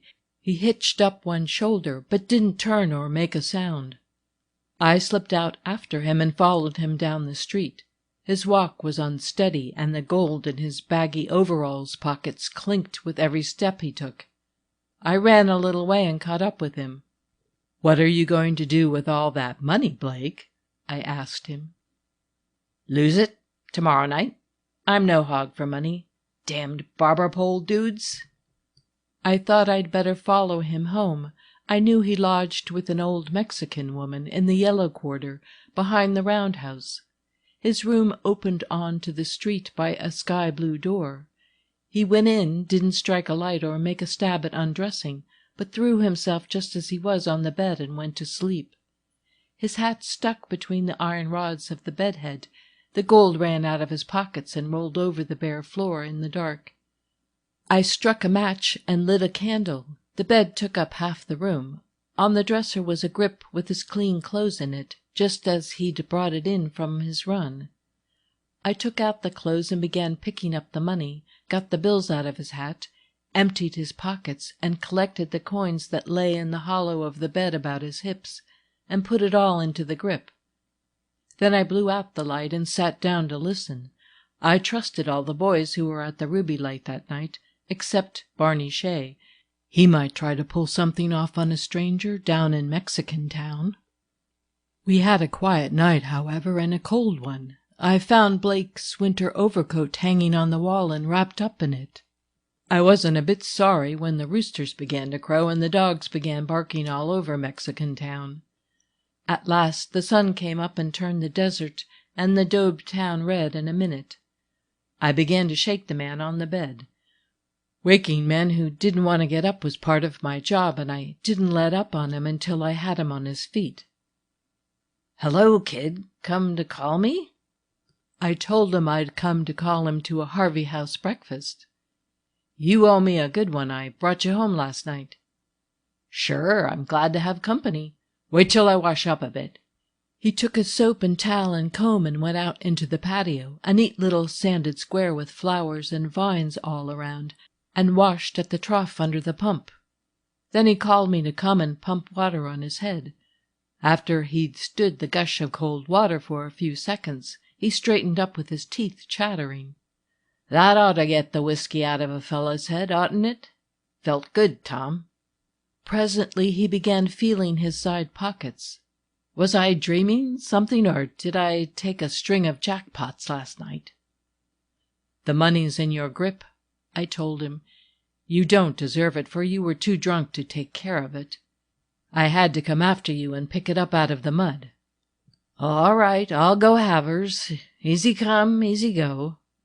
I told him I didn't want anything off him but breakfast, and I wanted that pretty soon. "Go easy, son. I've got to change my shirt. This one's wet."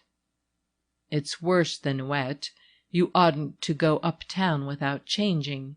You're a stranger here, and it makes a bad impression."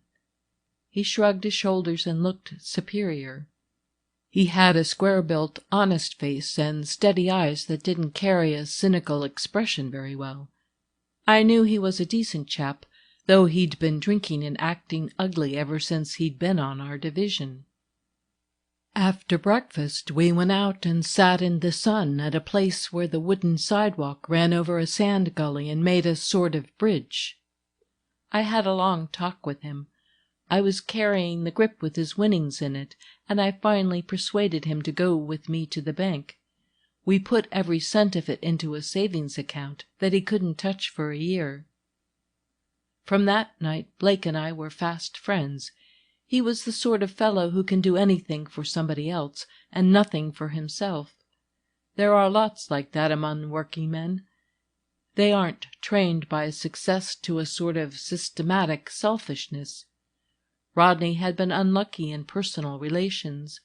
He'd run away from home when he was a kid because his mother married again, a man who had been paying attention to her while his father was still alive.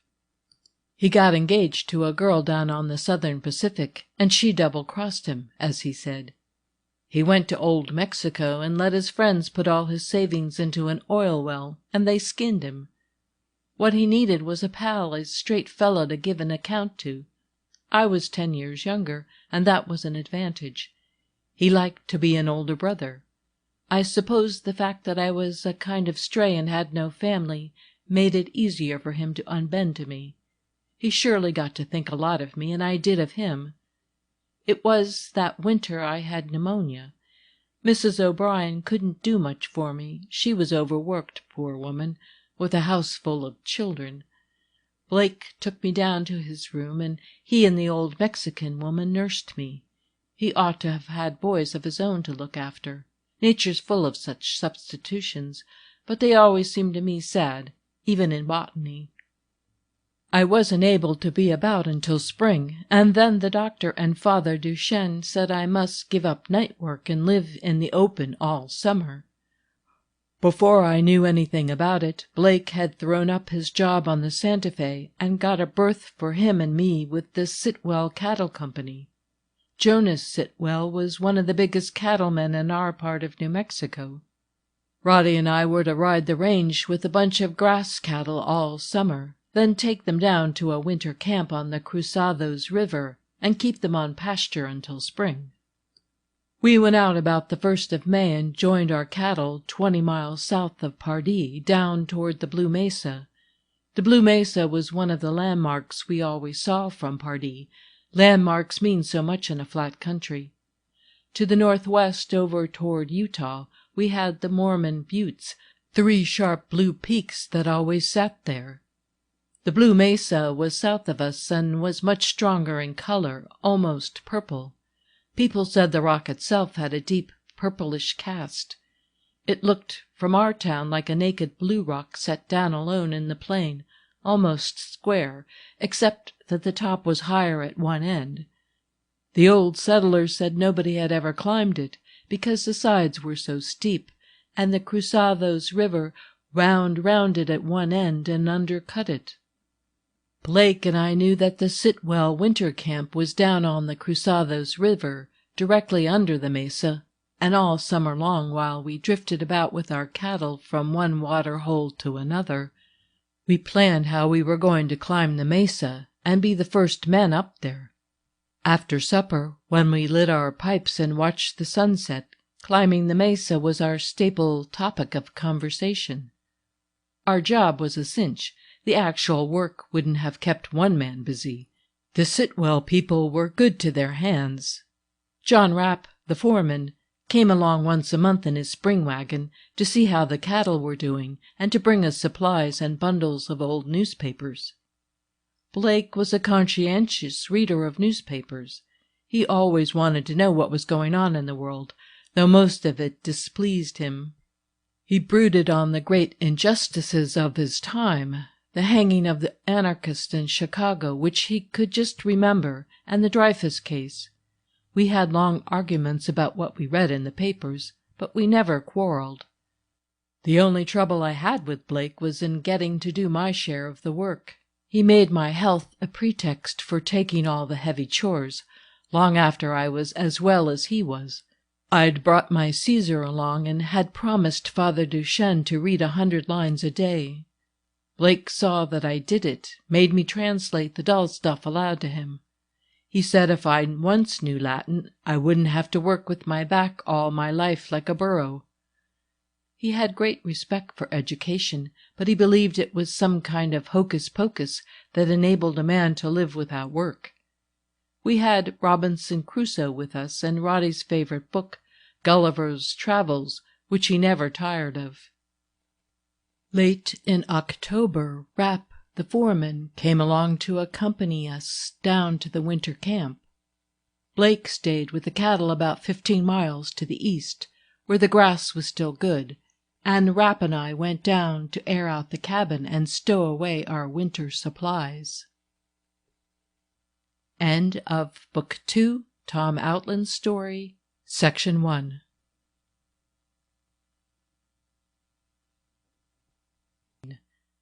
Book 2, Tom Outland's story, Section 2. The cabin stood in a little grove of piñons about 30 yards back from the Cruzados River, facing south and sheltered on the north by a low hill. The grama grass grew right up to the doorstep, and the rabbits were running about and the grasshoppers hitting the door when we pulled up and looked at the place. There was no litter around. It was as clean as a prairie dog's house. No outbuildings except for a shed for our horses. The hillside behind was sandy and covered with tall clumps of deerhorn cactus, but there was nothing but grass to the south, with streaks of bright yellow rabbit brush. Along the river the cottonwoods and quaking asps had already turned gold. Just across from us, overhanging us indeed, stood the mesa, a pile of purple rock, all broken out with red sumac and yellow aspens up in the high crevices of the cliffs. From the cabin, night and day, you could hear the river where it made a bend round the foot of the mesa and churned over the rocks. It was the sort of place a man would like to stay in forever. I helped Rapp open the wooden shutters and sweep out the cabin. We put clean blankets on the bunks and stowed away bacon and coffee and canned stuff on the shelves behind the cook stove. I confess I looked forward to cooking on an iron stove with 4 holes. Rapp explained to me that Blake and I wouldn't be able to enjoy all this luxury together for a time. He wanted the herd kept some distance to the north, as long as the grass held out up there, and Roddy and I could take turnabout, one camping near the cattle and one sleeping in a bed. "There's not pasture enough down here to take them through a long winter," he said, "and it's safest to keep them grazing up north while you can.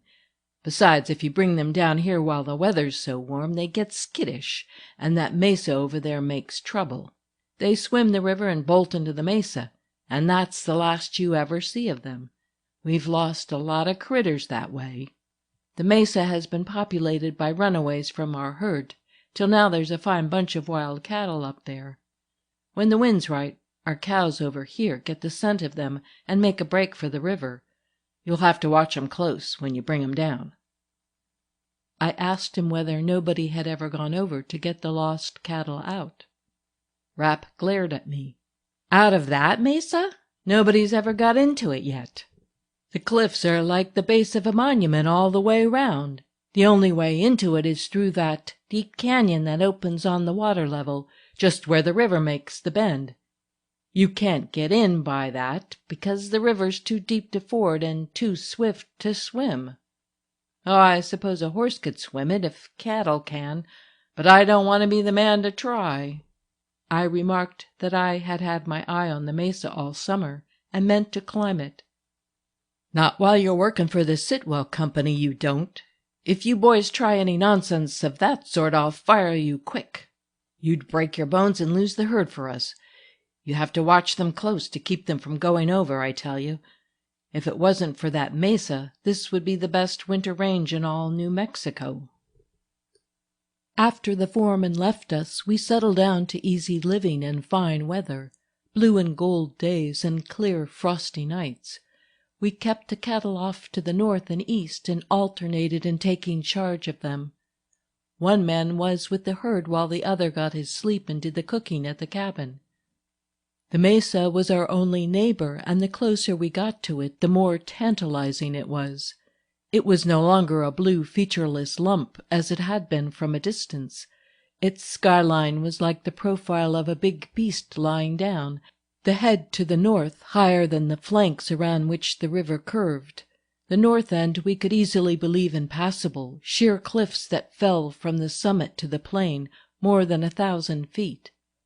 But the south flank, just across the river from us, looked accessible by way of the deep canyon that split the bulk in two from the top rim to the river, then wound back into the solid cube so that it was invisible at a distance, like a mouse track winding into a big cheese.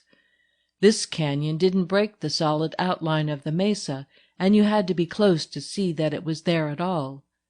We faced the mesa on its shortest side.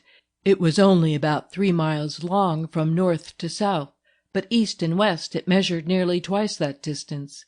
Whether the top was wooded we couldn't see. It was too high above us, but the cliffs and canyon on the riverside were fringed with beautiful growth, groves of quaking asps and pinyons and a few dark cedars, perched up in the air like the hanging gardens of Babylon.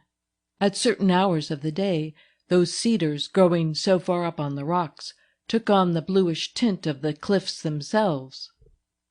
It was light up there long before it was with us. When I got up at daybreak and went down to the river to get water, our camp would be cold and gray, but the mesa top would be red with sunrise, and all the slim cedars along the rocks would be gold, metallic like tarnished gold foil. Some mornings it would loom up above the dark river like a blazing volcanic mountain. It shortened our days, too, considerably. The sun got behind it early in the afternoon, and then our camp would lie in its shadow. After a while, the sunset color would begin to stream up from behind it. Then the mesa was like one great ink-black rock against a sky on fire. No wonder the thing bothered us and tempted us. It was always before us and was always changing. Black thunderstorms used to roll up from behind it and pounce on us like a panther without warning. The lightning would play round it and jab into it, so that we were always expecting it would fire the brush. I've never heard thunder so loud as it was there. The cliffs threw it back at us, and we thought the mesa itself, though it seemed so solid, must be full of deep canyons and caverns to account for the prolonged growl and rumble that followed every crash of thunder. After the burst in the sky was over, the mesa went on sounding like a drum and seemed itself to be muttering and making noises. One afternoon I was out hunting turkeys. Just as the sun was getting low, I came through a sea of rabbit brush, still yellow, and the horizontal rays of light playing into it brought out the contour of the ground with great distinctness. I noticed a number of straight mounds, like plough furrows, running from the river inland. It was too late to examine them. I cut a scrub willow and stuck a stake into one of the ridges to mark it. The next day I took a spade down to the plantation of rabbit brush and dug around in the sandy soil. I came upon an old irrigation main, unmistakable, lined with hard smooth cobbles and daub cement, with sluices where the water had been let out into trenches. Along these ditches I turned up some pieces of pottery, all of it broken, and arrowheads, and a very neat, well-finished stone pickaxe. That night I didn't go back to the cabin, but took my specimens out to Blake, who was still north with the cattle. Of course we both knew there had been Indians all over this country, but we felt sure that Indians hadn't used stone tools for a long while back. There must have been a colony of Pueblo Indians here in ancient times, fixed residents like the Tahoe Indians and the Hopis, not wanderers like the Navajos. To people off alone as we were, there is something stirring about finding evidences of human labor and care in the soil of an empty country. It comes to you as a sort of message, makes you feel differently about the ground you walk over every day. I liked the Winter Range better than any place I'd ever been in. I never came out of the cabin door in the morning to go after water that I didn't feel fresh delight in our snug quarters and the river and the old mesa up there, with its top burning like a bonfire. I wanted to see what it was like on the other side, and very soon I took a day off and forded the river where it was wide and shallow north of our camp. I rode clear round the mesa until I met the river again, where it flowed under the south flank. On that ride I got a better idea of its actual structure. All the way round were the same precipitous cliffs of hard blue rock, but in places it was mixed with a much softer stone. In these soft streaks there were deep dry watercourses which could certainly be climbed as far as they went, but nowhere did they reach to the top of the mesa. The top seemed to be one great slab of very hard rock, lying on the mixed mass of the base, like the top of an old-fashioned marble table. The channels worn out by water ran for hundreds of feet up the cliffs, but always stopped under this great rim rock, which projected out over the erosions like a granite shelf. Evidently it was because of this unbroken top layer that the butte was inaccessible. I rode back to camp that night, convinced that if we ever climbed it, we must take the route the cattle took, through the river and up the one canyon that broke down to water level. End of Book 2, Tom Outland's story, Section 2.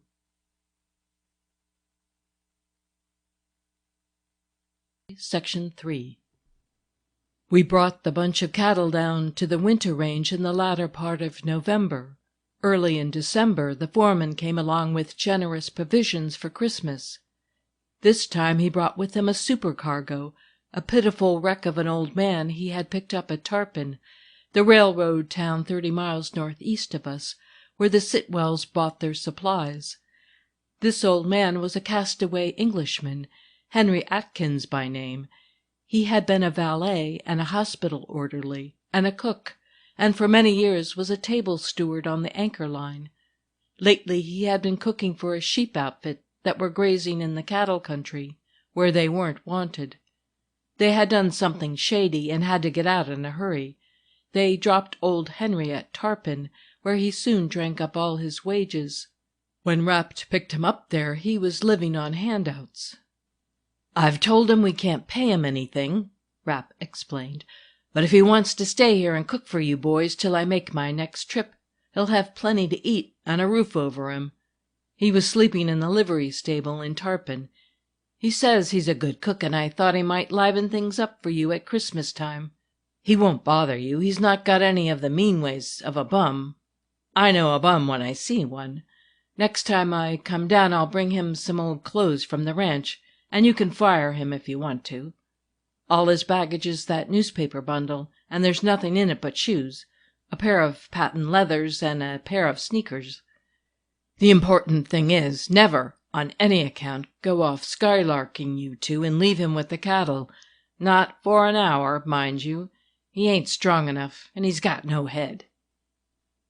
Life was a holiday for Blake and me after we got old Henry. He was a wonderful cook and a good housekeeper. He kept that cabin shining like a playhouse, used to dress it all out with pinion boughs, and trimmed the kitchen shelves with newspapers cut in fancy patterns. He had learned to make up cots when he was a hospital orderly, and he made our bunks feel like a Harvey House bed. To this day that's the best I can say for any bed, and he was such a polite, mannerly old boy, simple and kind as a child. I used to wonder how anybody so innocent and defenseless had managed to get along at all, to keep alive for nearly 70 years in as hard a world as this. Anybody could take advantage of him. He held no grudge against any of the people who had misused him. He loved to tell about the celebrated people he'd been steward to, and the liberal tips they had given him. There with us, where he couldn't get at whiskey, he was a model of good behavior. "Drink is me weakness, you might say," he occasionally remarked apologetically. He shaved every morning and was as clean as a pin. We got to be downright fond of him, and the three of us made a happy family. Ever since we'd brought our herd down to the winter camp, the wild cattle on the mesa were more in evidence. They came down to the river to drink oftener, and loitered about, grazing in that low canyon so much that we began to call it Cow Canyon. They were fine-looking beasts, too. One could see they had good pasture up there. Henry had a theory that we ought to be able to entice them over to our side with salt. He wanted to kill one for beefsteaks. Soon after he joined us, we lost 2 cows. Without warning, they bolted into the mesa, as the foreman had said. After that, we watched the herd closer, but a few days before Christmas, when Blake was off hunting and I was on duty, 4 fine young steers sneaked down to the water's edge through the brush, and before I knew it, they were swimming the river. Seemed to do it with no trouble at all. They frisked out on the other side, ambled up the canyon, and disappeared. I was furious to have them steal a march on me, and I swore to myself I'd follow them over and drive them back. The next morning we took the herd a few miles east to keep them out of mischief. I made some excuse to Blake, cut back to the cabin, and asked Henry to put me up a lunch. I told him my plan, but warned him not to bear tales. If I wasn't home when Blake came in at night, then he could tell him where I'd gone. Henry went down to the river with me to watch me across. It had grown colder since morning and looked like snow. The old man was afraid of a storm, said I might get snowed in, but I'd got my nerve up and I didn't want to put off making a try at it. I strapped my blanket and my lunch on my shoulders, hung my boots around my neck to keep them dry, stuffed my socks inside my hat, and we waded in.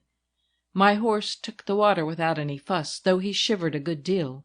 He stepped out very carefully, and when it got too deep for him, he swam without panic. We were carried downstream a little by the current, but I didn't have to slide off his back. He found bottom after a while, and we easily made a landing. I waved goodbye to Henry on the other side and started up the canyon, running beside my horse to get warm. The canyon was wide at the water's edge, and though it corkscrewed back into the mesa by abrupt turns, It preserved this open, roomy character. It was indeed a very deep valley with gently sloping sides, rugged and rocky, but well grassed. There was a clear trail. Horses have no sense about making a trail, but you can trust cattle to find the easiest possible path and to take the lowest grades. The bluish rock and the sun-tanned grass under the unusual purple-gray of the sky gave the whole valley a very soft color, lavender and pale gold, so that the occasional cedars growing beside the boulders looked black that morning. It may have been the hint of snow in the air, but it seemed to me that I had never breathed in anything that tasted so pure as the air in that valley. It made my mouth and nostrils smart, like charged water, seemed to go to my head a little and produce a kind of exaltation. I kept telling myself that it was very different from the air on the other side of the river, though that was pure and uncontaminated enough. When I had gone up this canyon for a mile or so, I came upon another, opening out to the north. A box canyon, very different in character, no gentle slope there. The walls were perpendicular where they weren't actually overhanging, and they were anywhere from 800 to 1,000 feet high, as we afterward found by measurement. The floor of it was a mass of huge boulders, great pieces of rock that had fallen from above ages back, and had been worn round and smooth as pebbles by the long action of water. Many of them were as big as haystacks, yet they lay piled on one another like a load of gravel. There was no footing for my horse among those smooth stones, so I hobbled him and went on alone a little way, just to see what it was like. My eyes were steadily on the ground. A slip of the foot there might cripple one. It was such rough scrambling that I was soon in a warm sweat under my damp clothes. In stopping to take breath, I happened to glance up at the canyon wall. I wish I could tell you what I saw there, just as I saw it on that first morning, through a veil of lightly falling snow. Far up above me, 1,000 feet or so, set in a great cavern in the face of the cliff, I saw a little city of stone, asleep. It was as still as sculpture, and something like that. It all hung together, seemed to have a kind of composition. Pale little houses of stone, nestling close to one another, perched on top of each other with flat roofs, narrow windows, straight walls, and in the middle of the group, a round tower. It was beautifully proportioned, that tower, swelling out to a larger girth a little above the base, then growing slender again. There was something symmetrical and powerful about the swell of the masonry. The tower was the fine thing that held all the jumble of houses together, and made them mean something. It was red in color even on that gray day. In sunlight it was the color of winter oak leaves. A fringe of cedars grew along the edge of the cavern, like a garden. They were the only living things. Such silence and stillness and repose. Immortal repose.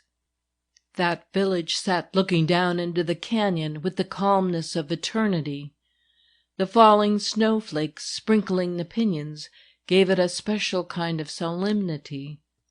I can't describe it. It was more like sculpture than anything else. I knew at once that I had come upon the city of some extinct civilization, hidden away in this inaccessible mesa for centuries, preserved in the dry air and almost perpetual sunlight, like a fly in amber, guarded by the cliffs and the river and the desert. As I stood looking up at it, I wondered whether I ought to tell even Blake about it, whether I ought not to go back across the river and keep that secret as the mesa had kept it. When I at last turned away, I saw still another canyon branching out of this one, and in its wall still another arch, with another group of buildings. The notion struck me like a rifle ball that this mesa had once been like a beehive. It was full of little cliff-hung villages. It had been the home of a powerful tribe, a particular civilization. That night when I got home, Blake was on the river bank waiting for me. I told him I'd rather not talk about my trip until after supper, that I was beat out. I think he'd meant to upbraid me for sneaking off, but he didn't. He seemed to realize from the first that this was a serious matter to me, and he accepted it in that way. After supper, when we had lit our pipes, I told Blake and Henry as clearly as I could what it was like over there, and we talked it over. The town and the cliffs explained the irrigation ditches. Like all Pueblo Indians, these people had had their farms away from their dwellings. For a stronghold they needed rock, and for farming soft earth and a water main. "And this proves," said Roddy, "that there must have been a trail into the mesa at the north end, and that they carried their harvest over by the ford. If this cow canyon was the only entrance, they could never have farmed down here." We agreed that he should go over on the first warm day and try to find a trail up to the Cliff City, as we already called it. We talked and speculated until after midnight. It was Christmas Eve, and Henry said it was but right we should do something out of the ordinary. But after we went to bed, tired as I was unable to sleep.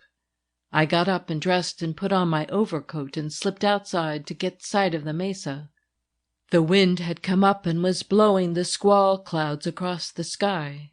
The moon was almost full, hanging directly over the mesa, which had never looked so solemn and silent to me before. I wondered how many Christmases had come and gone since that round tower was built. I had been to Acoma and the Hopi villages, but I had never seen a tower like that one. It seemed to me to mark a difference. I felt that only a strong and aspiring people would have built it, and a people with a feeling for design. That cluster of buildings in its arch, with the dizzy drop into empty air from its doorways and the wall of cliff above, was as clear in my mind as a picture. By closing my eyes I could see it against the dark, like a magic lantern slide. Blake got over the river before New Year's Day, but he didn't find any way of getting from the bottom of the box canyon up into the Cliff City. He felt sure that the inhabitants of that sky village had reached it by a trail from the top of the mesa down, not from the bottom of the canyon up. He explored the branch canyons a little and found 4 other villages, smaller than the first, placed in similar arches. These arches we had often seen in other canyons. You can find them in the Grand Canyon and all along the Rio Grande. Whenever the surface rock is much harder than the rock beneath it, the softer stone begins to crack and crumble with weather just at the line where it meets the hard rim rock. It goes on crumbling and falling away, and in time this washout grows to be a spacious cavern. The Cliff City sat in an unusually large cavern. We afterward found that it was 360 feet long and 70 feet high in the center. The red tower was 50 feet in height. Blake and I began to make plans. Our engagement with the Sitwell Company terminated in May. When we turned our cattle over to the foreman, we would go into the mesa with what food and tools we could carry and try to find a trail down the north end, where we were sure there must once have been one. If we could find an easier way to get in and out of the mesa, we would devote the summer and our winter's wages to exploring it. From Tarpon, the nearest railroad, we could get supplies and tools and help if we needed it. We thought we could manage to do the work ourselves if old Henry would stay with us. We didn't want to make our discovery any more public than necessary. We were reluctant to expose those silent and beautiful places to vulgar curiosity. Finally, we outlined our plan to Henry, telling him we couldn't promise him regular wages. "We won't mention it," he said, waving his hand. "I'd ask nothing better than to share your fortunes. In me youth it was me ambition to go to Egypt and see the tombs of the pharaohs." "You may get a bad cold going over the river, Henry," Blake warned him. "It's bad crossin'. Makes you dizzy when you take to swimmin'. You have to keep your head." "I was never seasick in me life," he declared. "And at that I've helped in the cook's galley on the anchor line when she was fair standin' on her head. You'll find me strong and active when I'm once broke into the work. I come of an enduring family, though to be sure I've abused me constitution somewhat." Henry liked to talk about his family and the work they'd done, and the great age to which they lived, and the brandy puddings his mother made. 18 we was in all when we sat down at table, he would often say with his thin apologetic smile. Mother and father, and 10 living, and 4 dead, and 2 stillborn. Roddy and I used to strain our imagination trying to visualize such a family dinner party. Everything worked out well for us. The foreman showed so much interest in our plans that we told him everything. He insisted that we should stay on at the winter camp as long as we needed a home base and use up whatever supplies were left. When he paid us off, he sold us our 2 horses at a very reasonable figure. End of Book 2, Tom Outland's story, Section 3.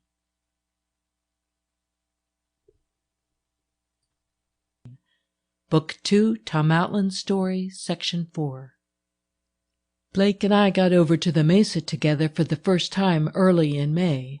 We carried with us all the food we could and an axe and spade. It took us several days to find a trail leading from the bottom of the box canyon up to the cliff city. There were gaps in it. It was broken by ledges too steep for a man to climb. Lying beside one of these, we found an old dried cedar trunk with toe notches cut in it. That was a plain suggestion. We felled some trees and threw them up over the gaps in the path. Toward the end of the week, when our provisions were getting low, we made the last lap in our climb and stepped upon the ledge that was the floor of the cliff city. In front of the cluster of buildings there was an open space like a courtyard. Along the outer edge of this yard ran a low stone wall. In some places the wall had fallen away from the weather, but the buildings themselves sat so far back under the rim rock that the rain had never beat on them. In thunderstorms I've seen the water come down in sheets over the face of that cavern, without a drop touching the village. The courtyard was not choked by vegetation, for there was no soil.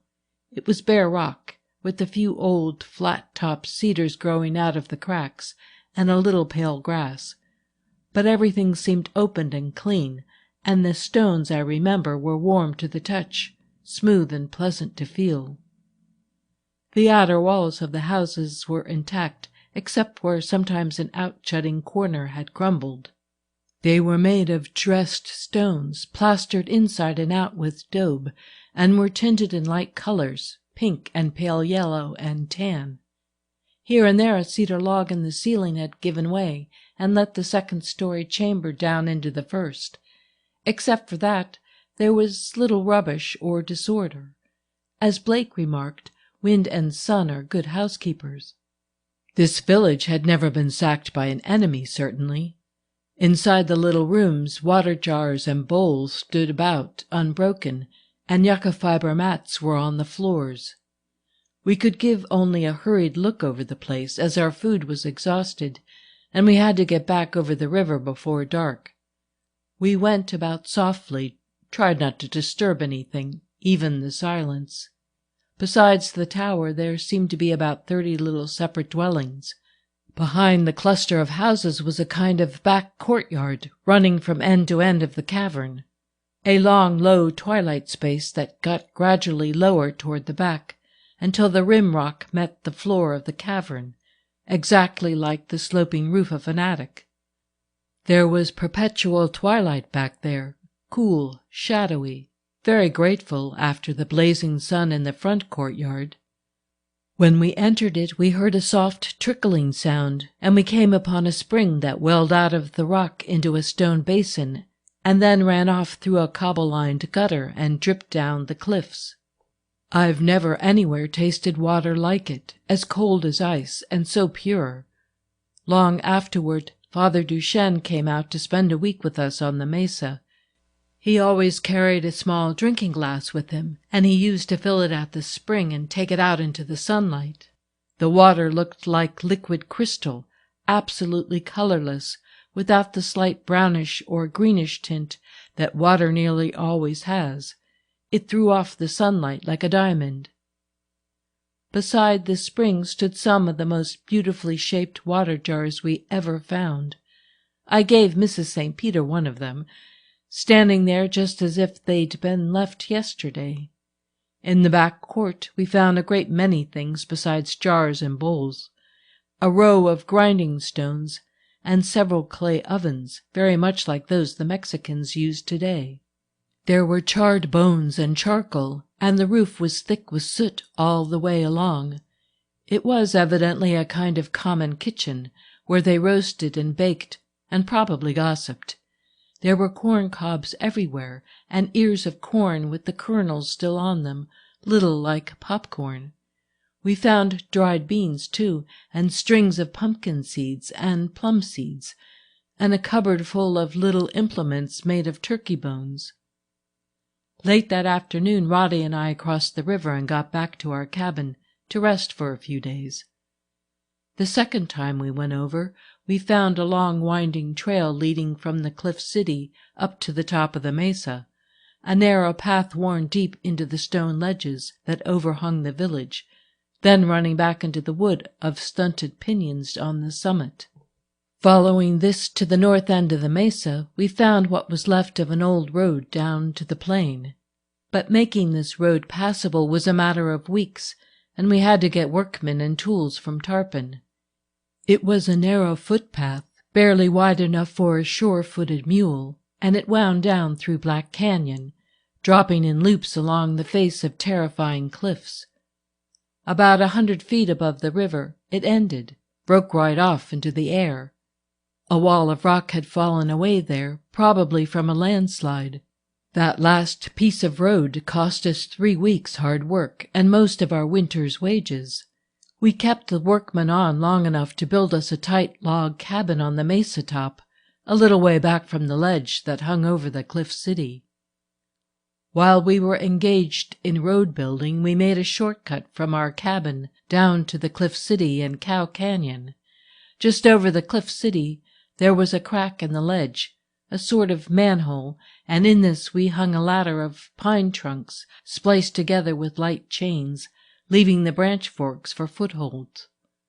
By climbing down this ladder we saved about 2 miles of winding trail and dropped almost directly into Cow Canyon, where we meant always to leave one of the horses grazing. Taking this route, we could at any time make a quick exit from the mesa. We were used to swimming the river now, and in summer our wet clothes dried very quickly. Bill Hook, the liveryman at Tarpon, who'd sheltered old Henry when he was down and out, proved a good friend to us. He got our workmen back and forth for us, brought our supplies up onto the mesa on his pack mules, and when one of us had to stay in town overnight, he let us sleep in his hay barn to save a hotel bill. He knew our expenses were heavy and did everything for us at a bottom price.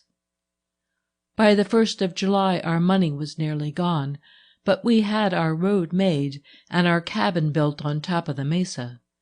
We brought old Henry up by the new horse trail and began housekeeping. We were now ready for what we called excavating. We built wide shelves all around our sleeping room, and there we put the smaller articles we found in the cliff city. We numbered each specimen, and in my daybook I wrote down just where and in what condition we had found it, and what we thought it had been used for. I'd got a merchant's ledger in Tarpon, and every night after supper, while Roddy read the newspapers, I sat down at the kitchen table and wrote up an account of the day's work. Henry, besides doing the housekeeping, was very eager to help us in the ruins, as he called them. He was more patient than we, and would dig with his fingers half a day to get a pot out of a rubbish pile without breaking it. After all, the old man had a wider knowledge of the world than either of us, and it often came in handy. When we were working in a pale pink house with 2 stories and a sort of balcony before the upper windows, we came on a closet in the wall of the upstairs room. In this were a number of curious things, among them a deerskin bag full of little tools. Henry said at once they were surgical instruments, a stone lancet, a bunch of fine bone needles, wooden forceps, and a catheter. One thing we knew about these people, they hadn't built their town in a hurry. Everything proved their patience and deliberation. The cedar joists had been felled with stone axes and rubbed smooth with sand. The little poles that lay across them and held up the clay floor of the chamber above were smoothly polished. The door lintels were carefully fitted. The doors were stone slabs held in place by wooden bars fitted into hasps. The clay dressing that covered the stone walls was tinted, and some of the chambers were frescoed in geometrical patterns, one color laid on another. In one room was a painted border, little tents like Indian teepees in brilliant red. But the really splendid thing about our city, the thing that made it delightful to work there, and must have made it delightful to live there, was the setting. The town hung like a bird's nest in the cliff, looking off into the box canyon below, and beyond into the wide valley we called Cow Canyon, facing an ocean of clear air. A people who had the hardihood to build there, and who lived day after day looking down upon such grandeur, who came and went by those hazardous trails, must have been, as we often told each other, a fine people. But what had become of them? What catastrophe had overwhelmed them? They hadn't moved away, for they had taken none of their belongings, not even their clothes. Oh yes, we found clothes, yucca moccasins, and what seemed like cotton cloth, woven in black and white. Never any wool, but sheepskins tanned with the fleece on them. They may have been mountain sheep. The mesa was full of them. We talked of shooting one for meat, but we never did. When a mountain sheep comes out on a ledge hundreds of feet above you, with his trumpet horns, there's something noble about him. He looks like a priest. We didn't want to shoot at them and make them shy. We liked to see them. We shot a wild cow when we wanted fresh meat. At last we came upon one of the original inhabitants, not a skeleton, but a dried human body, a woman. She was not in the cliff city. We found her in a little group of houses stuck up in a high arch we called the Eagle's Nest. She was lying on a yucca mat, partly covered with rags, and she had dried into a mummy in that water-drinking air. We thought she had been murdered. There was a great wound in her side. The ribs stuck out through the dried flesh. Her mouth was open as if she were screaming, and her face, through all those years, had kept a look of terrible agony. Part of the nose was gone, but she had plenty of teeth, not one missing, and a great deal of coarse black hair. Her teeth were even and white, and so little worn that we thought she must have been a young woman. Henry named her Mother Eve, and we called her that. We put her in a blanket and let her down with great care, and kept her in a chamber in the cliff city. Yes, we found 3 other bodies, but afterward. One day, working in the cliff city, we came upon a stone slab at one end of the cavern that seemed to lead straight into the rock. It was set in cement, and when we loosened it we found it opened into a small dark chamber. In this there had been a platform of fine cedar poles laid side by side, but it had crumbled. In the wreckage there were 3 bodies, 1 man and 2 women, wrapped in yucca fiber, all in the same posture and apparently prepared for burial. They were the bodies of old people. We believed they were among the aged who were left behind when the tribe went down to live on their farms in the summer season, that they had died in the absence of the villagers and were put into this mortuary chamber to await the return of the tribe, when they would have their funeral rites. Probably these people burned their dead.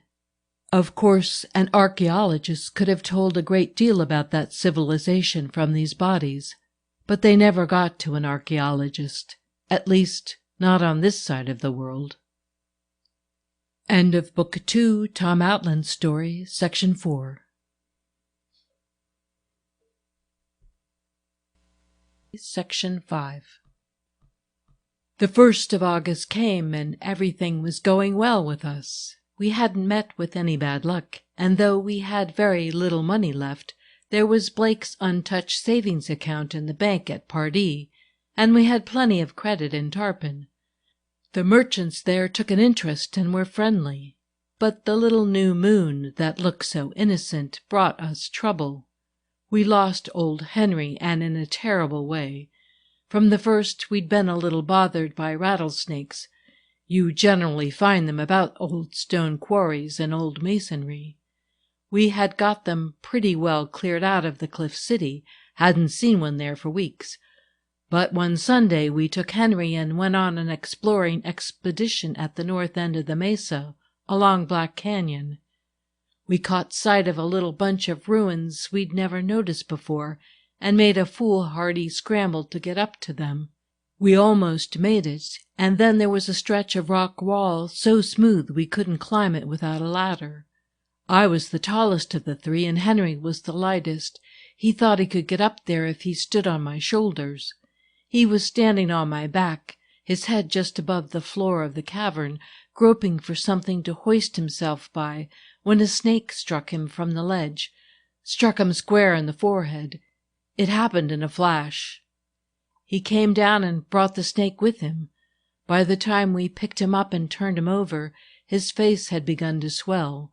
In 10 minutes it was purple, and he was so crazy it took the 2 of us to hold him and keep him from jumping down the chasm. He was struck so near the brain that there was nothing to do. It lasted nearly 2 hours. Then we carried him home. Roddy dropped down the ladder into Cow Canyon, caught his horse, and rode into Tarpon for the coroner.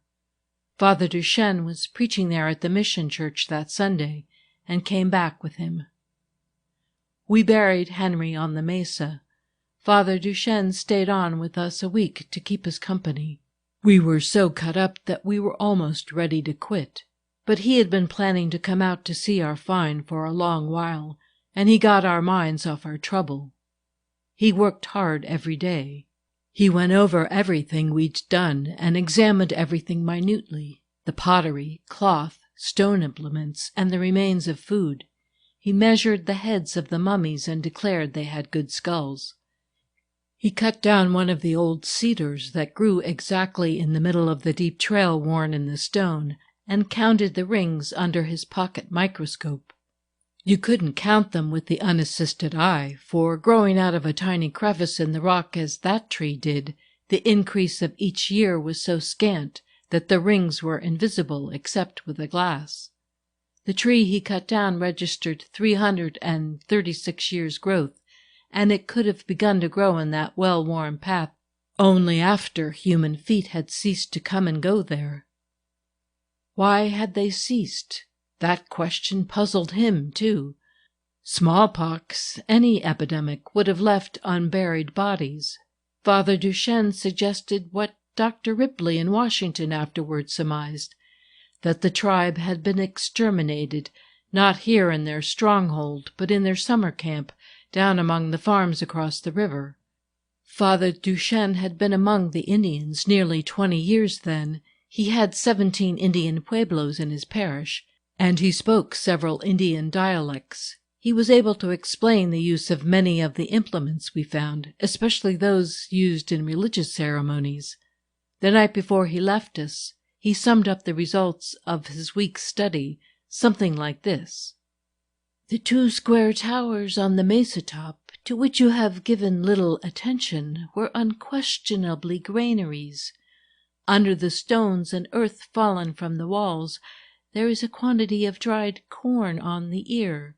Not a great harvest, for life must have come to an end here in the summer, when the new crop was not yet garnered, and the last year's grain was getting low. The semicircular ridge on the mesa top, which you can see distinctly among the pinyons when the sun is low, and brings it into high relief, is the buried wall of an amphitheater, where probably religious exercises and games took place. I advise you not to dig into it. It is probably the most important thing here, and should be left for scholars to excavate. The tower you so much admire in the cliff village may have been a watchtower, as you think, but from the curious placing of those narrow slits, like windows, I believe it was used for astronomical observations. I am inclined to think that your tribe were a superior people. Perhaps they were not so when they first came upon this mesa, but in an orderly and secure life they developed considerably the arts of peace. There is evidence on every hand that they lived for something more than food and shelter. They had an appreciation of comfort and went even further than that. Their life, compared to that of our roving Navajos, must have been quite complex. There is unquestionably a distinct feeling for design in what you call the Cliff City. Buildings are not grouped like that by pure accident, though convenience probably had much to do with it. Convenience often dictates very sound design. The workmanship on both the wood and stone of the dwellings is good. The shapes and decoration of the water jars and food bowls is better than in any of the existing pueblos I know, better even than the pottery made at Acoma. I have seen a collection of early pottery from the island of Crete. Many of the geometrical decorations on these jars are not only similar, but, if my memory is trustworthy, identical.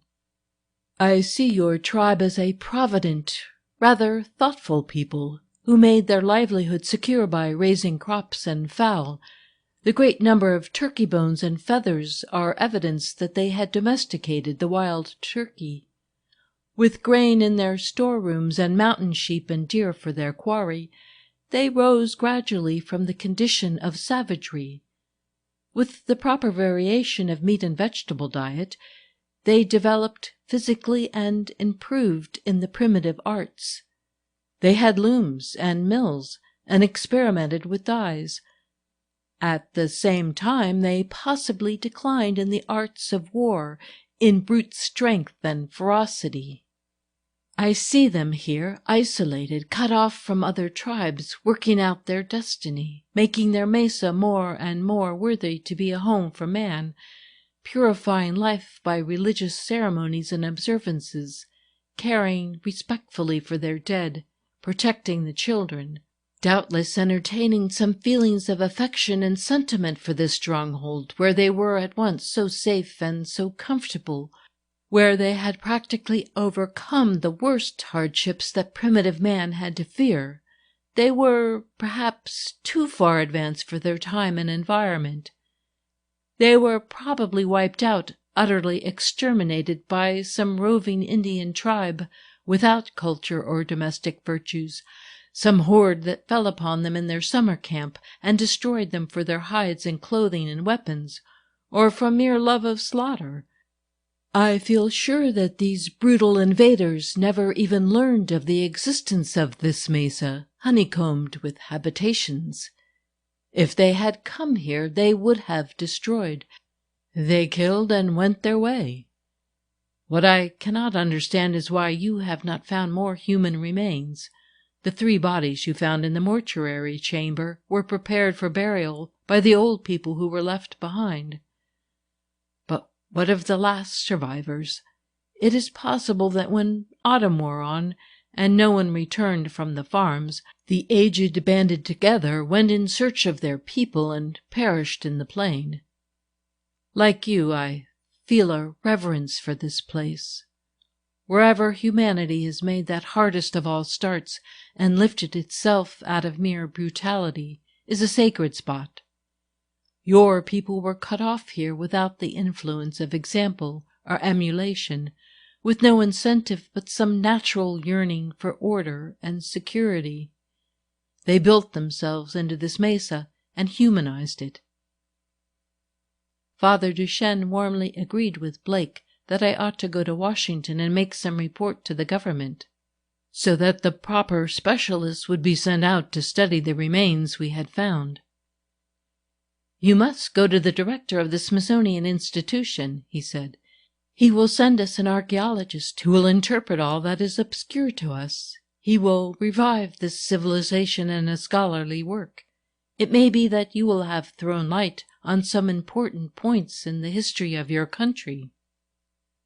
After he left us, Blake and I began to make definite plans for my trip to Washington. Blake was to work on the railroad that winter and save as much money as possible. The expense of my journey would be paid out of what we called the jackpot account in the bank at Pardee. All our further expenses on the mesa would be paid by the government. Roddy often hinted that we would get a substantial reward of some kind. When we broke or lost anything at our work, he used to smile and say, "Never mind, I guess our Uncle Sam will make that good to us." We had a beautiful autumn that year, soft, sunny like a dream. Even up there in the air we had so little wind that the gold hung on the poplars and quaking aspens late in November. We stayed out on the mesa until after Christmas. We wanted our archaeologist, when he came, to find everything in good order. We cleared up any litter we'd made in digging things out, stored all the specimens, even the mummies, in our cabin, and padlocked the doors and windows before we left it. I had written up my daybook carefully to the very end, had even written out some of Father Duchesne's deductions. This book I left in concealment on the mesa.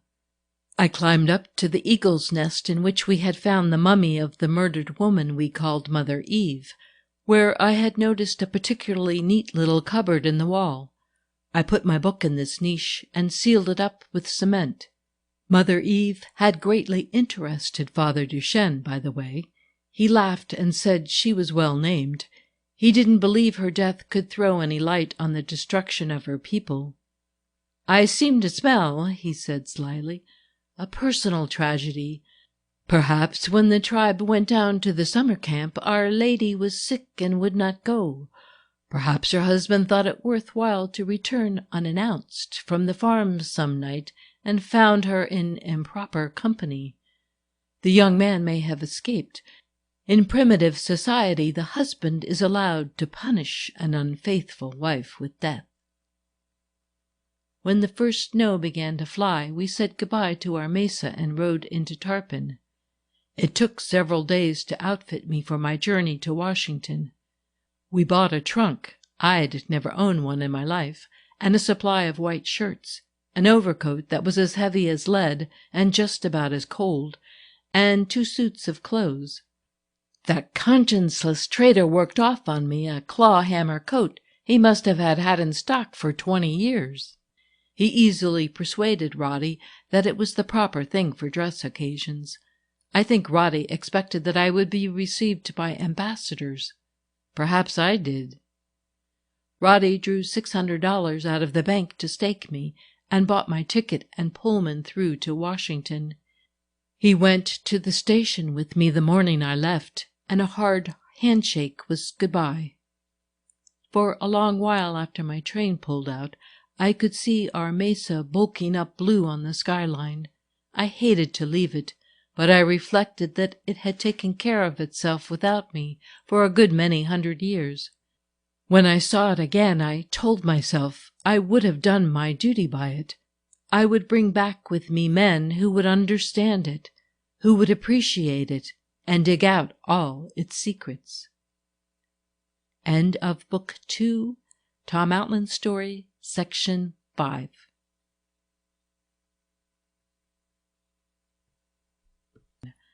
Book 2, Tom Outland Story, Section 6. I got off the train just behind the Capitol building one cold, bright January morning. I stood for a long while watching the white dome against a flashing blue sky with a very religious feeling. After I had walked about a little and seen the parks, so green though it was winter, and the Treasury building, and the War and Navy, I decided to put off my business for a little and give myself a week to enjoy the city. That was the most sensible thing I did while I was there. For that week I was wonderfully happy. My sightseeing over, I got to work. First I went to see the representative from our district to ask for letters of introduction. He was cordial enough, but he gave me bad advice. He was very positive that I ought to report to the Indian Commission, and gave me a letter to the commissioner. The commissioner was out of town, and I wasted 3 days waiting about his office, being questioned by clerks and secretaries. They were not very busy and seemed to find me entertaining. I thought they were interested in my mission, and interest was what I wanted to arouse. I didn't know how influential these people might be. They talked as if they had great authority. I had brought along in my telescope bag some good pieces of pottery. Not the best, I was afraid of accident, but some that were representative, and all the photographs Blake and I had taken. We had only a small kodak, and these pictures didn't make much show, looked indeed like grubby little daub ruins such as one can find almost anywhere.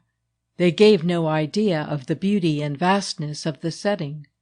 The clerks at the Indian Commission seemed very curious about everything and made me talk a lot. I was green and didn't know any better.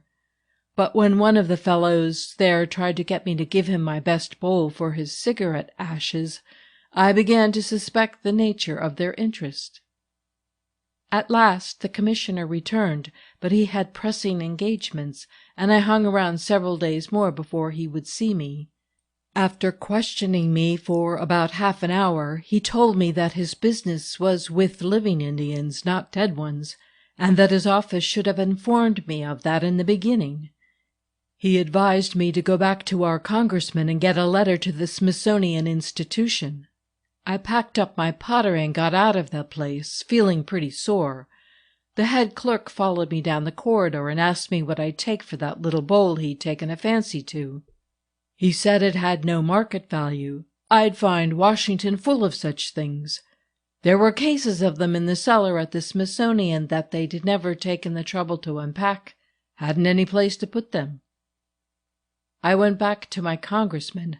This time he wasn't so friendly as before, but he gave me a letter to the Smithsonian. There I went through the same experience. The director couldn't be seen except by appointment, and his secretary had to be convinced that your business was important before he would give you an appointment with his chief. After the first morning I found it difficult to see even the secretary. He was always engaged. I was told to take a seat and wait, but when he disengaged he was hurrying off to luncheon.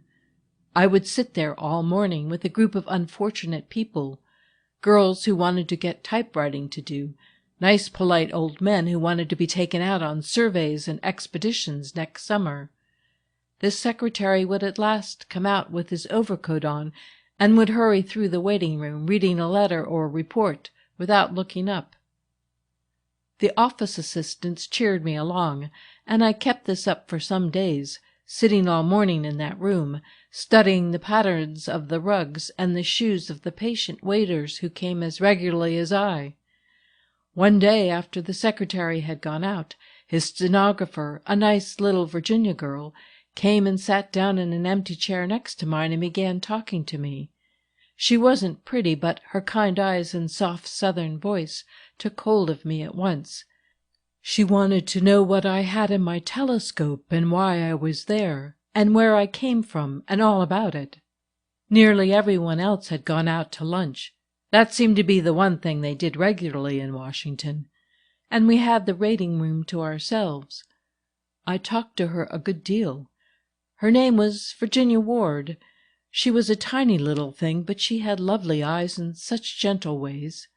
She seemed indignant that I had been put off so long after having come so far. "Now you just let me fix it up for you," she said at last. "Mr. Wagner is bothered by a great many foolish people who waste his time, and he is suspicious. The best way will be for you to invite him to lunch with you. I'll arrange it. I keep a list of his appointments, and I know he is not engaged for luncheon tomorrow. I'll tell him that he is to lunch with a nice boy who has come all the way from New Mexico to inform the department about an important discovery. I'll tell him to meet you at the Shoreham at 1. That's expensive, but it would do no good to invite him to a cheap place. And remember, You must ask him to order the luncheon. It will maybe cost you $10, but it will get you somewhere." I felt grateful to the nice little thing. She wasn't older than I. I begged her, wouldn't she please come to lunch with me herself today and talk to me? "Oh, no," she said, blushing red as a poppy.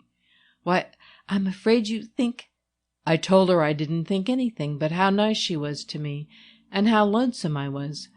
She went with me, but she wouldn't go to any swell place. She told me a great many useful things. "If you want to get attention from anybody in Washington," she said, "ask them to lunch. People here will do almost anything for a good lunch." "But the director of the Smithsonian, for instance," I said. "Surely you don't mean that the high-up ones like that? Why would he want to bother with a cowpuncher from New Mexico when he can lunch with scientists and ambassadors?" She had a pretty little fluttery southern laugh. "You just name a hotel like the Shoreham to the director and try it. There has to be somebody to pay for a lunch, and the scientists and ambassadors don't do that when they can avoid it. He'd accept your invitation, and the next time he went to dine with the Secretary of State, he'd make a nice little story of it and paint you up so pretty you'd hardly know yourself." When I asked her whether I'd better take my pottery, it was there under the table between us, to the Shoreham, to show Mr. Wagner, she tittered again. "I wouldn't bother. If you show him enough of the Shoreham pottery, that will be more effective." The next morning, when the secretary arrived at his office, he stopped by my chair and said he understood he had an engagement with me for 1 o'clock. That was a good idea, he added.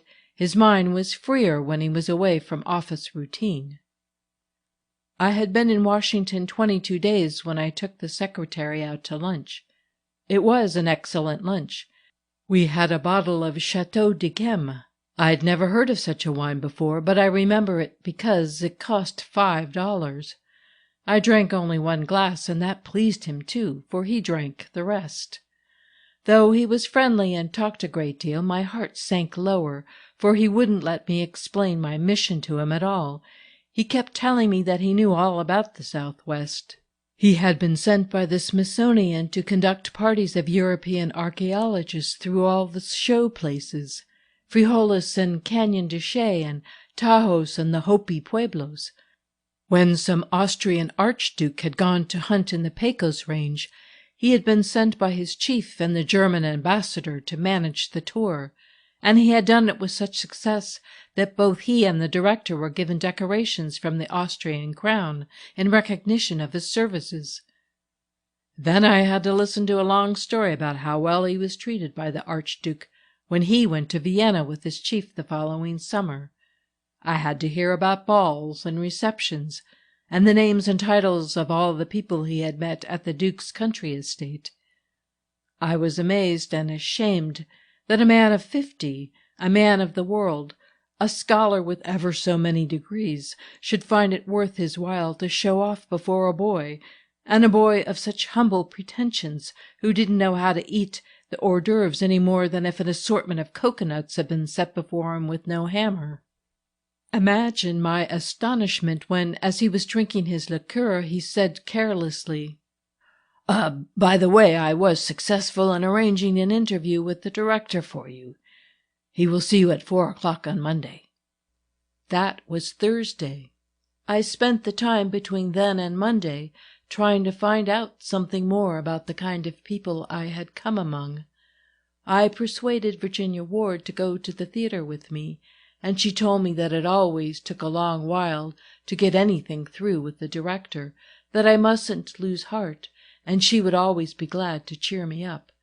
She lived with her mother, a widow lady, and they had me come to dinner and were very nice to me.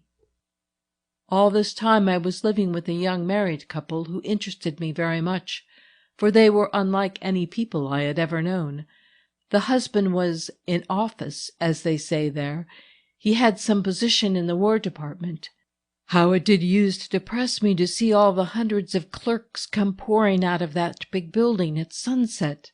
Their lives seemed to me so petty, so slavish. The couple I lived with gave me a prejudice against that kind of life. I couldn't help knowing a good deal about their affairs. They had only a small flat, and rented me one room of it, so I was very much in their confidence and couldn't help overhearing.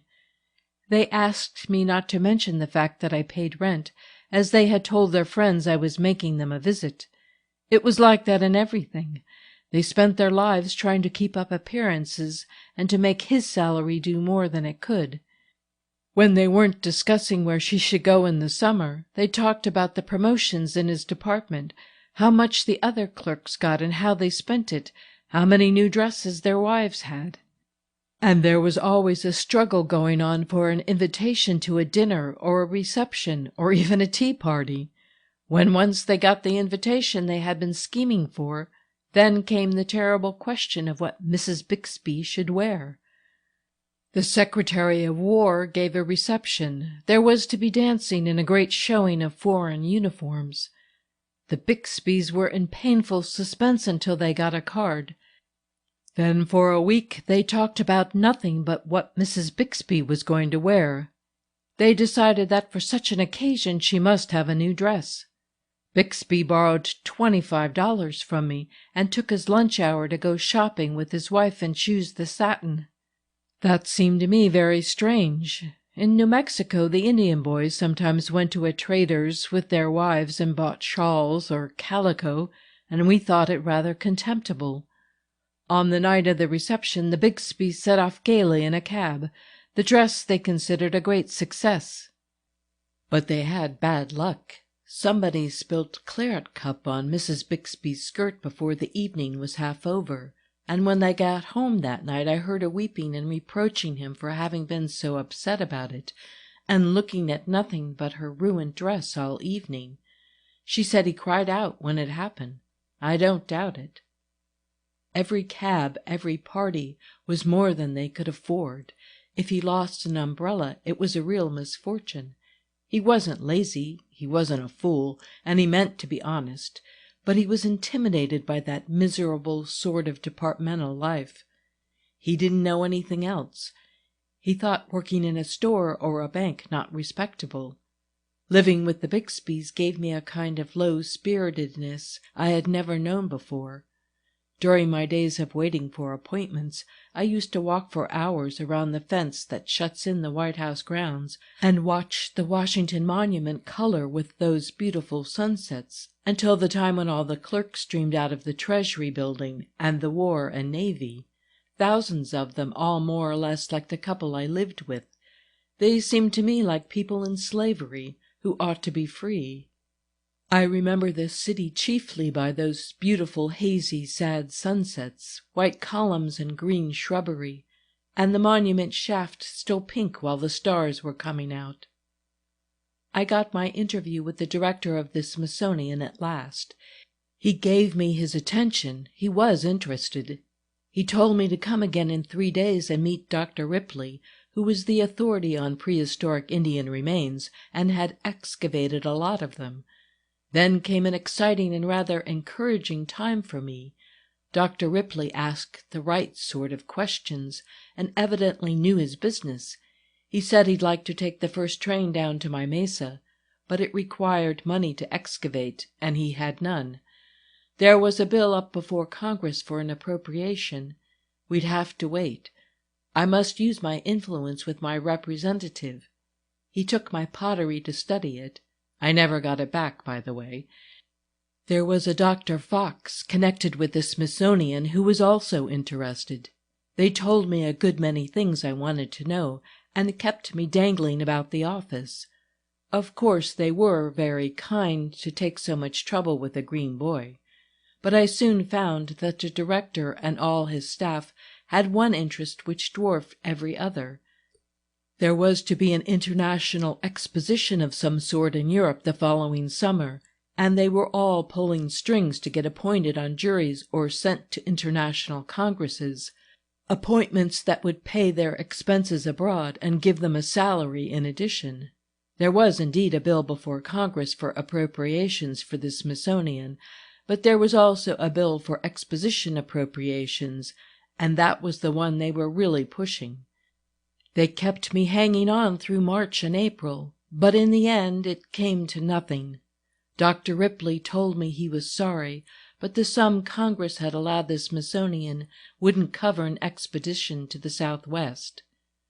Virginia Ward, who had been so kind to me, went out to lunch with me that day and admitted I had been let down. She was almost as disappointed as I. She said the only thing Dr. Ripley really cared about was getting a free trip to Europe and acting on a jury, and maybe getting a decoration. "And that's what the director wants, too," she said. "They don't care much about dead and gone Indians.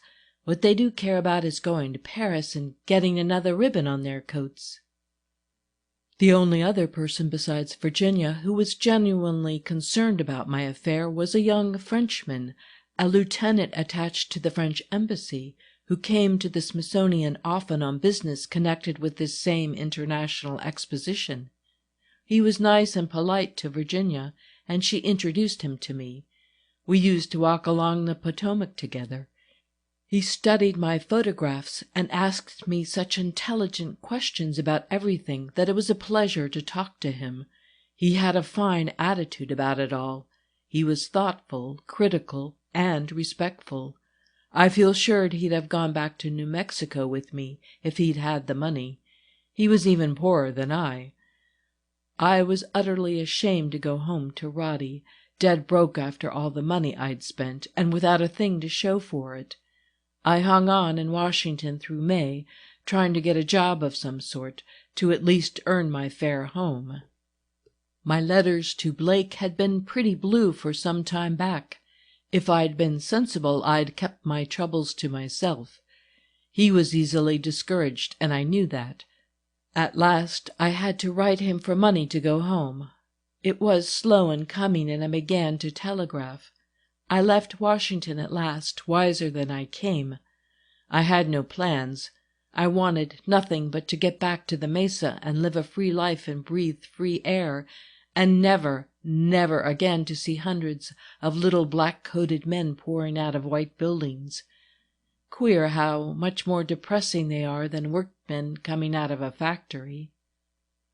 I was terribly disappointed when I got off the train at Tarpon, and Roddy wasn't at the station to meet me. It was late in the afternoon, almost dark, and I went straight to the livery stable to ask Bill Hook for news of Blake. Hook, you remember, had done all our hauling for us and had been a good friend. He gave me a glad hand and said Blake was out on the Mesa. "I expect maybe he's had his feelings hurt here. He's been shy of this town lately. You see, Tom, folks weren't bothered none about that Mesa so long as you fellows were playing Robinson Crusoe out there, digging up curios. But when it leaked out that Blake had got a lot of money for your stuff, then they began to feel jealous. Said them ruins didn't belong to Blake any more than to anybody else. It'll blow over in time. People are always like that when money changes hands. But right now there's a good deal of bad feeling." I told him I didn't know what he was talking about. "You mean you ain't heard about the German, VIII? Well, Rodney's got some surprise waiting for you. Why, he's had the damnedest luck. He's cleaned up a neat little pile on your stuff." I begged him to tell me what stuff he meant. "Why, your curios. This German, VIII, come along. He'd been buying up a lot of Indian things out here, and he bought your whole outfit and paid $4,000 down for it. The transaction made quite a stir here in Tarpon. I'm not kicking. I made a good thing out of it. My mules were busy 3 weeks packing the stuff out of there on their backs, and I held the Dutchman up for a fancy price. He had packing cases made at the wagon shop, and took 'em up to the Mesa full of straw and sawdust, and packed the curios out there. I lost one of my mules, too. You remember Jenny? Well, they were leading her down with a big box on her, and right there where the trail runs so narrow around a bump in the cliff above Black Canyon, she lost her balance and fell clean to the bottom, her load on her. Pretty near 1,000 feet, I guess. We never went down to hold a post-mortem, but VIII paid for her like a gentleman." I remember I sat down on the sofa in Hook's office because I couldn't stand up any longer, and the smell of the horse blankets began to make me deathly sick. In a minute I went over like a girl in a novel. Hook pulled me out on the sidewalk and gave me some whiskey out of his pocket flask. When I felt better, I asked him how long this German had been gone and what he had done with the things. "Oh, he cleared out 3 weeks ago. He didn't waste no time. He treated everybody well, though. Nobody sore at him. It's your partner they're turned against. Wettig took the stuff right along with him, chartered a freight car, and traveled in the car with it. I reckon it's on the water by now. He took it straight through into old Mexico and was to load it on a French boat. Seems he was afraid of having trouble getting curiosities out of the United States ports. You know you can take anything out of the city of Mexico." I had heard all I wanted to hear. I went to the hotel, got a room, and lay down without undressing to wait for daylight. Hook was to drive me and my trunk out to the Mesa early the next morning. All I'd been through in Washington was nothing to what I went through that night. I thought Blake must have lost his mind.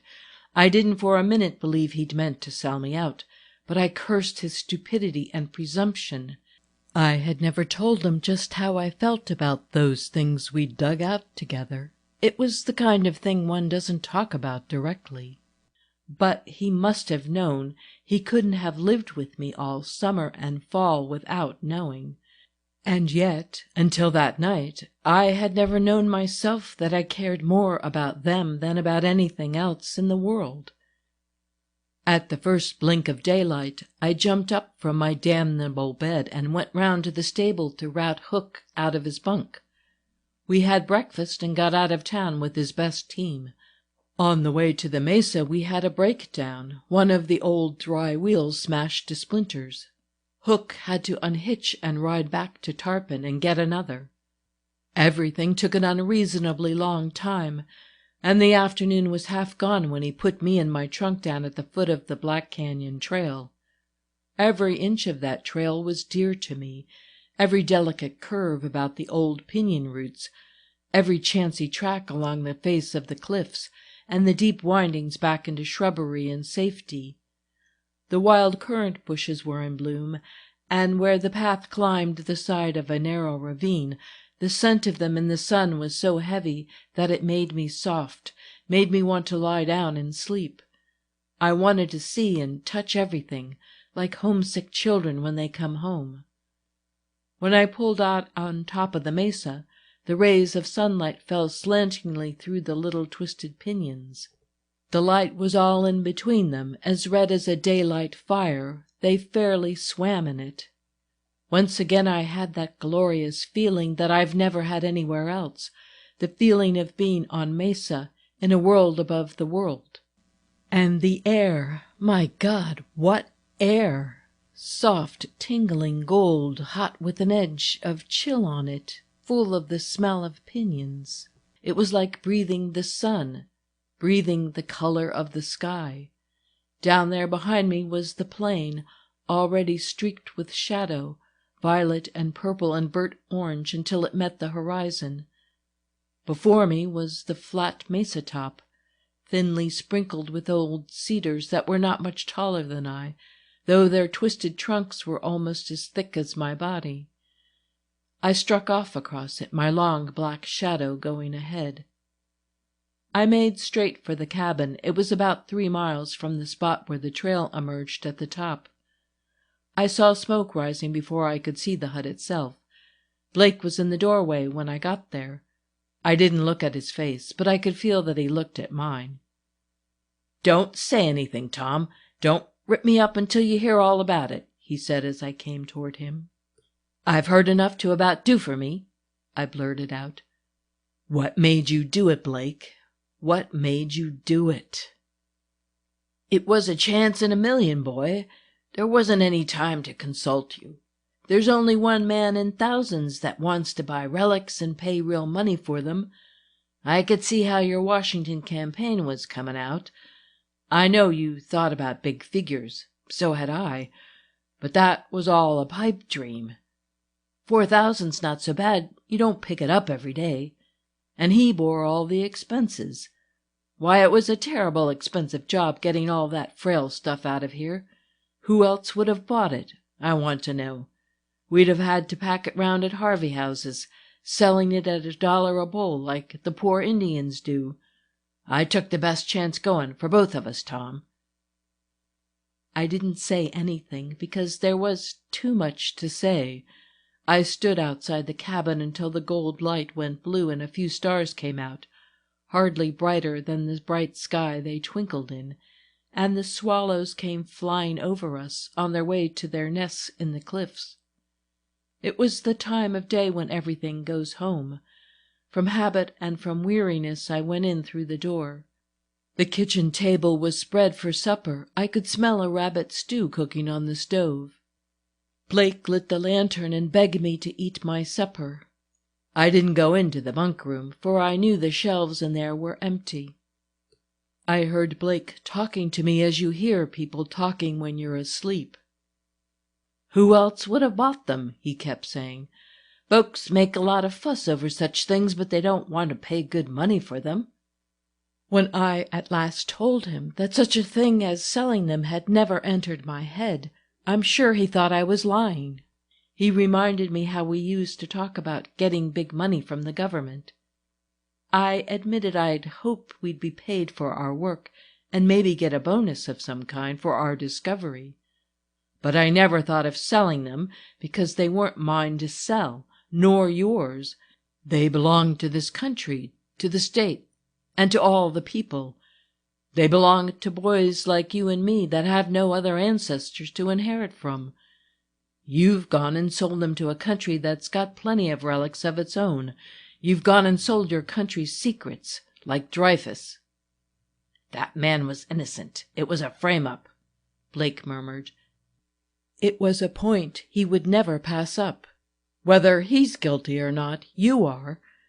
If there was only anybody in Washington I could telegraph to and have that German held up at the port." "That's just it. If there was anybody in Washington that cared a damn, I wouldn't have sold them. But you pretty well found out there ain't." "We could have kept them then," I told him. "I've got a strong back. I'm not so poor that I have to sell the pots and pans that belonged to my poor grandmothers 1,000 years ago. I made all my plans on the train, coming back." It was a lie. I hadn't. I meant to get a job on the railroad and keep our find right here, and come back to it when I had a layoff. I think a lot more of it now than before I went to Washington. And after a while, when that exposition is over and the Smithsonian people get home, they would come out here all right. I've learned enough from them so that I could go on with it myself."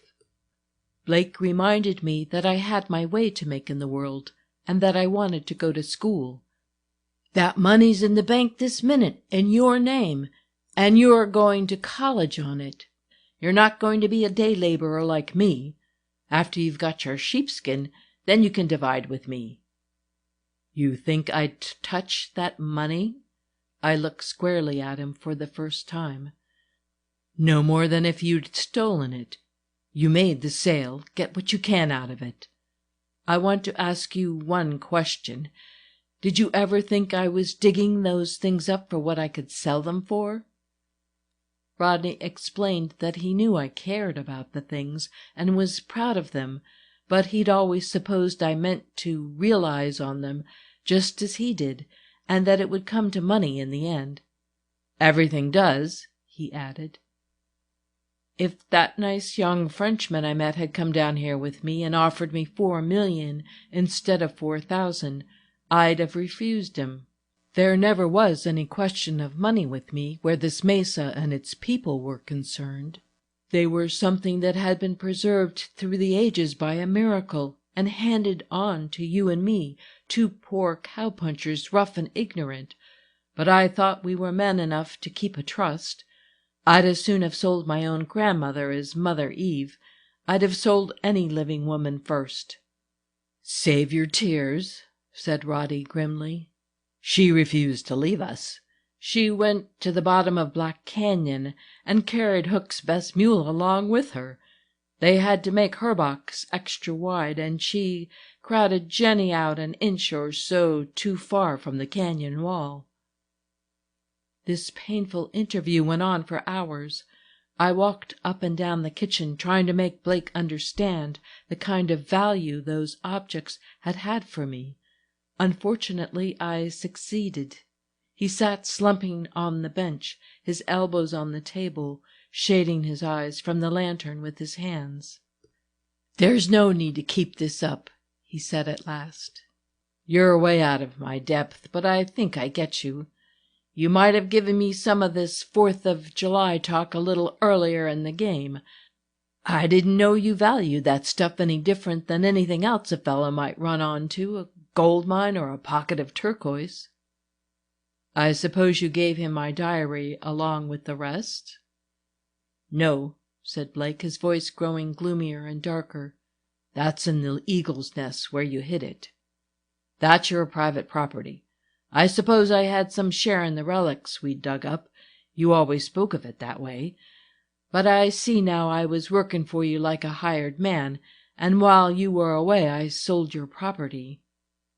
I said again it wasn't mine or his. He took something out of the pocket of his flannel shirt and laid it on the table. I saw it was a bank passbook with my name on the yellow cover. "You may as well keep it," I said. "I'll never touch it. You had no right to deposit it in my name. The townspeople are sore about the money, and they'll hold it against me."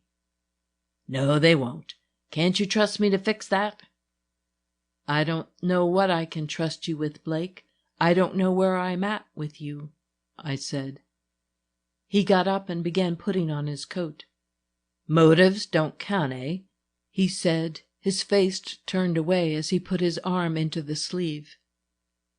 "They would in anything of our own between you and me," I told him.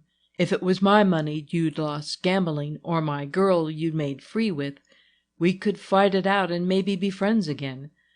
But this is different." "I see. You make it clear."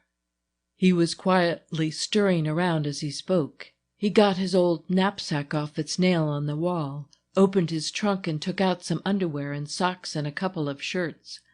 After he had put these into the bag, he slung it over one shoulder and his canvas water bag over the other. I let these preparations go on without a word. He went to the cupboard over the stove and put some sticks of chocolate into his pocket, then his pipe and a bag of tobacco. Presently I said he'd break his neck if he tried riding down the trail in the dark. "I'm not riding the trail," he replied curtly. "I'm going down the quick way. My horse is grazing in Cow Canyon." "I noticed the river's high. It's dangerous crossing," I remarked. "I got over that way a few days ago. I'm surprised at you using such common expressions," he said sarcastically. "Dangerous crossing. It's painted on signboards all over the world." He walked out of the cabin without looking back. I followed him to the V-shaped break in the rim rock, hardly larger than a man's body, where the spliced tree trunks made a swinging ladder down the face of the cliff. I wanted to protest, but only succeeded in finding fault. "You'll catch your knapsack on those forks and come to grief." "That's my lookout." By this time my eyes had grown accustomed to the darkness, and I could see Blake quite clearly, the stubborn crouching set of his shoulders that I used to notice when he first came to Pardee and was drinking all the time. There was an ache in my arms to reach out and detain him, but there was something else that made me absolutely powerless to do so. He stepped down and settled his foot into the first fork. Then he stopped a moment and straightened his pack, buttoned his coat up to the chin, and pulled his hat on tighter. There was always a night draft in the canyon. He gripped the trunk with his hands. "Well," he said with grim cheerfulness, "here's luck. And I'm glad it's you that's doing this to me, Tom, not me that's doing it to you." His head disappeared below the rim. I could hear the trees creak under his heavy body, and the chains rattle a little at the splicings. I lay down on the ledge and listened. I could hear him for a long way down, and the sounds were comforting to me, though I didn't realize it. Then the silence closed in. I went to sleep that night, hoping I would never waken. End of Book 2, Tom Outland Story, Section 6.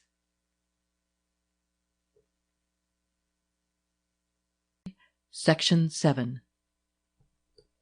The next morning the whinnying of my saddle-horse in the shed roused me.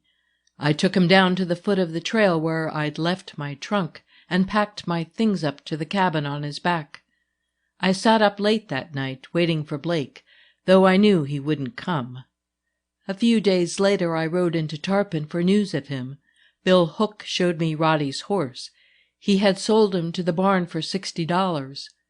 The station master told me Blake had bought a ticket to Winslow, Arizona. I wired the station master and the dispatcher at Winslow, but they could give me no information. Father Duchesne came along on his rounds, and I told him the whole story. He thought Blake would come back sometime, that I'd only miss him if I went out to look for him.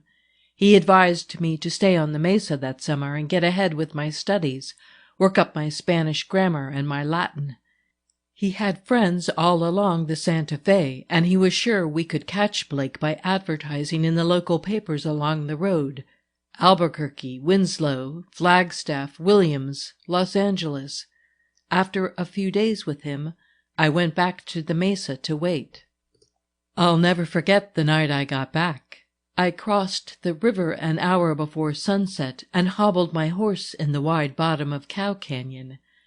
The moon was up, though the sun hadn't set, and it had that glittering silveriness the early stars have in high altitudes. The heavenly bodies look so much more remote from the bottom of a deep canyon than they do from the level. The climb of the walls helps out the eye somehow. I lay down on a solitary rock that was like an island in the bottom of the valley and looked up.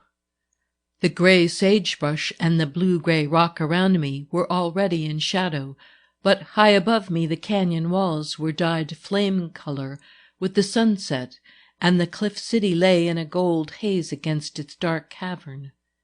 In a few minutes it, too, was gray, and only the rim rock at the top held the red light. When that was gone, I could still see the copper glow in the pinyons along the edge of the top ledges.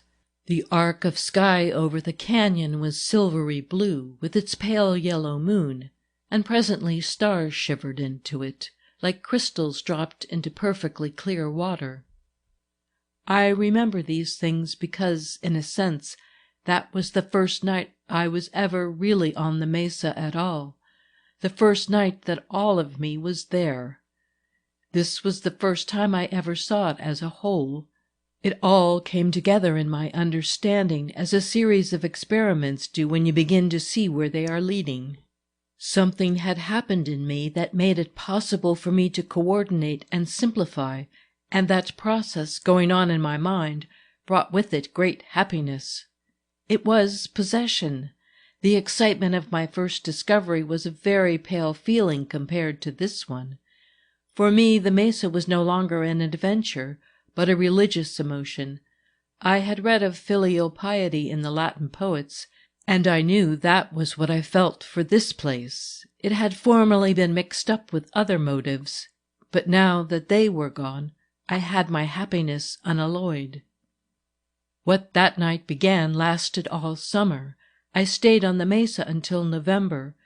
It was the first time I'd ever studied methodically or intelligently. I got the better of the Spanish grammar and read the 12 books of the Aeneid.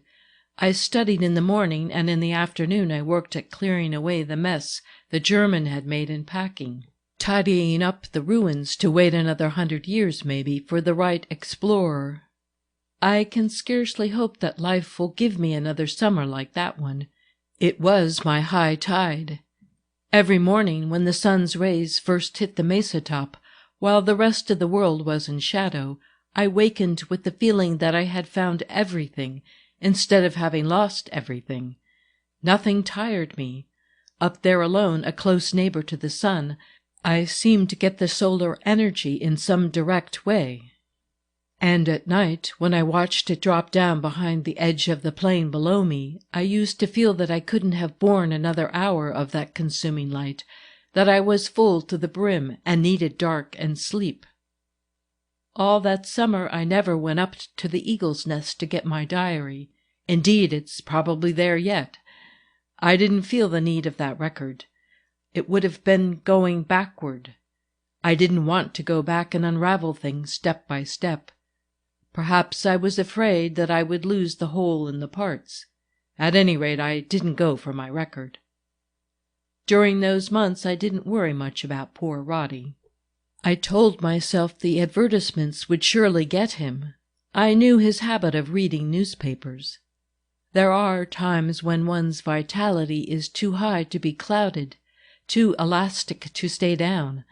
Hurrying from my cabin in the morning to the spot in the cliff city where I studied under a cedar, I used to be frightened at my own heartlessness.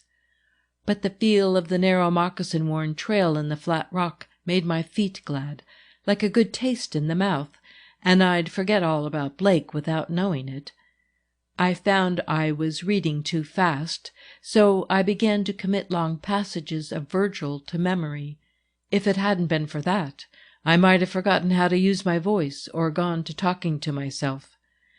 When I look into the Aeneid now, I can always see two pictures, the one on the page and another behind that, blue and purple rocks and yellow-green pinions with flat tops, little clustered houses clinging together for protection, a rude tower rising in their midst, rising strong with calmness and courage.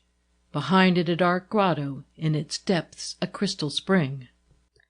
Happiness is something one can't explain. You must take my word for it. Troubles enough came afterward, but there was that summer, high and blue, a life in itself. Next winter I went back to Pardee and stayed with the O'Briens again, working on the section and studying with Father Duchesne, and trying to get some word of Blake.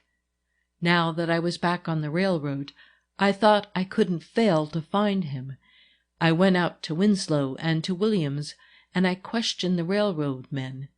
We advertised for him in every possible way, had all the Santa Fe operatives and the police and the Catholic missionaries on the watch for him, offered $1,000 reward for whoever found him, but it came to nothing.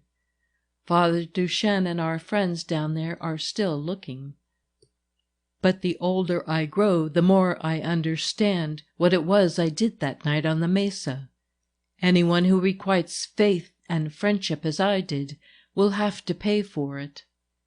I'm not very sanguine about good fortune for myself. I'll be called to account when I least expect it. In the spring, just a year after I quarreled with Roddy, I landed here and walked into your garden, and the rest you know. End of Book 2, Tom Outland's story, Section 7.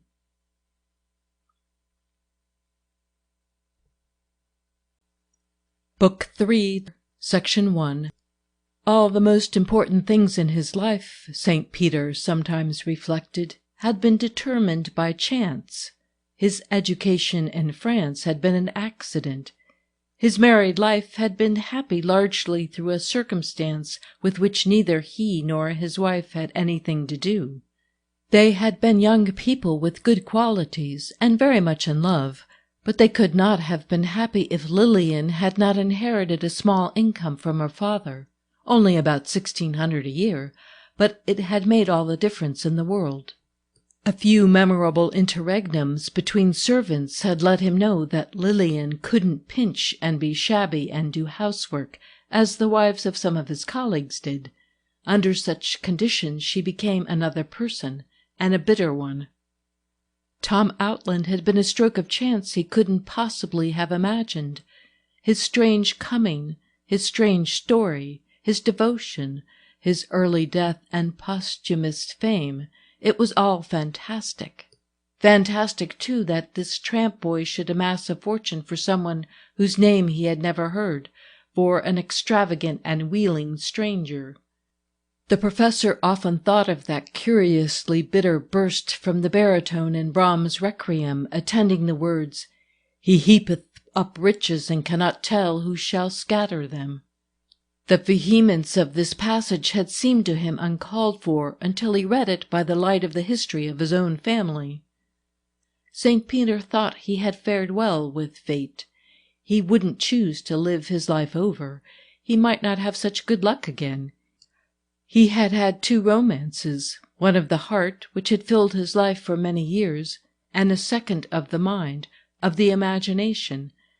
Just when the morning brightness of the world was wearing off for him, along came Outland and brought him a kind of second youth. Through Outland's studies, long after they had ceased to be pupil and master, he had been able to experience afresh things that had grown dull with use. The boy's mind had the superabundance of heat which is always present where there is rich germination. To share his thoughts was to see old perspectives transformed by new effects of light. If the last 4 volumes of the Spanish Adventurers were more simple and inevitable than those that went before, it was largely because of Outland. When St. Peter first began his work, he realized that his great drawback was the lack of early association, the fact that he had not spent his youth in the great dazzling southwest country, which was the scene of his explorers' adventures.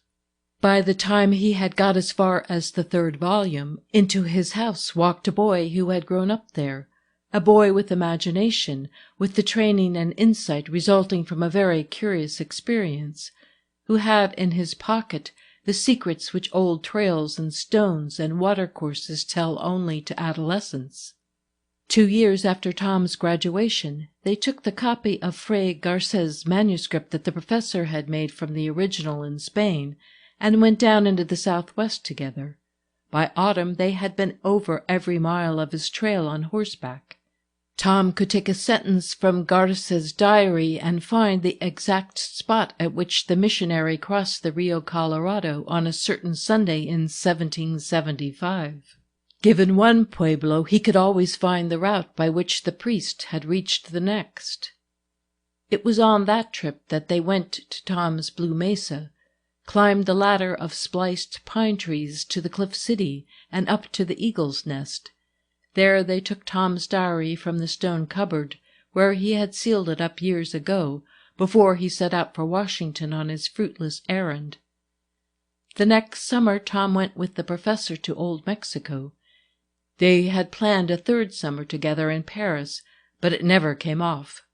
Outland was delayed by the formalities of securing his patent, and then came August 1914. Father Duchesne, the missionary priest who had been Tom's teacher, stopped in Hamilton on his way back to Belgium, hurrying home to serve in any capacity he might. The rugged old man stayed in Hamilton only 4 days, but in that time Outland made up his mind, had a will drawn, packed, and said goodbye. He sailed with Father Duchesne on the Rochambeau. To this day, St. Peter regretted that he had never got that vacation in Paris with Tom Outland. He had wanted to revisit certain spots with him, to go with him some autumn morning to the Luxembourg Gardens, when the yellow horse-chestnuts were bright and bitter after rain, to stand with him before the monument to Delacroix and watch the sun gleam on the bronze figures. Time bearing away the youth who was struggling to snatch his palm, or was it to lay a palm? Not that it mattered. It might have mattered to Tom had not chance in one great catastrophe swept away all youth and all palms, and almost time itself. And suppose Tom had been more prudent, and had not gone away with his old teacher? St. Peter sometimes wondered what would have happened to him, once the trap of worldly success had been sprung on him. He couldn't see Tom building Outland or becoming a public-spirited citizen of Hamilton. What change would have come in his blue eye, in his fine long hand with the back-springing thumb, which had never handled things that were not the symbols of ideas. A hand like that, had he lived, must have been put to other uses. His fellow scientists, his wife, the town and state would have required many duties of it.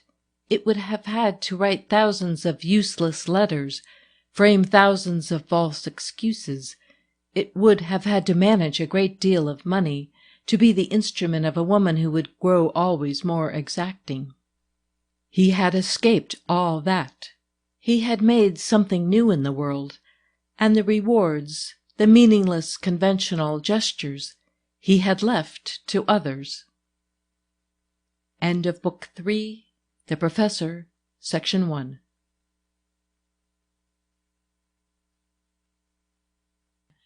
Book 3, Section 2. All those summer days, while the professor was sending cheerful accounts of his activities to his family in France, he was really doing very little. He had begun in a desultory way to annotate the diary that Tom had kept on the mesa, in which he had noted down the details of each day's work among the ruins, along with the weather and anything unusual in the routine of their life. There was a minute description of each tool they found, of every piece of cloth and pottery, frequently accompanied by a very suggestive pencil sketch of the object, and a surmise as to its use and the kind of life in which it had played a part.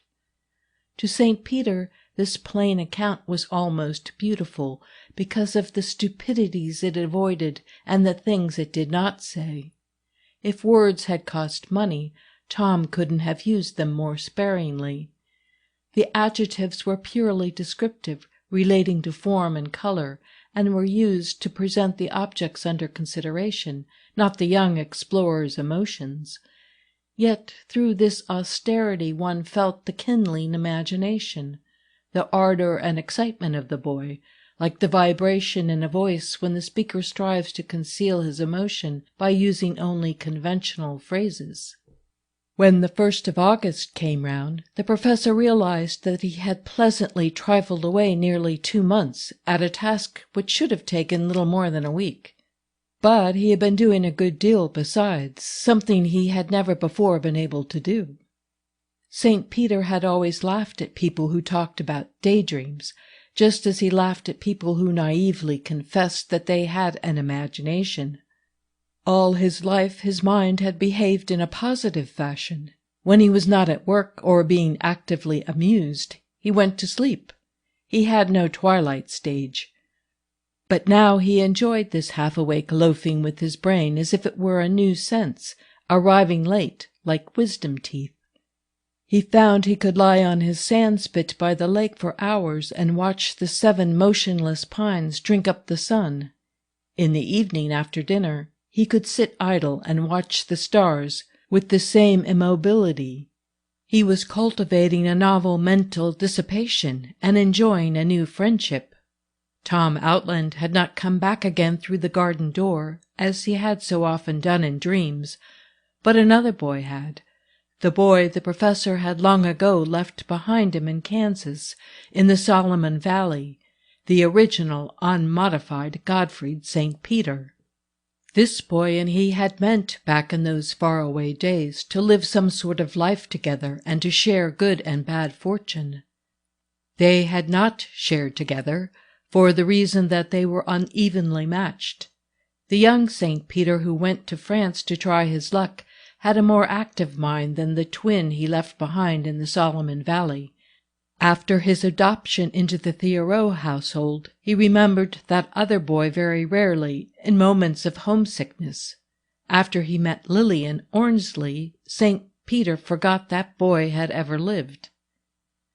But now that the vivid consciousness of an earlier state had come back to him, the professor felt that life with this Kansas boy, little as there had been of it, was the realest of his lives, and that all the years between had been accidental and ordered from the outside. His career, his wife, his family were not his life at all, but a chain of events which had happened to him. All these things had nothing to do with the person he was in the beginning.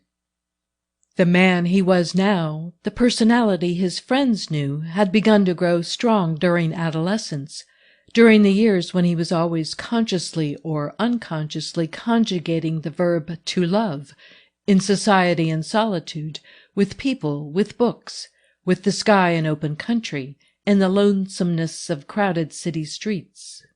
When he met Lillian, it reached its maturity. From that time to this, existence had been a catching at handholds. One thing led to another, and one development brought on another, and the design of his life had been the work of this secondary social man, the lover. It had been shaped by all the penalties and responsibilities of being and having been a lover. Because there was Lillian, there must be marriage and a salary. Because there was marriage, there were children. Because there were children, and fervor in the blood and brain, books were born as well as daughters. His histories, he was convinced, had no more to do with his original ego than his daughters had. They were a result of the high pressure of young manhood. The Kansas boy who had come back to St. Peter this summer was not a scholar. He was a primitive. He was only interested in earth and woods and water. Wherever sun sunned and rain rained and snow snowed, wherever life sprouted and decayed, places were alike to him. He was not nearly so cultivated as Tom's old cliff-dwellers must have been, and yet he was terribly wise. He seemed to be at the root of the matter, desire under all desires, truth under all truths. He seemed to know, among other things, that he was solitary and must always be so. He had never married, never been a father. He was earth and would return to earth. When white clouds blew over the lake like bellying sails, when the 7 pine trees turned red in the declining sun, he felt satisfaction and said to himself merely, "That is right." Coming upon a curly root that thrust itself across his path, he said, "That is it." When the maple leaves along the street began to turn yellow and waxy and were soft to the touch, like the skin on old faces, he said, "That is true, it is time." All these recognitions gave him a kind of sad pleasure. When he was not dumbly, deeply recognizing, he was bringing up out of himself long-forgotten, unimportant memories of his early childhood, of his mother, his father, his grandfather. His grandfather, old Napoleon Gottfried, used to go about lost in profound, continuous meditation, sometimes chuckling to himself. Occasionally at the family dinner table, the old man would try to rouse himself from motives of politeness, and would ask some kindly question, nearly always absurd and often the same one he had asked yesterday. The boys used to shout with laughter and wonder what profound matters could require such deep meditation and make a man speak so foolishly about what was going on under his very eyes. St. Peter thought he was beginning to understand what the old man had been thinking about, though he himself was but 52, and Napoleon had been well on in his 80s. There are only a few years at the last in which man can consider his estate, and he thought he might be quite as near the end of his road as his grandfather had been in those days. The professor knew, of course, that adolescence grafted a new creature into the original one, and that the complexion of a man's life was largely determined by how well or ill his original self and his nature as modified by sex rubbed on together. What he had not known was that, at a given time, that first nature could return to a man, unchanged by all the pursuits and passions and experiences of his life, untouched even by the taste and intellectual activities which have been strong enough to give him distinction among his fellows, and to have made for him, as they say, a name in the world. Perhaps this reversion did not often occur, but he knew it had happened to him, and he suspected it had happened to his grandfather. He did not regret his life, but he was indifferent to it. It seemed to him like the life of another person. Along with other states of mind which attended his realization of the boy Gottfried came a conviction. He did not see it coming. It was there before he was aware of its approach, that he was nearing the end of his life. This conviction took its place so quietly, seemed so matter-of-fact, that he gave it little thought. But one day, when he realized that all the while he was preparing for the fall term, he didn't in the least believe he would be alive during the fall term, he thought he might better see a doctor. End of Book 3, The Professor, Section 2.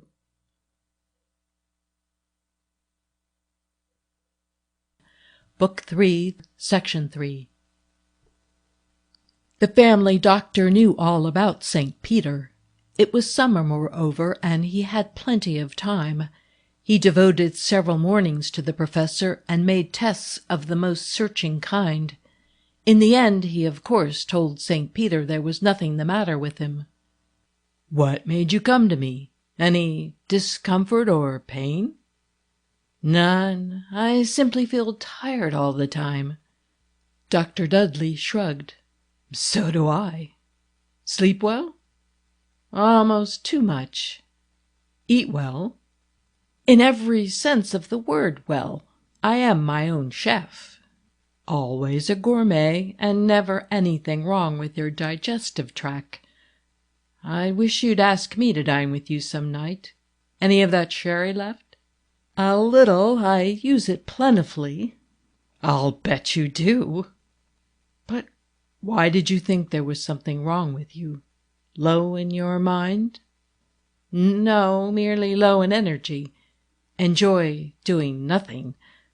I came to you from a sense of duty." "How about travel?" "I shrink from the thought of it. As I tell you, I enjoy doing nothing." "Then do it." "There's nothing the matter with you." "Follow your inclination." St. Peter went home well satisfied. He did not mention to Dr. Dudley the real reason for his asking for a medical examination. One doesn't mention such things. The feeling that he was near the conclusion of his life was an instinctive conviction, such as we have when we awaken in the dark and know at once that it is near morning, or when we are walking across the country and suddenly know that we are near the sea. Letters came every week from France. Lillian and Louis alternated, so that one or the other got off a letter to him on every fast boat. Louis told them that wherever they went, when they had an especially delightful day, they bought him a present. At Trouville, for instance, they had laid in dozens of the brilliant rubber casquettes he liked to wear when he went swimming. At Aix-les-Bains they found a gorgeous dressing-gown for him in a Chinese shop. St. Peter was happy in his mind about them all. He was glad they were there and that he was here. Their generous letters, written when there were so many pleasant things to do, certainly deserved more than one reading. He used to carry them out to the lake to read them over again. After coming out of the water, he would lie on the sand, holding them in his hand, but somehow never taking his eyes off the pine trees, appliqued against the blue water, and their ripe yellow cones dripping with gum and clustering on the pointed tips like a mass of golden bees in swarming time. Usually he carried his letters home unread. His family wrote constantly about their plans for next summer, when they were going to take him over with them. Next summer? The professor wondered.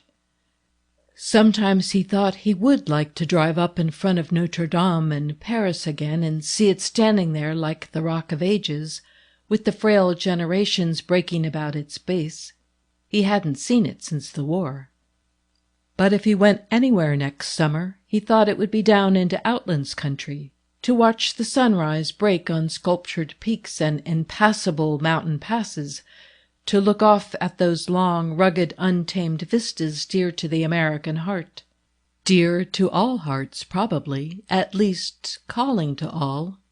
Else why had his grandfather's grandfather, who had tramped so many miles across Europe into Russia with the Grande Armée, come out to the Canadian wilderness to forget the chagrin of his emperor's defeat?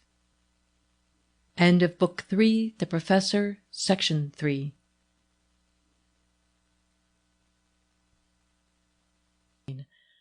Book 3, Section 4. The fall term of the university opened, and now the professor went to his lectures instead of to the lake. He supposed he did his work. He heard no complaints from his assistants, and the students seemed interested. He found, however, that he wasn't willing to take the trouble to learn the names of several hundred new students. It wasn't worth while. He felt that his relations with them would be of short duration. The McGregors got home from their vacation in Oregon, and Scott was much amused to find the professor so doggedly anchored in the old house. "It never struck me, Doctor, that you were a man who would be keeping up 2 establishments. They'll be coming home pretty soon, and then you'll have to decide where you are going to live." "I can't leave my study, Scott, that's flat." "Don't, then. Darn it, you've got a right to 2 houses if you want 'em." This encounter took place on the street in front of the house. The professor went wearily upstairs and lay down on the couch, his refuge from this ever-increasing fatigue. He really didn't see what he was going to do about the matter of domicile. He couldn't make himself believe that he was ever going to live in the new house again. He didn't belong there. He remembered some lines of a translation from the Norse he used to read long ago in one of his mother's few books, a little 2-volume Ticknor and Fields edition of Longfellow, in blue and gold, that used to lie on the parlor table. "For thee a house was built ere thou wast born, for thee a mould was made ere thou of woman earnest." Lying on his old couch, he could almost believe himself in that house already. The sagging springs were like the sham upholstery that is put in coffins, just the equivocal American way of dealing with serious facts, he reflected. Why pretend that it is possible to soften that last hard bed? He could remember a time when the loneliness of death had terrified him, when the idea of it was insupportable. He used to feel that if his wife could but lie in the same coffin with him, his body would not be so insensible that the nearness of hers would not give it comfort. But now he thought of eternal solitude with gratefulness, as a release from every obligation, from every form of effort. It was the truth. One morning, just as St. Peter was leaving the house to go to his classroom, the postman handed him 2 letters, one addressed in Lillian's hand and one in Louis's. He put them into his pocket. The feel of them disturbed him. They were of a suspicious thinness, as if they didn't contain amusing gossip, but announced sudden decisions. He set off down the street, sniffing the lake-cooled morning air and trying to overcome a feeling of nervous dread. All the morning those 2 letters lay in his breast-pocket. Though they were so light, their effect was to make him drop his shoulders and look woefully tired. The weather, too, had changed, come on suddenly hot and sultry at noon, as if getting ready for a storm. When his classes were over and he was back in his study again, St. Peter felt no interest in lunch. He took out the 2 letters and ripped them open with his forefinger to have it over. Yes, all plans were changed, and by the happiest of expectations. The family were hurrying home to prepare for the advent of a young Marcellus. They would sail on the 16th on the Berengaria. Lillian added a postscript to the effect that by this same mail she was getting off a letter to Augusta, who would come to him for the keys of the new house. She would be the best person to open the house and arrange to have the cleaning done. She would take it entirely off his shoulders and see that everything was properly put in order. They were sailing on the 16th, and this was the 17th. They were already on the water. The Berengaria was a 5-day boat. St. Peter caught up his hat and light overcoat and started down the stairs. Halfway down, he stopped short, went back to his study, and softly shut the door behind him. He sat down, forgetting to take off his overcoat, though the afternoon was so hot and his face was damp with perspiration. He sat motionless, breathing unevenly, one dark hand lying clenched on his writing-table.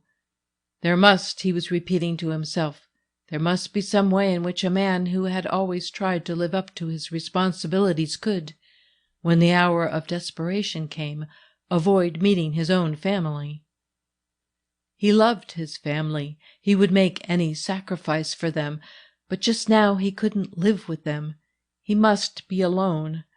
That was more necessary to him than anything had ever been, more necessary even than his marriage had been in his vehement youth. He could not live with his family again, not even with Lillian, especially not with Lillian. Her nature was intense and positive.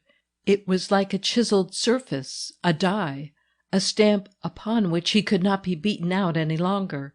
If her character were reduced to an heraldic device, it would be a hand, a beautiful hand, holding flaming arrows, the shafts of her violent loves and hates, her clear-cut ambitions. In great misfortunes, he told himself, people want to be alone. They have a right to be. And the misfortunes that occur within one are the greatest. Surely the saddest thing in the world is falling out of love, if once one has ever fallen in. Falling out for him seemed to mean falling out of all domestic and social relations, out of his place in the human family indeed.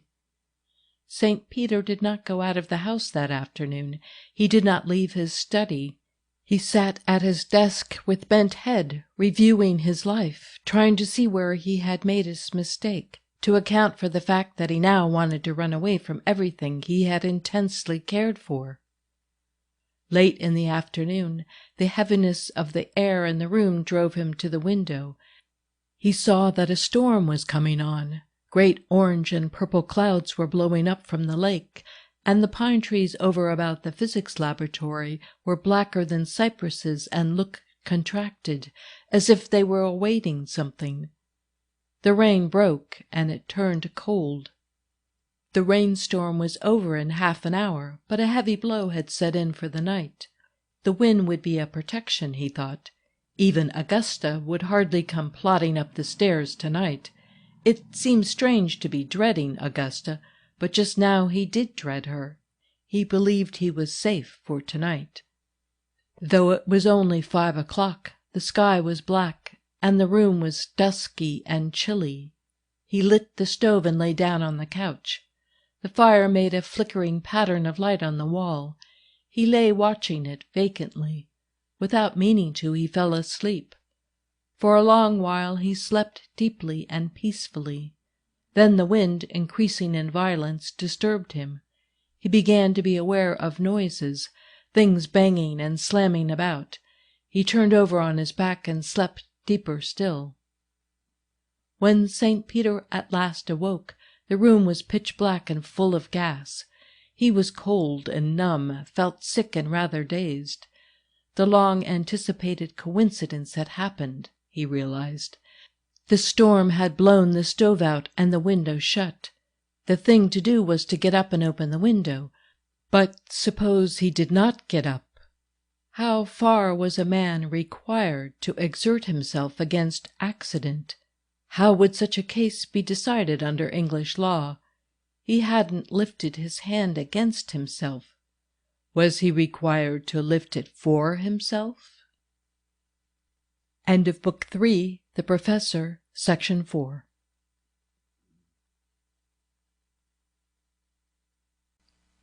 Book 3, Section 5. At midnight, St. Peter was lying in his study, on his box couch, covered up with blankets, a hot water bottle at his feet. He knew it was midnight, for the clock of Augusta's church across the park was ringing the hour. Augusta herself was there in the room, sitting in her old sewing chair by the kerosene lamp, wrapped up in a shawl.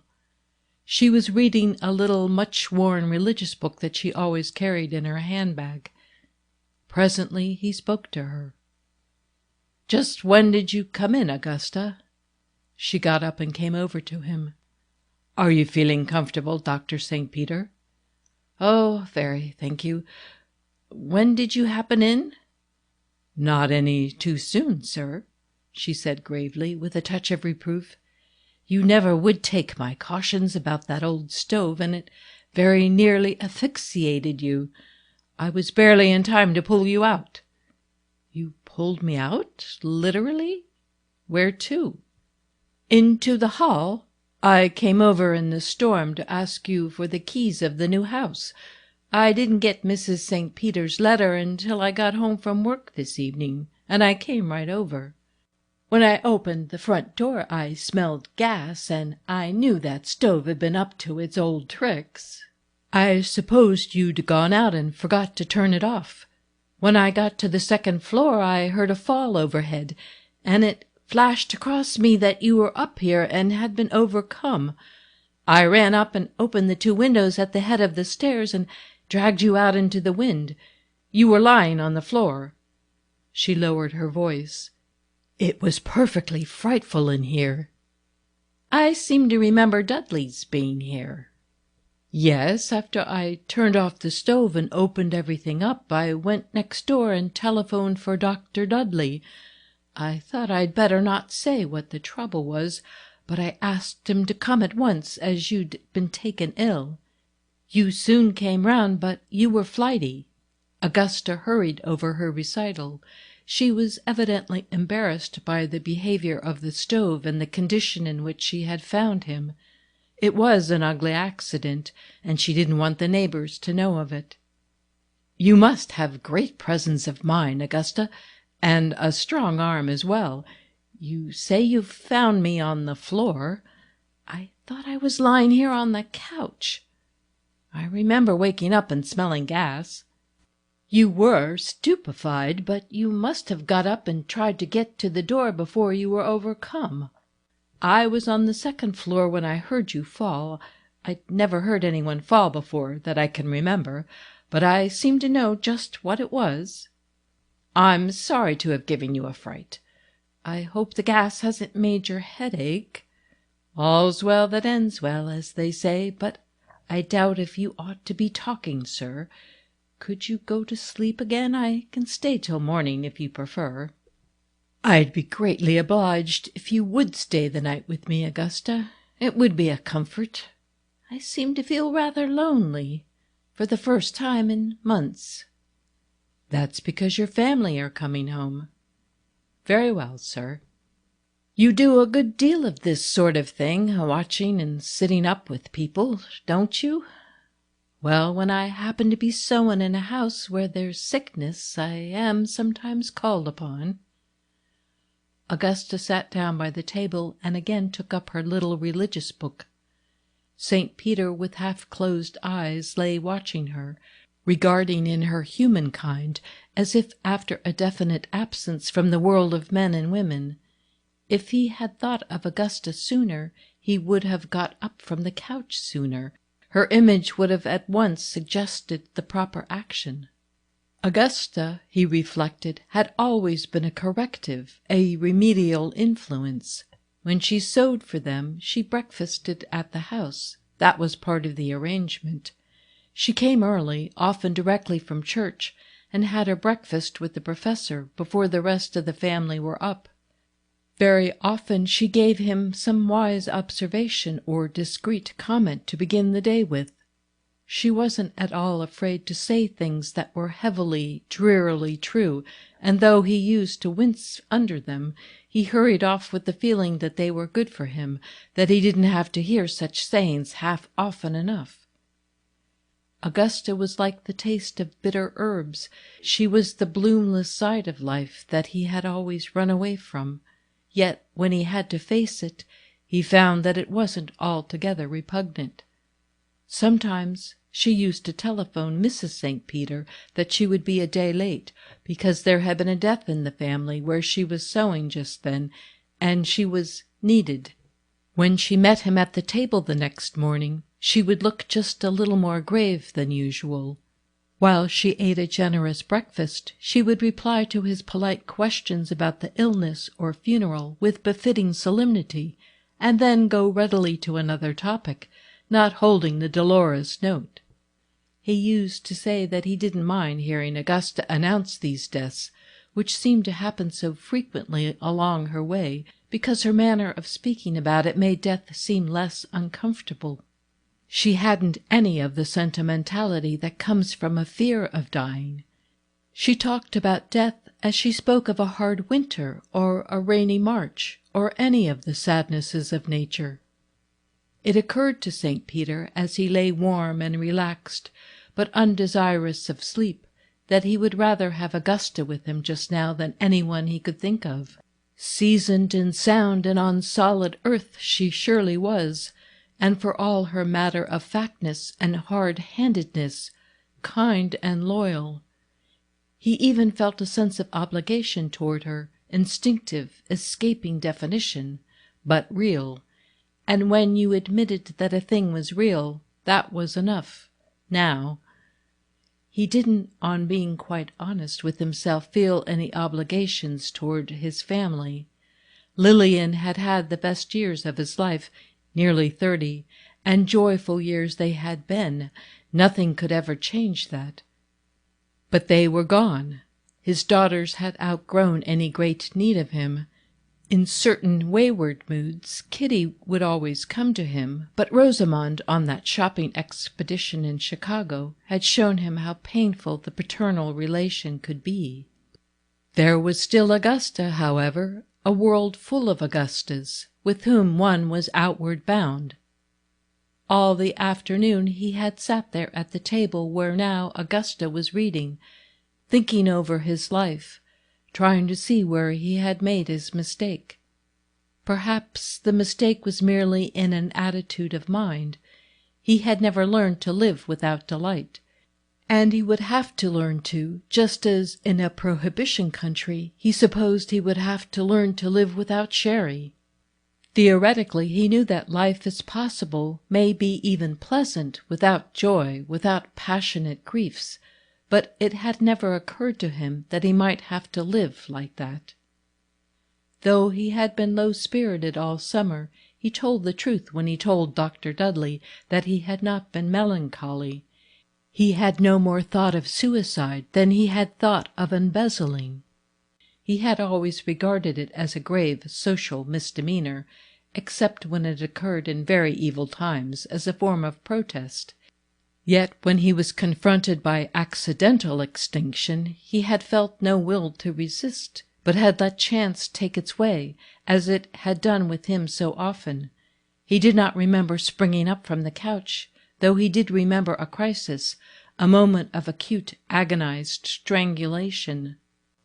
His temporary release from consciousness seemed to have been beneficial. He had let something go, and it was gone, something very precious that he could not consciously have relinquished, probably. He doubted whether his family would ever realize that he was not the same man they had said goodbye to. They would be too happily preoccupied with their own affairs. If his apathy hurt them, they could not possibly be so much hurt as he had been already. At least he felt the ground under his feet. He thought he knew where he was, and that he could face, with fortitude, the Berengaria and the future.